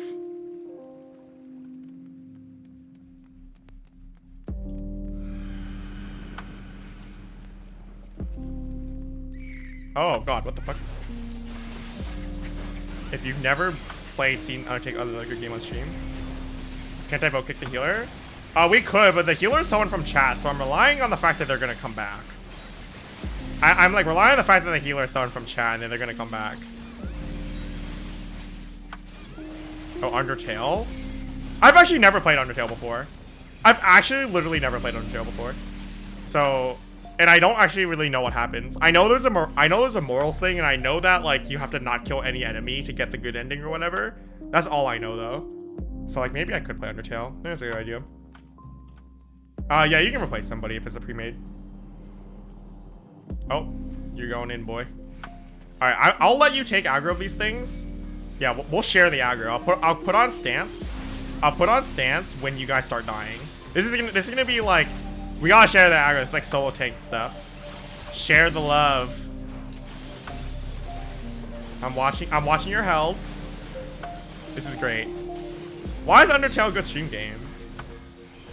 All right. Oh, you almost died. All right, I got the aggro.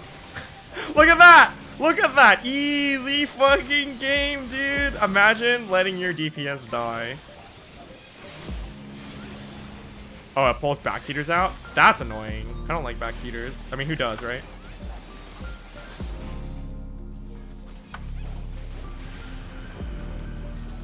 This has been pretty interesting. Progressing a dungeon without a healer. Hey man, when Yoshi P said that healer DPS isn't necessary, when Yoshi P said that healer DPS isn't necessary, here we are, right? It's really, really not necessary, apparently. You don't even need a healer at all. Not only is healer DPS not necessary, healers aren't necessary. All right, here's what we're gonna do. I'm gonna put Shirk on my bar.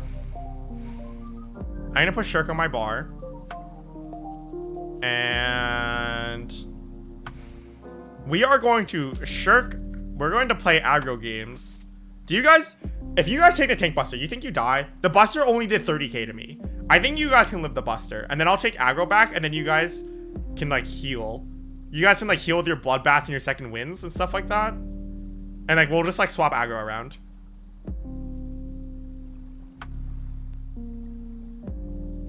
Oh, reactions for Undertale? Yeah, maybe I'll do Undertale. I feel like that could be good YouTube content too.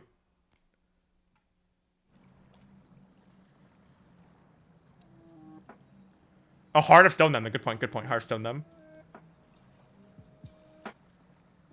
Alright, there are AoEs. I have like AoE mitigation. I feel like we have the ninja take the first buster. Alright, ready? I feel like we try. We try. You gotta pop your good food for this. You have 2 feints. You gotta feint the buster. I have... Yeah, okay. Supersonics are gonna truck people, but like... Dude, if I was Paladin, this would be free. If I was playing any tank that wasn't Gunbreaker, this would be so much more free. TBN, Clemency, Nash and Flash. Oh my god, it'd be so free. But nope. Playing this shitty fucking job. Oh, you're dying. Can you take one more? Oh, okay. I'm invoking it. He lived! He lived! Let's go, dude. Alright, live. Please live. Alright.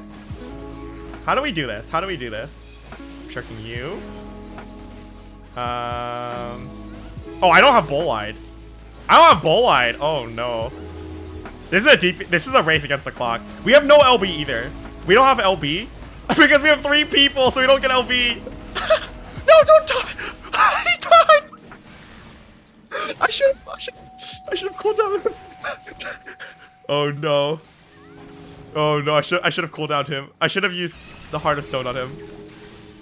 Alright, if we had Paladin here, this would be free as fuck. If we had Paladin here, this would be so free. Fuck, man. Yeah, 65% is a lot. I don't know if this is possible. Please take aggro from me. You're so close on your damage. Oh! Oh! Fuck. Well, Sky is like, maybe his internet's completely dead. I guess we'll just kick him. He's level 82, so it doesn't, like, he's not like, he's trying to get EXP. Good try, though. Good try.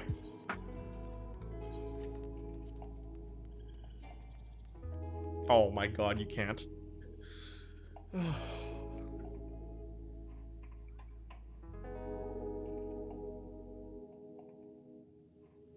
What now? Oh, you're back? Oh, nice. Okay. We got to the second boss without you. We finished the first boss and we got to the second boss.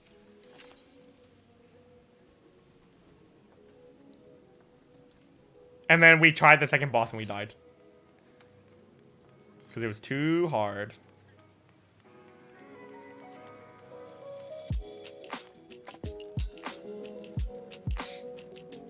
You have to reset the router. All good. All good. I just want to know. This is a challenge run.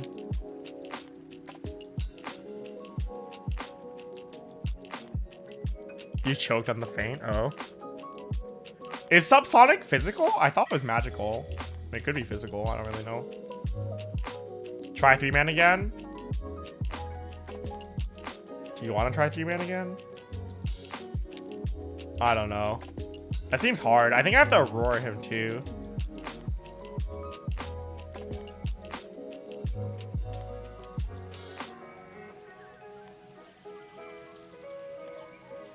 Same as Tumult? Yeah, Tumult's magical. Did you eat food? Oh my god. It's definitely doable with Clemency. I think every single dungeon in this game is doable with just a Paladin. Right? Because Clemency is just really strong. There's like nothing about that that's like... Paladin is just like really, really strong. The problem is Gunbreaker is like literally the worst tank for this.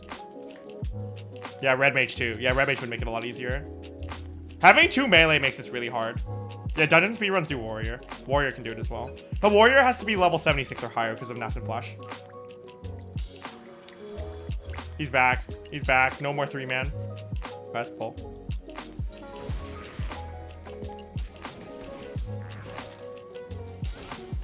You want to take the first buster? You want to take the first buster, Naga? It's all you. Oh no, I got it. Never mind. Hello, Kiko. Hello. I thought your name was Hello Kitty at first, honestly. Okay. Yeah, I think Yeah, this really shows how Gunbreaker is like the one tank with the least utility. Even like Dark Knight has TBN, which is like isn't great, but it's still better than like nothing. Whereas like Heart of Stone is like okay. Hi Core. Wait, is there something funny about the name Hello Kiko? Am I out of the loop? I feel like I don't understand anything. Sound wave. Or do you guys just know each other? Oh, okay, gosh. Buster. Yeah, we had no healer. We got like to 60% on this boss with no healer. It's pretty good. Fire healer came back. Dude, we almost had it, man. See, that's like the kind of challenge stuff that's like pretty fun, like to use your brain to figure things out. You saw my EAS video using the guitar? Oh no. That was like, oh man. The best thing you've seen in a while. I'm glad you enjoyed it. I'm glad you enjoyed it. That was, oh. Baited! Baited, dude. Just stand on me. Just stand on me. Oh my god. The, yeah, the Guitar Hero controller thing, like, believe it or not, the hardest part of the Guitar Hero controller thing was literally finding a PF players that weren't that bad. Like, actually, the hardest part of clearing on Guitar Hero controller and DDR pad had nothing to do with Guitar Hero controller and DDR pad. The hardest part was finding 7 other people in PF who weren't brain dead. It was like finding 7 people in PF who weren't brain dead, especially because I'm playing physical ranged, which means that like I can't carry, like I can't play healer like I normally do and like recover pulls and carry people to the end. Like when I'm playing physical range, I'm at the mercy of everybody else. So believe it or not, that was the hardest part, which is very disappointing, but that's just how it is.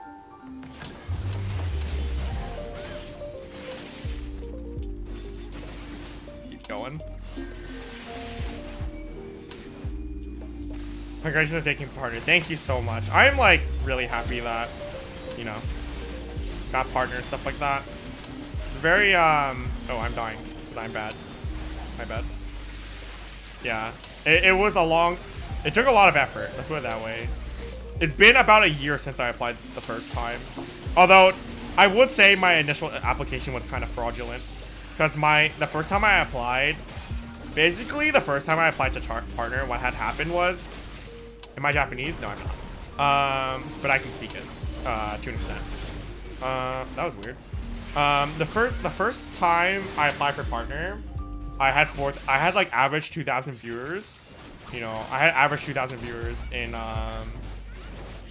for Epic of Alexander. The problem is like I couldn't maintain that viewership. Like, so when I'm gonna do ball out here. So like Twitch was like, oh, that's weird. You just had like a spike in viewership. Like that doesn't count. And then the second time I applied, it was the same exact thing with Eden's Verse and Shiva. Where I applied because I had a lot of viewers during Shiva, but I couldn't maintain the viewership after that. And then, so I applied in November and I applied in February. And then this time when I applied in September, I actually had the viewers, like consistent 75 viewers, even more than that over time for, I had the viewership, right, for,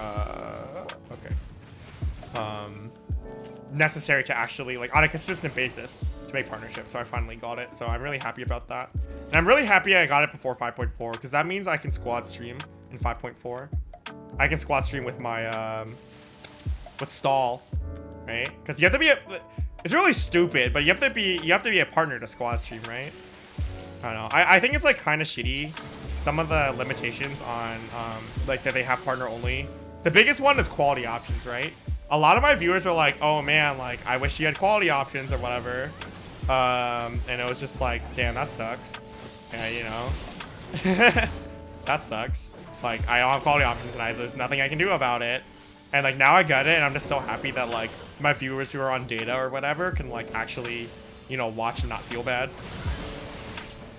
You got partnered because you applied it at a time it's easy to get. I mean, in either case, Bach, though, right? When you stream like your T-Prog and stuff like that, like I know when you stream, you still get like, I saw you're like getting over 100 viewers, right? So like, even then you would still make the requirements, right? I heard that it's very subjective too, but like, I mean, we don't know, right? None of us know. None of us work at Twitch. I heard it's very subjective and it depends on who's reviewing your application. But like, since none of us know who actually reviews none of us know who's reviewing our applications, like how are we supposed to know if that's true or not, right? So it's kind of like, you know.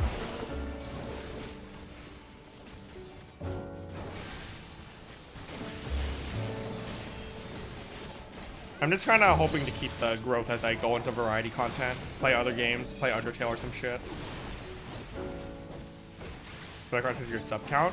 So what were the old requirements? I thought the old requirements were harder. I thought the old requirements were like, at one point it was like you needed an average of like 200 viewers at one point, wasn't it? Wasn't it something like crazy like that? It's a lot lower now. So I thought it was harder before. I might be wrong, but like.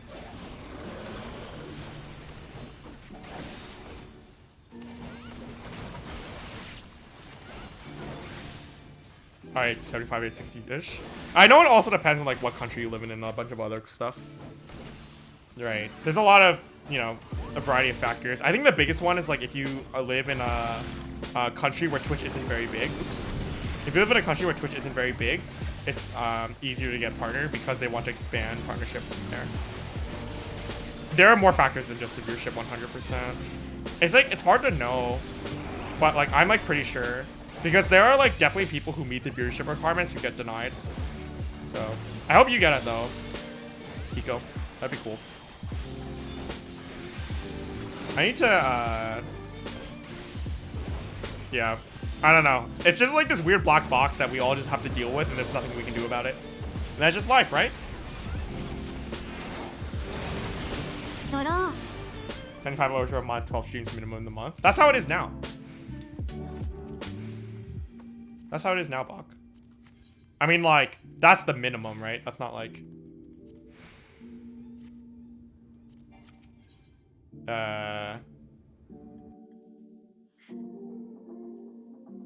Like, it's not guaranteed if you have those viewerships 100%. And in fact, a lot of people with those numbers don't actually get it, but... You know, they like give it to someone who streamed for 2 months? I think they can. If you meet the requirements, you might as well apply. In my opinion is that if you meet the requirements, you should always apply. And then they tell, if you get feedback, like they say like, oh, we want to wait longer or something like that. I mean, no problem with that. Just do what they say. Did we ding? I did not ding. I'm still level 75.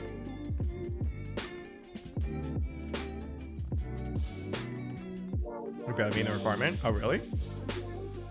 You think Twitch will ever keep making partnership more strict? Keeping partnership more strict? I don't think they'll make it more strict. I hope not, at least. I think having like people dip in and out of partnership would be really bad for the company. If you're partnered on Twitch, you cannot stream on other platforms. I think. I'm like pretty sure you can't. Street Fighter MTG and get 10 to 20, that would tank your average. Yeah, dude, Bach, that's why I couldn't stream other games. That's why I couldn't stream any other games, Bach. Like, I don't know, man. This is like, that was like the conundrum. Like the whole 75 average viewer thing is like really frustrating. Because you pretty much get pigeonholed into like playing for viewers only until you get the partnership or whatever. It's so frustrating. I'm so glad I don't have to deal with that shit anymore. I mean, I'm still playing Final Fantasy, but I'm glad I don't have to deal with that anymore. You make it, yeah, I think what a lot of people do is they alt account. If they want to stream for friends, they make an alt account. The problem is if you want to stream other games to your community, then you're kind of screwed.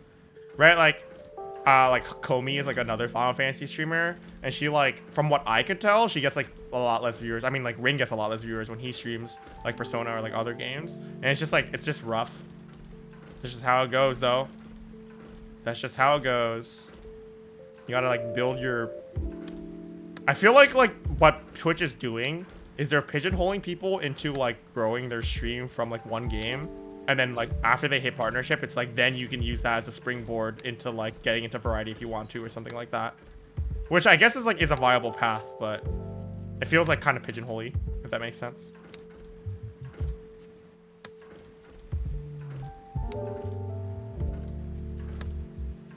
Affiliate contract says you can stream on other sites, but you can't multi-stream, if I remember correct.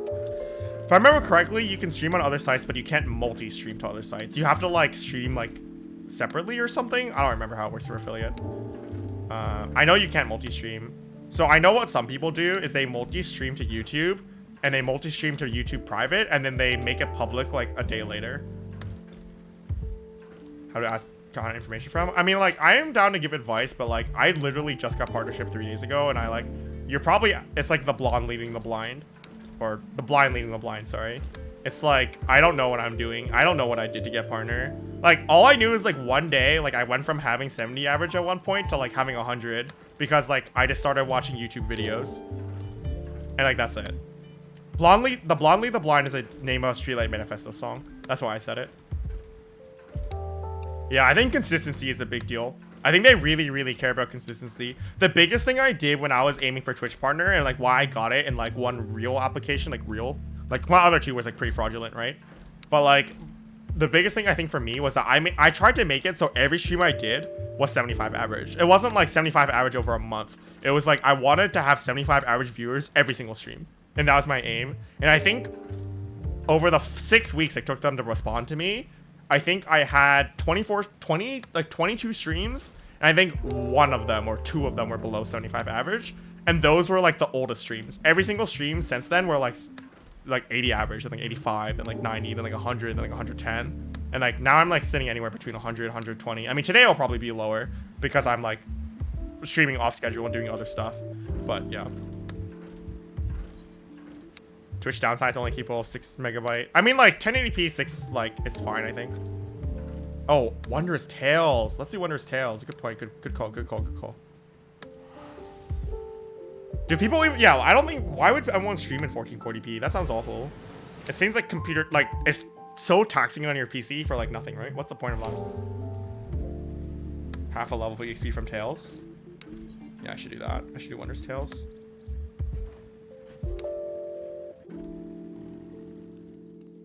All right, Chloe.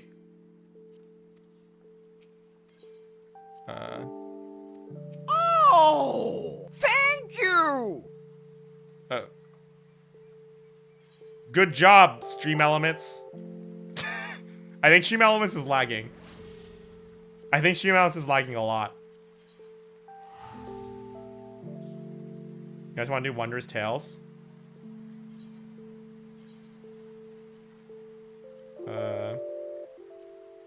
What are the easiest dungeons to do on Wondrous Tales?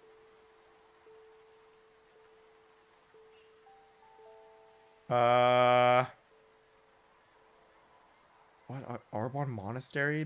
I don't have half of these. Alright, we'll just do the level 1 dungeon. What's the fastest one? It's Tantara. Yeah, we unsync them.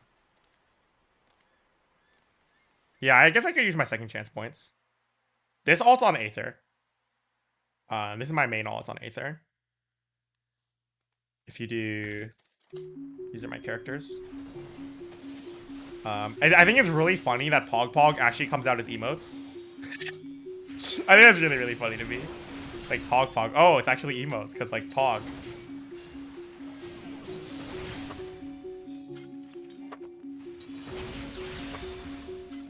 I should play my JP ult more. I just haven't gone around to it.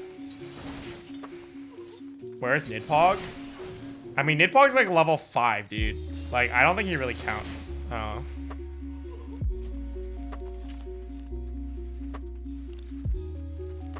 Ah, God, reading the story is so painful. Should I read the story more today? I kind of don't want to. I kind of don't want to read the story more today. Should I? I don't know.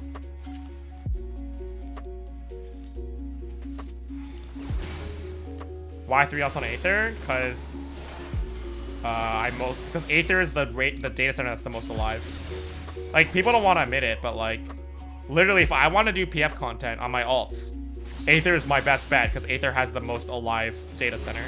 You think I'm gonna go to Crystal and like just sit there and PF for like 2 hours? That sounds like it's not good for stream. You know what I mean? It's just not like it's not content if I just sit around. so often. That's why I have so many on Aether. Is Aether more alive than Primal? I mean, right now it's like kind of the same, right? Like, both Aether and Primal are like not super alive or whatever. Because the game is like kind of dead right now. Like, not as alive as it used to be. Like, Aether still has PF, so I'm able to do PF just fine on Aether.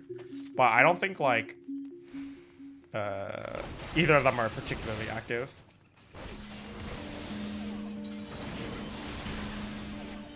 I'm not really, I don't know.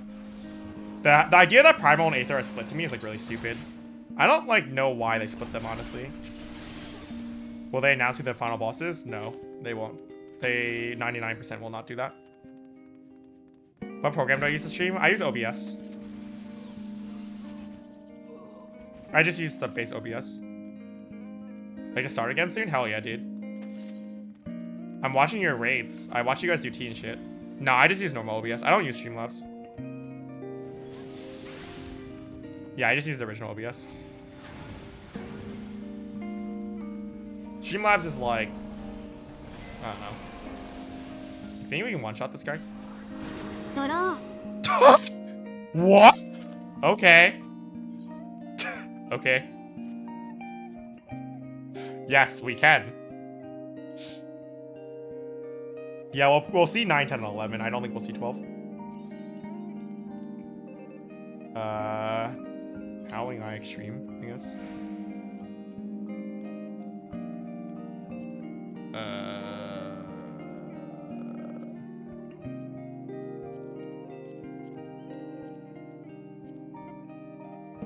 Is it the fastest one? I guess so. Wait, what? Where is it?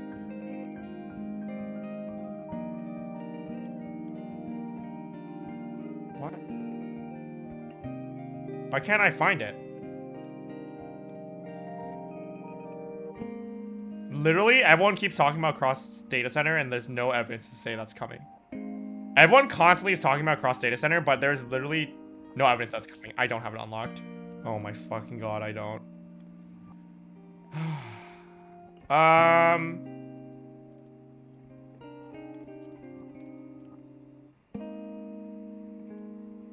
FT4 unlocked. I don't have any of these. Alright, fuck it. We're not doing Wondrous Tales. Thanks for coming, guys. Thanks for helping. Fuck that shit. I'm kind of bored. You guys got YouTube videos to watch? Anything interesting? Go back to reaction content. I like watching YouTube videos. They're fun.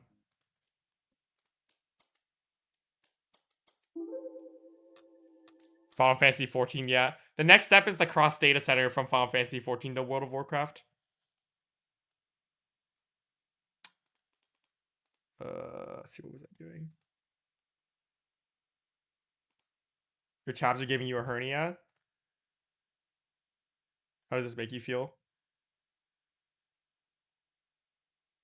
Watch the Ilya guide? Yes, you are allowed to post YouTube links. You are indeed allowed to post YouTube links in my chat.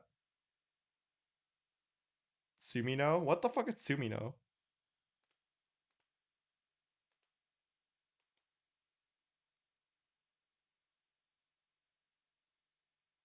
Don't. I don't know what you're talking about, Hawk.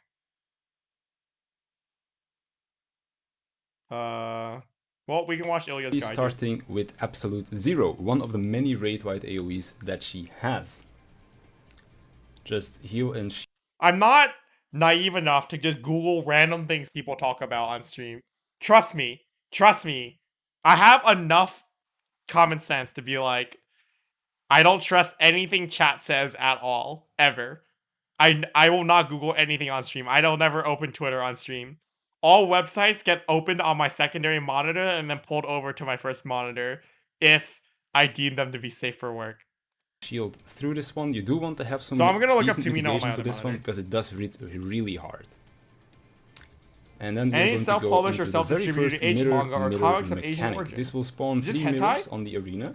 We're going to have 2 green ones and 1 red one. Now the way the mirror just mechanic hentai? works throughout the whole fight is that there's basically 3 kinds of mirrors. We have blue ones, green ones, and red ones. The blue mirrors will immediately copy what Ali she's G. doing. Who's Ali G? The green mirrors will do her attack after she's done it, and then the red one will go last. So you can kind of look at it like this. Blue together with Shiva, green right after Shiva, red last. I don't Kind of know why like I'm a watching 1, 2, this. 3 priority Go, let's talk system about right Ilya. there. Let's talk about Light Rampant. Now, right after these mirrors spawn, there's always going to be a fight back from Oh my god. He's still talking about Diamond Frost. Attack called Light Rampart. Oh, here we Now, go. not only is this Wait, did he just call it Light Rampart? Alright, a whatever. raid wide attack, but it is also going to be giving everyone debuffs. There are 2 different roles in this specific mechanic. The first role is the chains, which I happen to be getting here. The second role is the orbs. Depending on what role you have, you're going to be moving differently. And you're also going to be taking different towers. Now, what's very important is that for the final tower that is gonna go off, you basically have a random chance of being the person that needs to be in the tower. As you can see, we have all got a debuff over here, which I have 1 stack of. Some people have 2 stacks of it, and depending on how many stacks you have, this will tell you when you have to take that mid tower, yes or no. Basically, every time you get hit by a mechanic, you are going to be giving 1 stack. If you have 5 stacks, you explode and wipe the raid. So that is why in the end of the mechanic, for the final one, which is the final tower, only players with a 3rd stack or with 3 stacks can take that tower, because everybody else is gonna have 4 stacks, and if they take the tower. Okay, I'll be honest. Why is he talking about the last tower of Light Rampant when literally it's like not relevant right here? Why is he talking about the last tower of Light Rampant when like he's literally talking about the beginning, right? They explode and wipe the raid. So to do this, we handle it like follows. We give 1 and 2 to our tank and our healer. We have 3 and 4 for our DPS. And then we're gonna move kind of like following. So when you look at these towers, they all have these little cogwheels on them with like a small niblet on the cardinal or the intercardinal sides of this. Niblet. This is basically where we are kind of going to be standing with our chains. Normally, if you handle this in a different way, because there's a bunch of ways that you can handle this mechanic, the way we do it makes it brain dead for the people that get chains. Because everything that the people with chains do is they just stand still. They hit the boss and they stand still. Also, don't use gap closers and that kind of stuff, because that... So I don't want to watch the rest of this. The thing about people watching this and making this strategy the norm is that the reason why this became the norm, I don't think a lot of people watch this. What I think what happened was a lot of people watched this and then they opened the part that he talks about Light Rampant and like that's it. Like the viewers, I don't think a lot of people watched the whole video. They probably literally just like looked at the Light Rampant part and that's it. Because people told, oh, okay, I can't believe I watched the whole thing. Okay.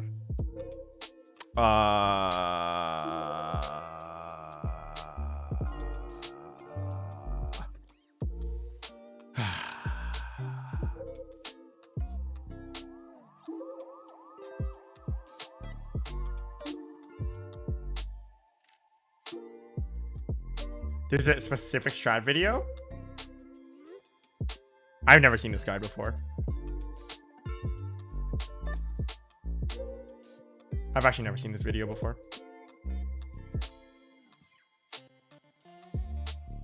Bach, I have the same exact idea. I'm gonna be working with, well, so the first weekend, one of my friends wanted to put together a party and just go back in and just like develop strats. So I think we're gonna be doing that.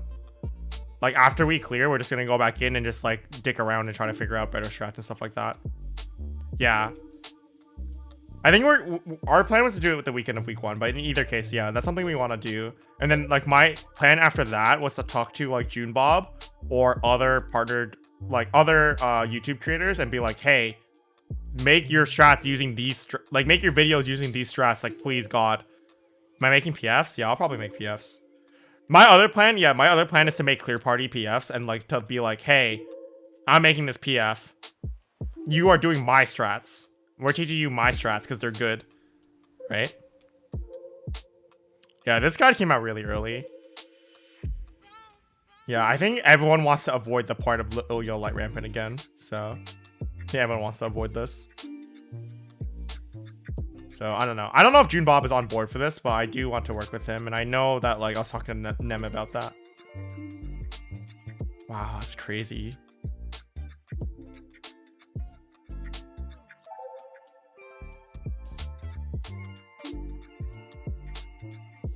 It's actually crazy how many views this guide has. Sharingan is everywhere in Primal right now. Yeah, Sharingan is like getting bigger on Aether, but it's not huge. Like Sharingan is like getting bigger, but I think people were like stubborn about doing Garbo strats for a while, unfortunately. And JP does what, Ayator or something? I'm actually not sure what JP does. But yeah. Yeah, it's a little late now for sure.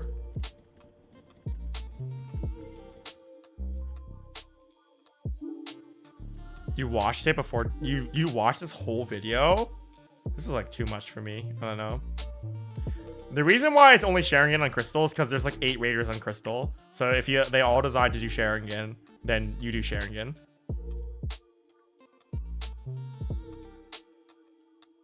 EU still does Ilya? Really? That's not good.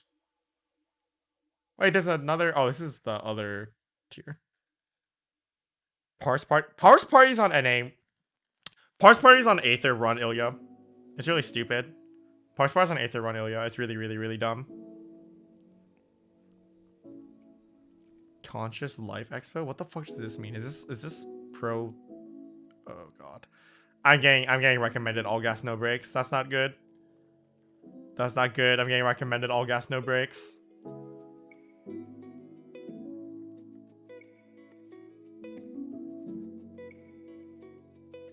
Yeah, your static are the only 8 Raiders in Crystal. I mean, we're talking about PF, not static Raiders. No one does Scythe uptime on EU, really? I know people on JP don't do Scythe uptime, but EU, if you're doing both Ilya and Scythe downtime, I don't know, that's a mistake.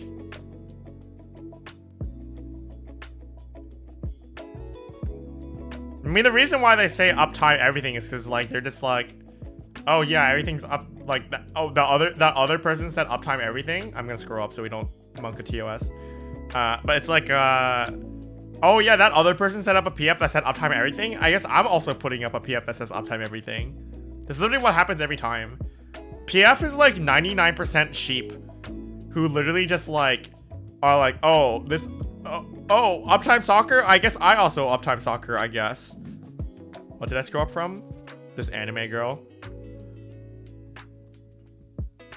I mean, you can look for it yourself if you want to. This video.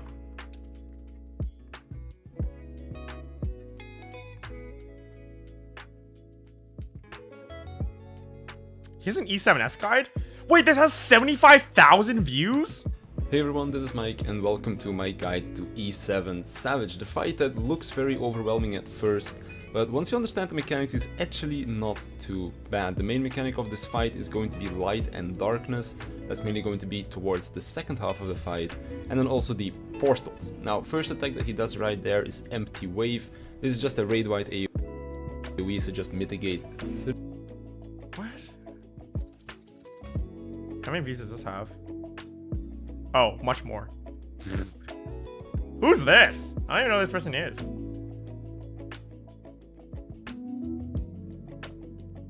Did Xeno popularize Uptime Soccer? I don't know if Xeno is the one who popularized Uptime Soccer. That's a good question. I actually have no idea. Did Xeno popularize Uptime Soccer? I mean, Uptime Soccer is fine. Like, I don't like it because people don't perform. The problem with Uptime Soccer is that people do it wrong.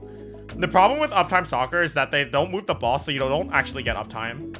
And then, like, for the second soccer, the tank doesn't move in fast enough, so they literally just kill their party with the Tank Buster. Like, both of those things happen all the time. It's so stupid.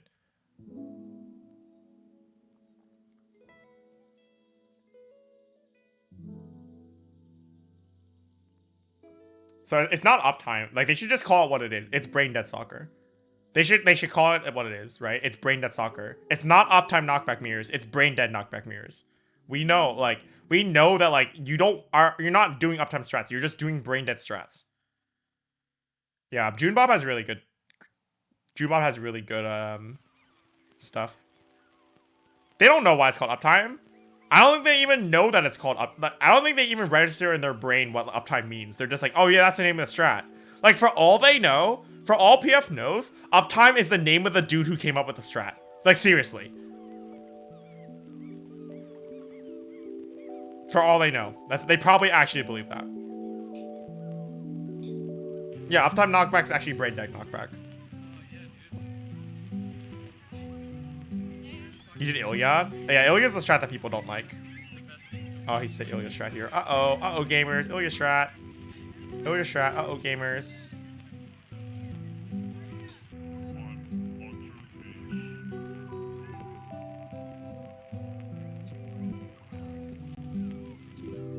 We name your stack uptime?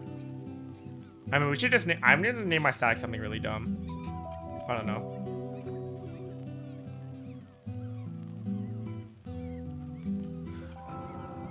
He made a different video for Ayatori, did he? What is this video? Uh-oh. Oh my god, oh my, this is a nightmare. Okay, I'm pretty sure this is, yeah, this is gonna be a jump. Alright, okay. Hey everyone, my name is Lynx Camilli. Okay. Should I name my stack Imperative Drummer Academy? All I know is that whatever strat I want to make next year, I'm going to name it the Ilya strat. If I ever come up with a good strat next year, I'm going to name it Ilya strat. That guy seems cringe. You think Lynx Camilli is cringe? I mean, no comment. I've watched his videos extensively or whatever, so I don't know. Whether or not I think it's cringe, you can figure out based on my reactions to what he says.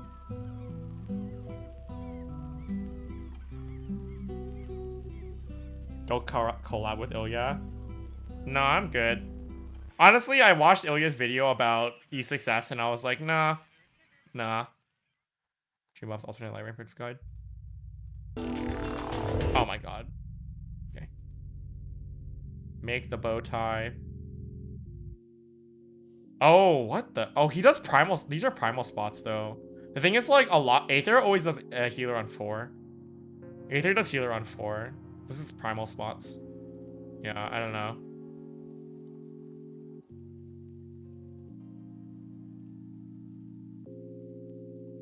And Hourglass, like, people don't swap the healer usually. The problem is, like, there's so many variations on the strats that it's hard to make a good guide.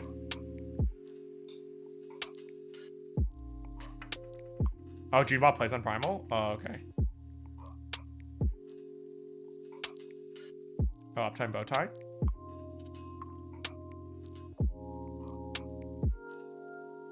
That's a pretty good strat. I've actually never seen anyone do uptime bow tie. Dude. Light Rampant would be sick if you got Pentagon tethers. It's sick as fuck. Yeah, that's the Xeno strat. Oh, this is an Ayatori. He doesn't have an Ayatori video. It's interesting. Wait, he got 100,000 viewers on his Titan strat? Guide? I didn't even know he had a Titan video. What the fuck? I didn't even know he had a Titan video. What the fuck?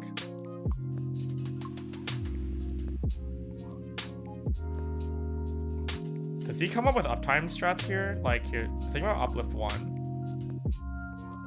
So the thing about Uplift 1 is that, like, let's see. See, the thing about this is that actually, like, the better strategy here is you want to put the tank on this square where my... You want to put the blue cursor on this square where my mouse cursor is. This square right here. You put the blue here. And then you put, you put the DPS here. And then you put the tanks and healers here. And this gives uptime for everybody. Like, that's what you want to do for Uplift 1. So, I don't know. No guy really talks about that. But if you want melee uptime, that's how you do it. Yellow goes to 3, orange goes to 2, blue stays upstairs, yeah. I mean, obviously it's correct, right? Wow, he has all these timestamps, holy crap. It's not even hard for Pugs to do that, honestly. I guess, like, I don't know.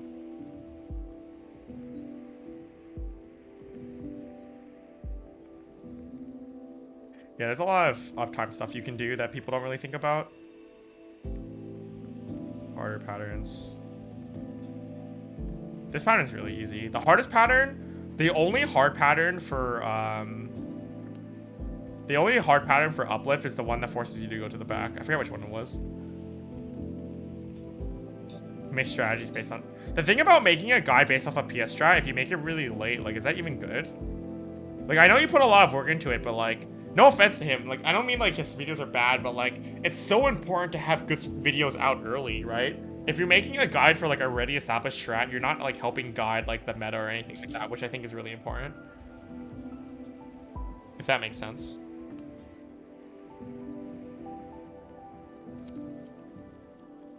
$98,000 views is a lot. Don't get me wrong, it is a lot. He's making money. I guess if you're after money, but I don't think he's doing this for money. So that's my impression. I don't think he's doing it for money.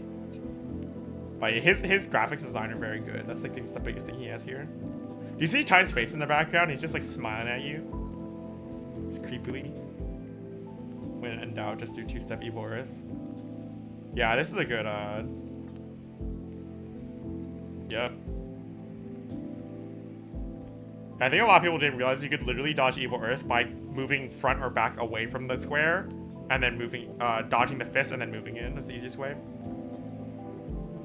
Fulmination guide as well.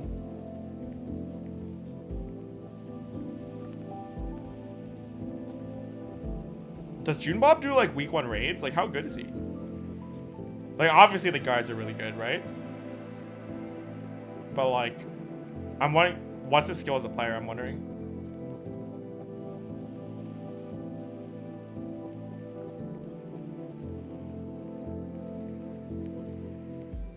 I think the thing about these guys is that like they don't really explain how the mechanics work, as far as I can tell. I know a lot of people don't like care about how the mechanics work, but I do think it's important. I think PF should care, cause like, let's see, Thundercloud. I mean, remove's pretty simple, straightforward, right? Remove's pretty straightforward, but let's see. If you look at something like Shiva, it's really important to understand, like,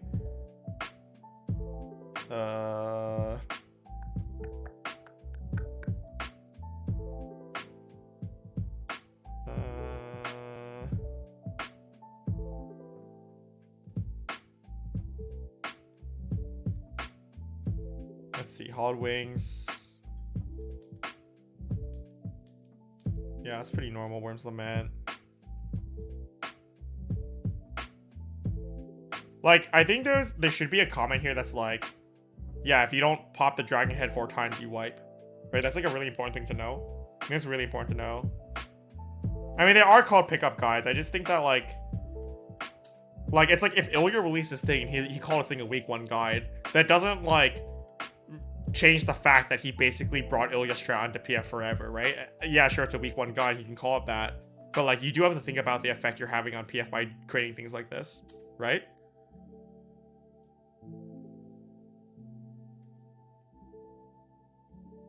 God, his graphics are so good though.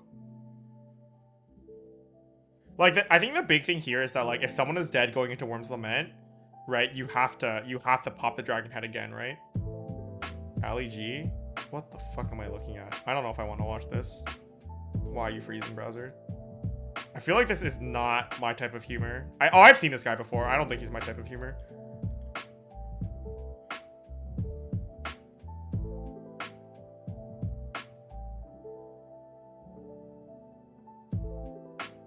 Your friend relies on it for E6 because he doesn't know the line AoE cuts tethers. Yeah, exactly. That's what I'm saying.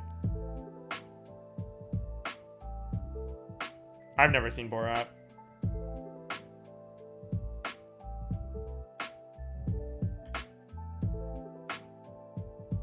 Yeah, so he doesn't talk about popping the dragon head. Like, he doesn't talk about a lot of stuff, right? Like, he doesn't even say that the dragon head pop is AoE. Right? He doesn't even say that, like, yeah, if you're near the dragon head pop, you're gonna die because it's AoE. Like, that's a really important thing to know, right?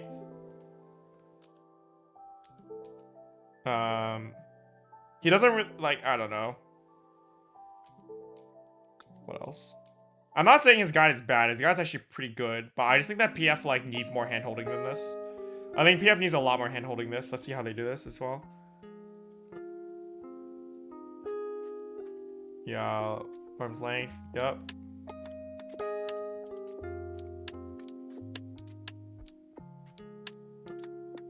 I think there's a lot of like fundamental stuff in Shiva that like part of the reason I wrote my Raid Fundamentals guide is that like because people do not understand things in Shiva, right? The Shiva tests so many weird, wacky things that people don't understand, right? Like the dragon heads, you have to pop them from the front because they're moving objects. Or like the knockback mirrors, they snapshot based on their cast bar, not based on the animation. So a lot of people completely fuck it up because they don't understand that. Same thing with Twin Silence and Twin Stillness and Embittered Dance and Spiteful Dance. All of these are like cast bar, like non-animation cast snapshots. So when they're like, oh, like so many people, right? So many people I've dealt with in PF, they're like, oh yeah, like, oh, lag. I got hit by that because of lag. No, you got hit by that because you didn't dodge it before it snapshotted. You just don't know when the snapshot is. You just don't know how it works. Like, you literally do not know how snapshotting works. That's like part of the reason why I wrote that guide to rating fundamentals, but like, I don't know. I just like more people need to really read it and understand. So many people just say, oh yeah, bad server tick. Like, do you even know what a fucking server tick is? Do you know what a server tick is? Because server tick does not refer to your positioning. It does not. Do I have a link to the guide? Yeah. Yeah, Akmorn as well. How does Akmorn snapshotting work?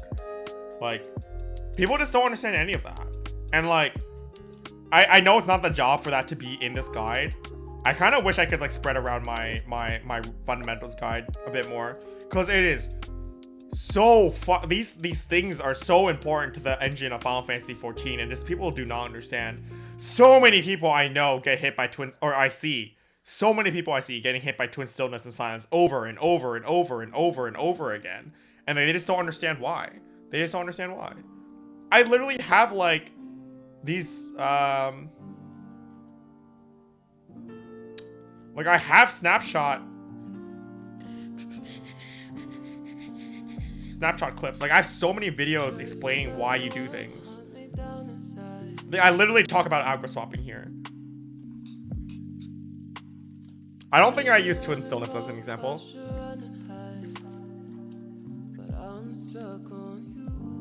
For next year, I think what I'm gonna do is I'm gonna write a guide on how to recover mechanics. Like, how do you recover Worm Cement when someone is dead? How do you recover Isolate Dragon Song when someone is dead? Etc, etc, etc. That's what I'm gonna do. Let's see. But like, snapshotting, right? Literally, like, look at this. Like, okay, yeah, there's AoE, and then it disappears and you can go back in. And like, I don't know. No, I guess I didn't really talk about non-cast bar snapshots. Oh, I did for fireballs here. Like, when do these snapshot, right? They snapshot like half a second before the animation. You just need to fucking know this, right?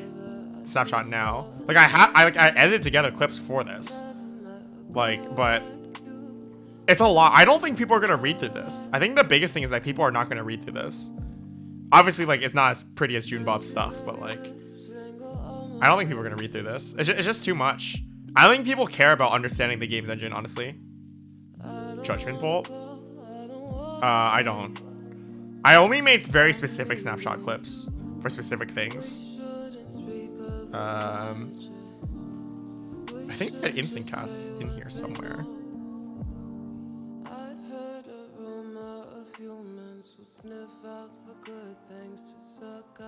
Yukop's Chariot's not that scary, in my opinion. It happens right before she does the animation. Here it is. Like, you need to know when the snapshots happen, right?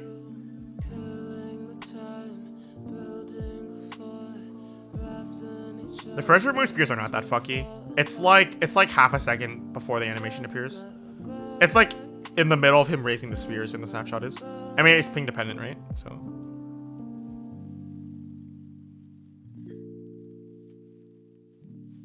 Yeah, they have their own invisible cast bar. You pretty much just need to ignore Remu's cast bar. You do it based on Remu's animation. I don't think it's that hard, personally, but A lot of it's just like dying to it and figuring out when it is. A lot of animation solving or like figuring out what snapshots is, a lot of it is just literally just like trying stuff, and like when you die to it in a specific spot, you're like, oh, you know, I died to it here, so the snapshot happens earlier or whatever. No, it's like right before the animation starts. It's right before the big blue AoEs appear. It's like right before it. It's like 1 second before it, half a second before it. That's why you can dodge back into it.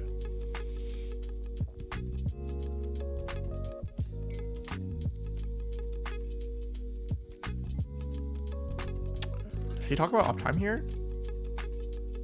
For gap close? Yeah, that's what I'm saying. It's like half a second before the blue AoEs appear. I mean, you can do it like later if you want to. That's up to you. Whether you're talking about gap closer or dodging out, it's the same thing, right? It only snapshots in one specific frame in the game, one specific instance. As long as you dodge it during that one specific instance, you're fine. Oh, you can see it in E5 normal? Oh, I didn't even know that. That helps. Yeah, that would help a lot. I think normal modes can teach you a lot about snapshotting if you look for it. Normal mode has a lot of snapshotting stuff that they can teach you about. I think, I'm trying to remember what Shiva has normal mode. Now, Shiva already has a lot of cast bars in general. But like AoE sizes as well. Do you know if wall is on the server tick? You're talking about the death wall? The server tick generally refers to the 3-second interval for specific things, so I would not call that the server tick. But yeah, you can go into the death wall without dying, if you're lucky.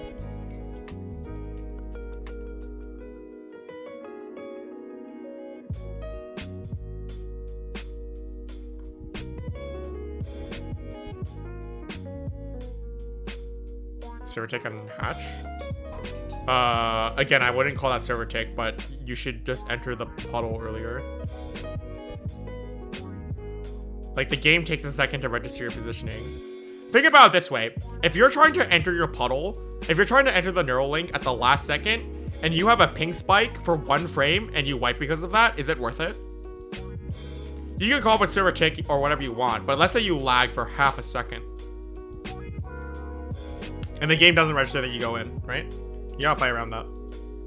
And that's like normal net infrastructure things, right? Like sometimes you're just gonna lag a little bit, right?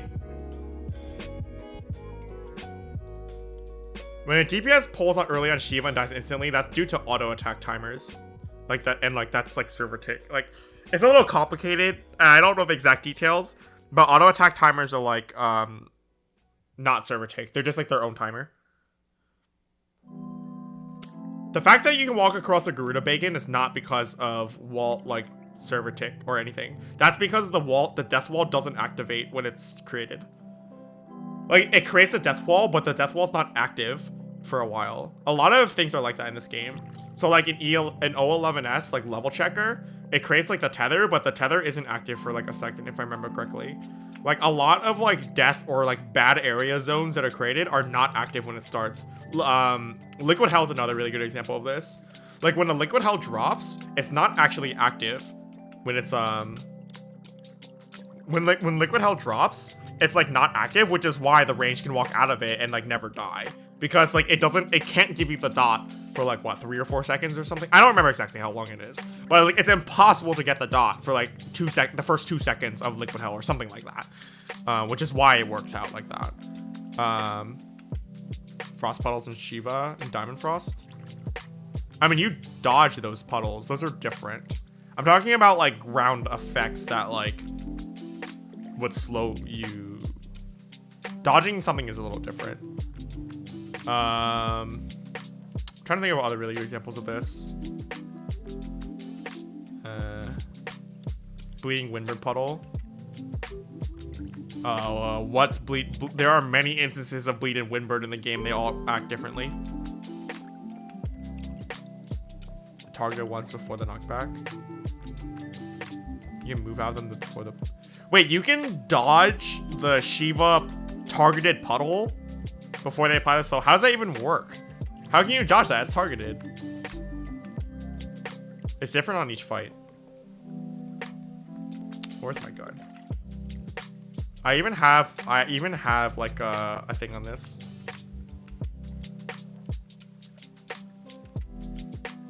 Look at this. Oh, YouTube. I literally have this in my guide. This bleed puddle, I stand in it and then the bleed gets applied. See how long it takes for that bleed to get applied when I'm standing in it? Because like the whole point is like it drops this puddle and then you can leave the puddle before the bleed applies to you.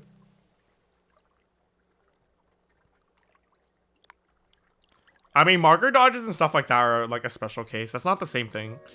That's not the same thing. Those are instances of like the game having bad netcode, if that makes sense. Like the stuff like the puddle dodge and like liquid hell is because like it's intended to give you time to adjust to the mechanic as it appears. Same thing with like Garuda's bacon strip and all that stuff. Dodging yellow in Titan and dodging like Protean wave and stuff like that, that's like not intended.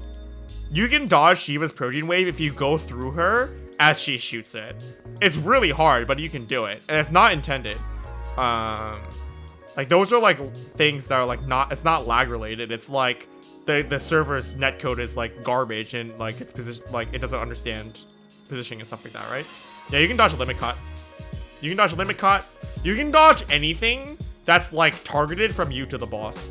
Anything that goes from you to the boss, you can dodge. So like in O12S, the tank buster is that giant laser, right? You can walk through the boss when it shoots the laser and you dodge it. Garuda's tank buster and Uwu? Probably, because that's a cleave as well. Anything that's targeted on you from the boss, you can do that with. It's just really, really hard and risky, so no one fucking does it. Like, you literally gain nothing by doing it. And if you mess it up, you like fucking kill your whole party, so no one does it. But it's possible. Also, if you got really good at it, you'd probably get banned. If I had to guess. If you started streaming yourself, like dodging every limit cut and like dodging every tank buster, they would probably ban you, is my understanding. Because like it's an exploit. Like it's not intended. It's very obviously not intended, right? At least Blizzard would totally ban you. I know Blizzard would ban you for sure. You play at 200 MS? Why do you play at 200 MS? That sucks. Do you not live closer to a different data center? Do you not want to play in JP or something like that?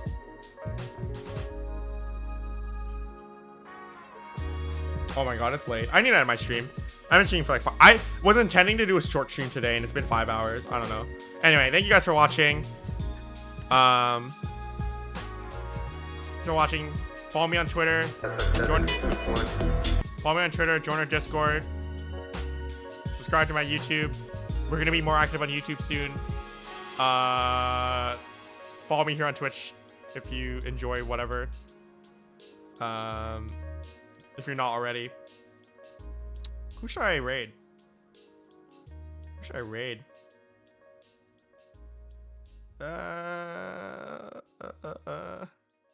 I raided Todd like a billion times. I've raided Todd like literally like a bajillion times. I like supporting other people. Alright, I'm just gonna host Arthur's. Because you guys like Genshin Impact, right?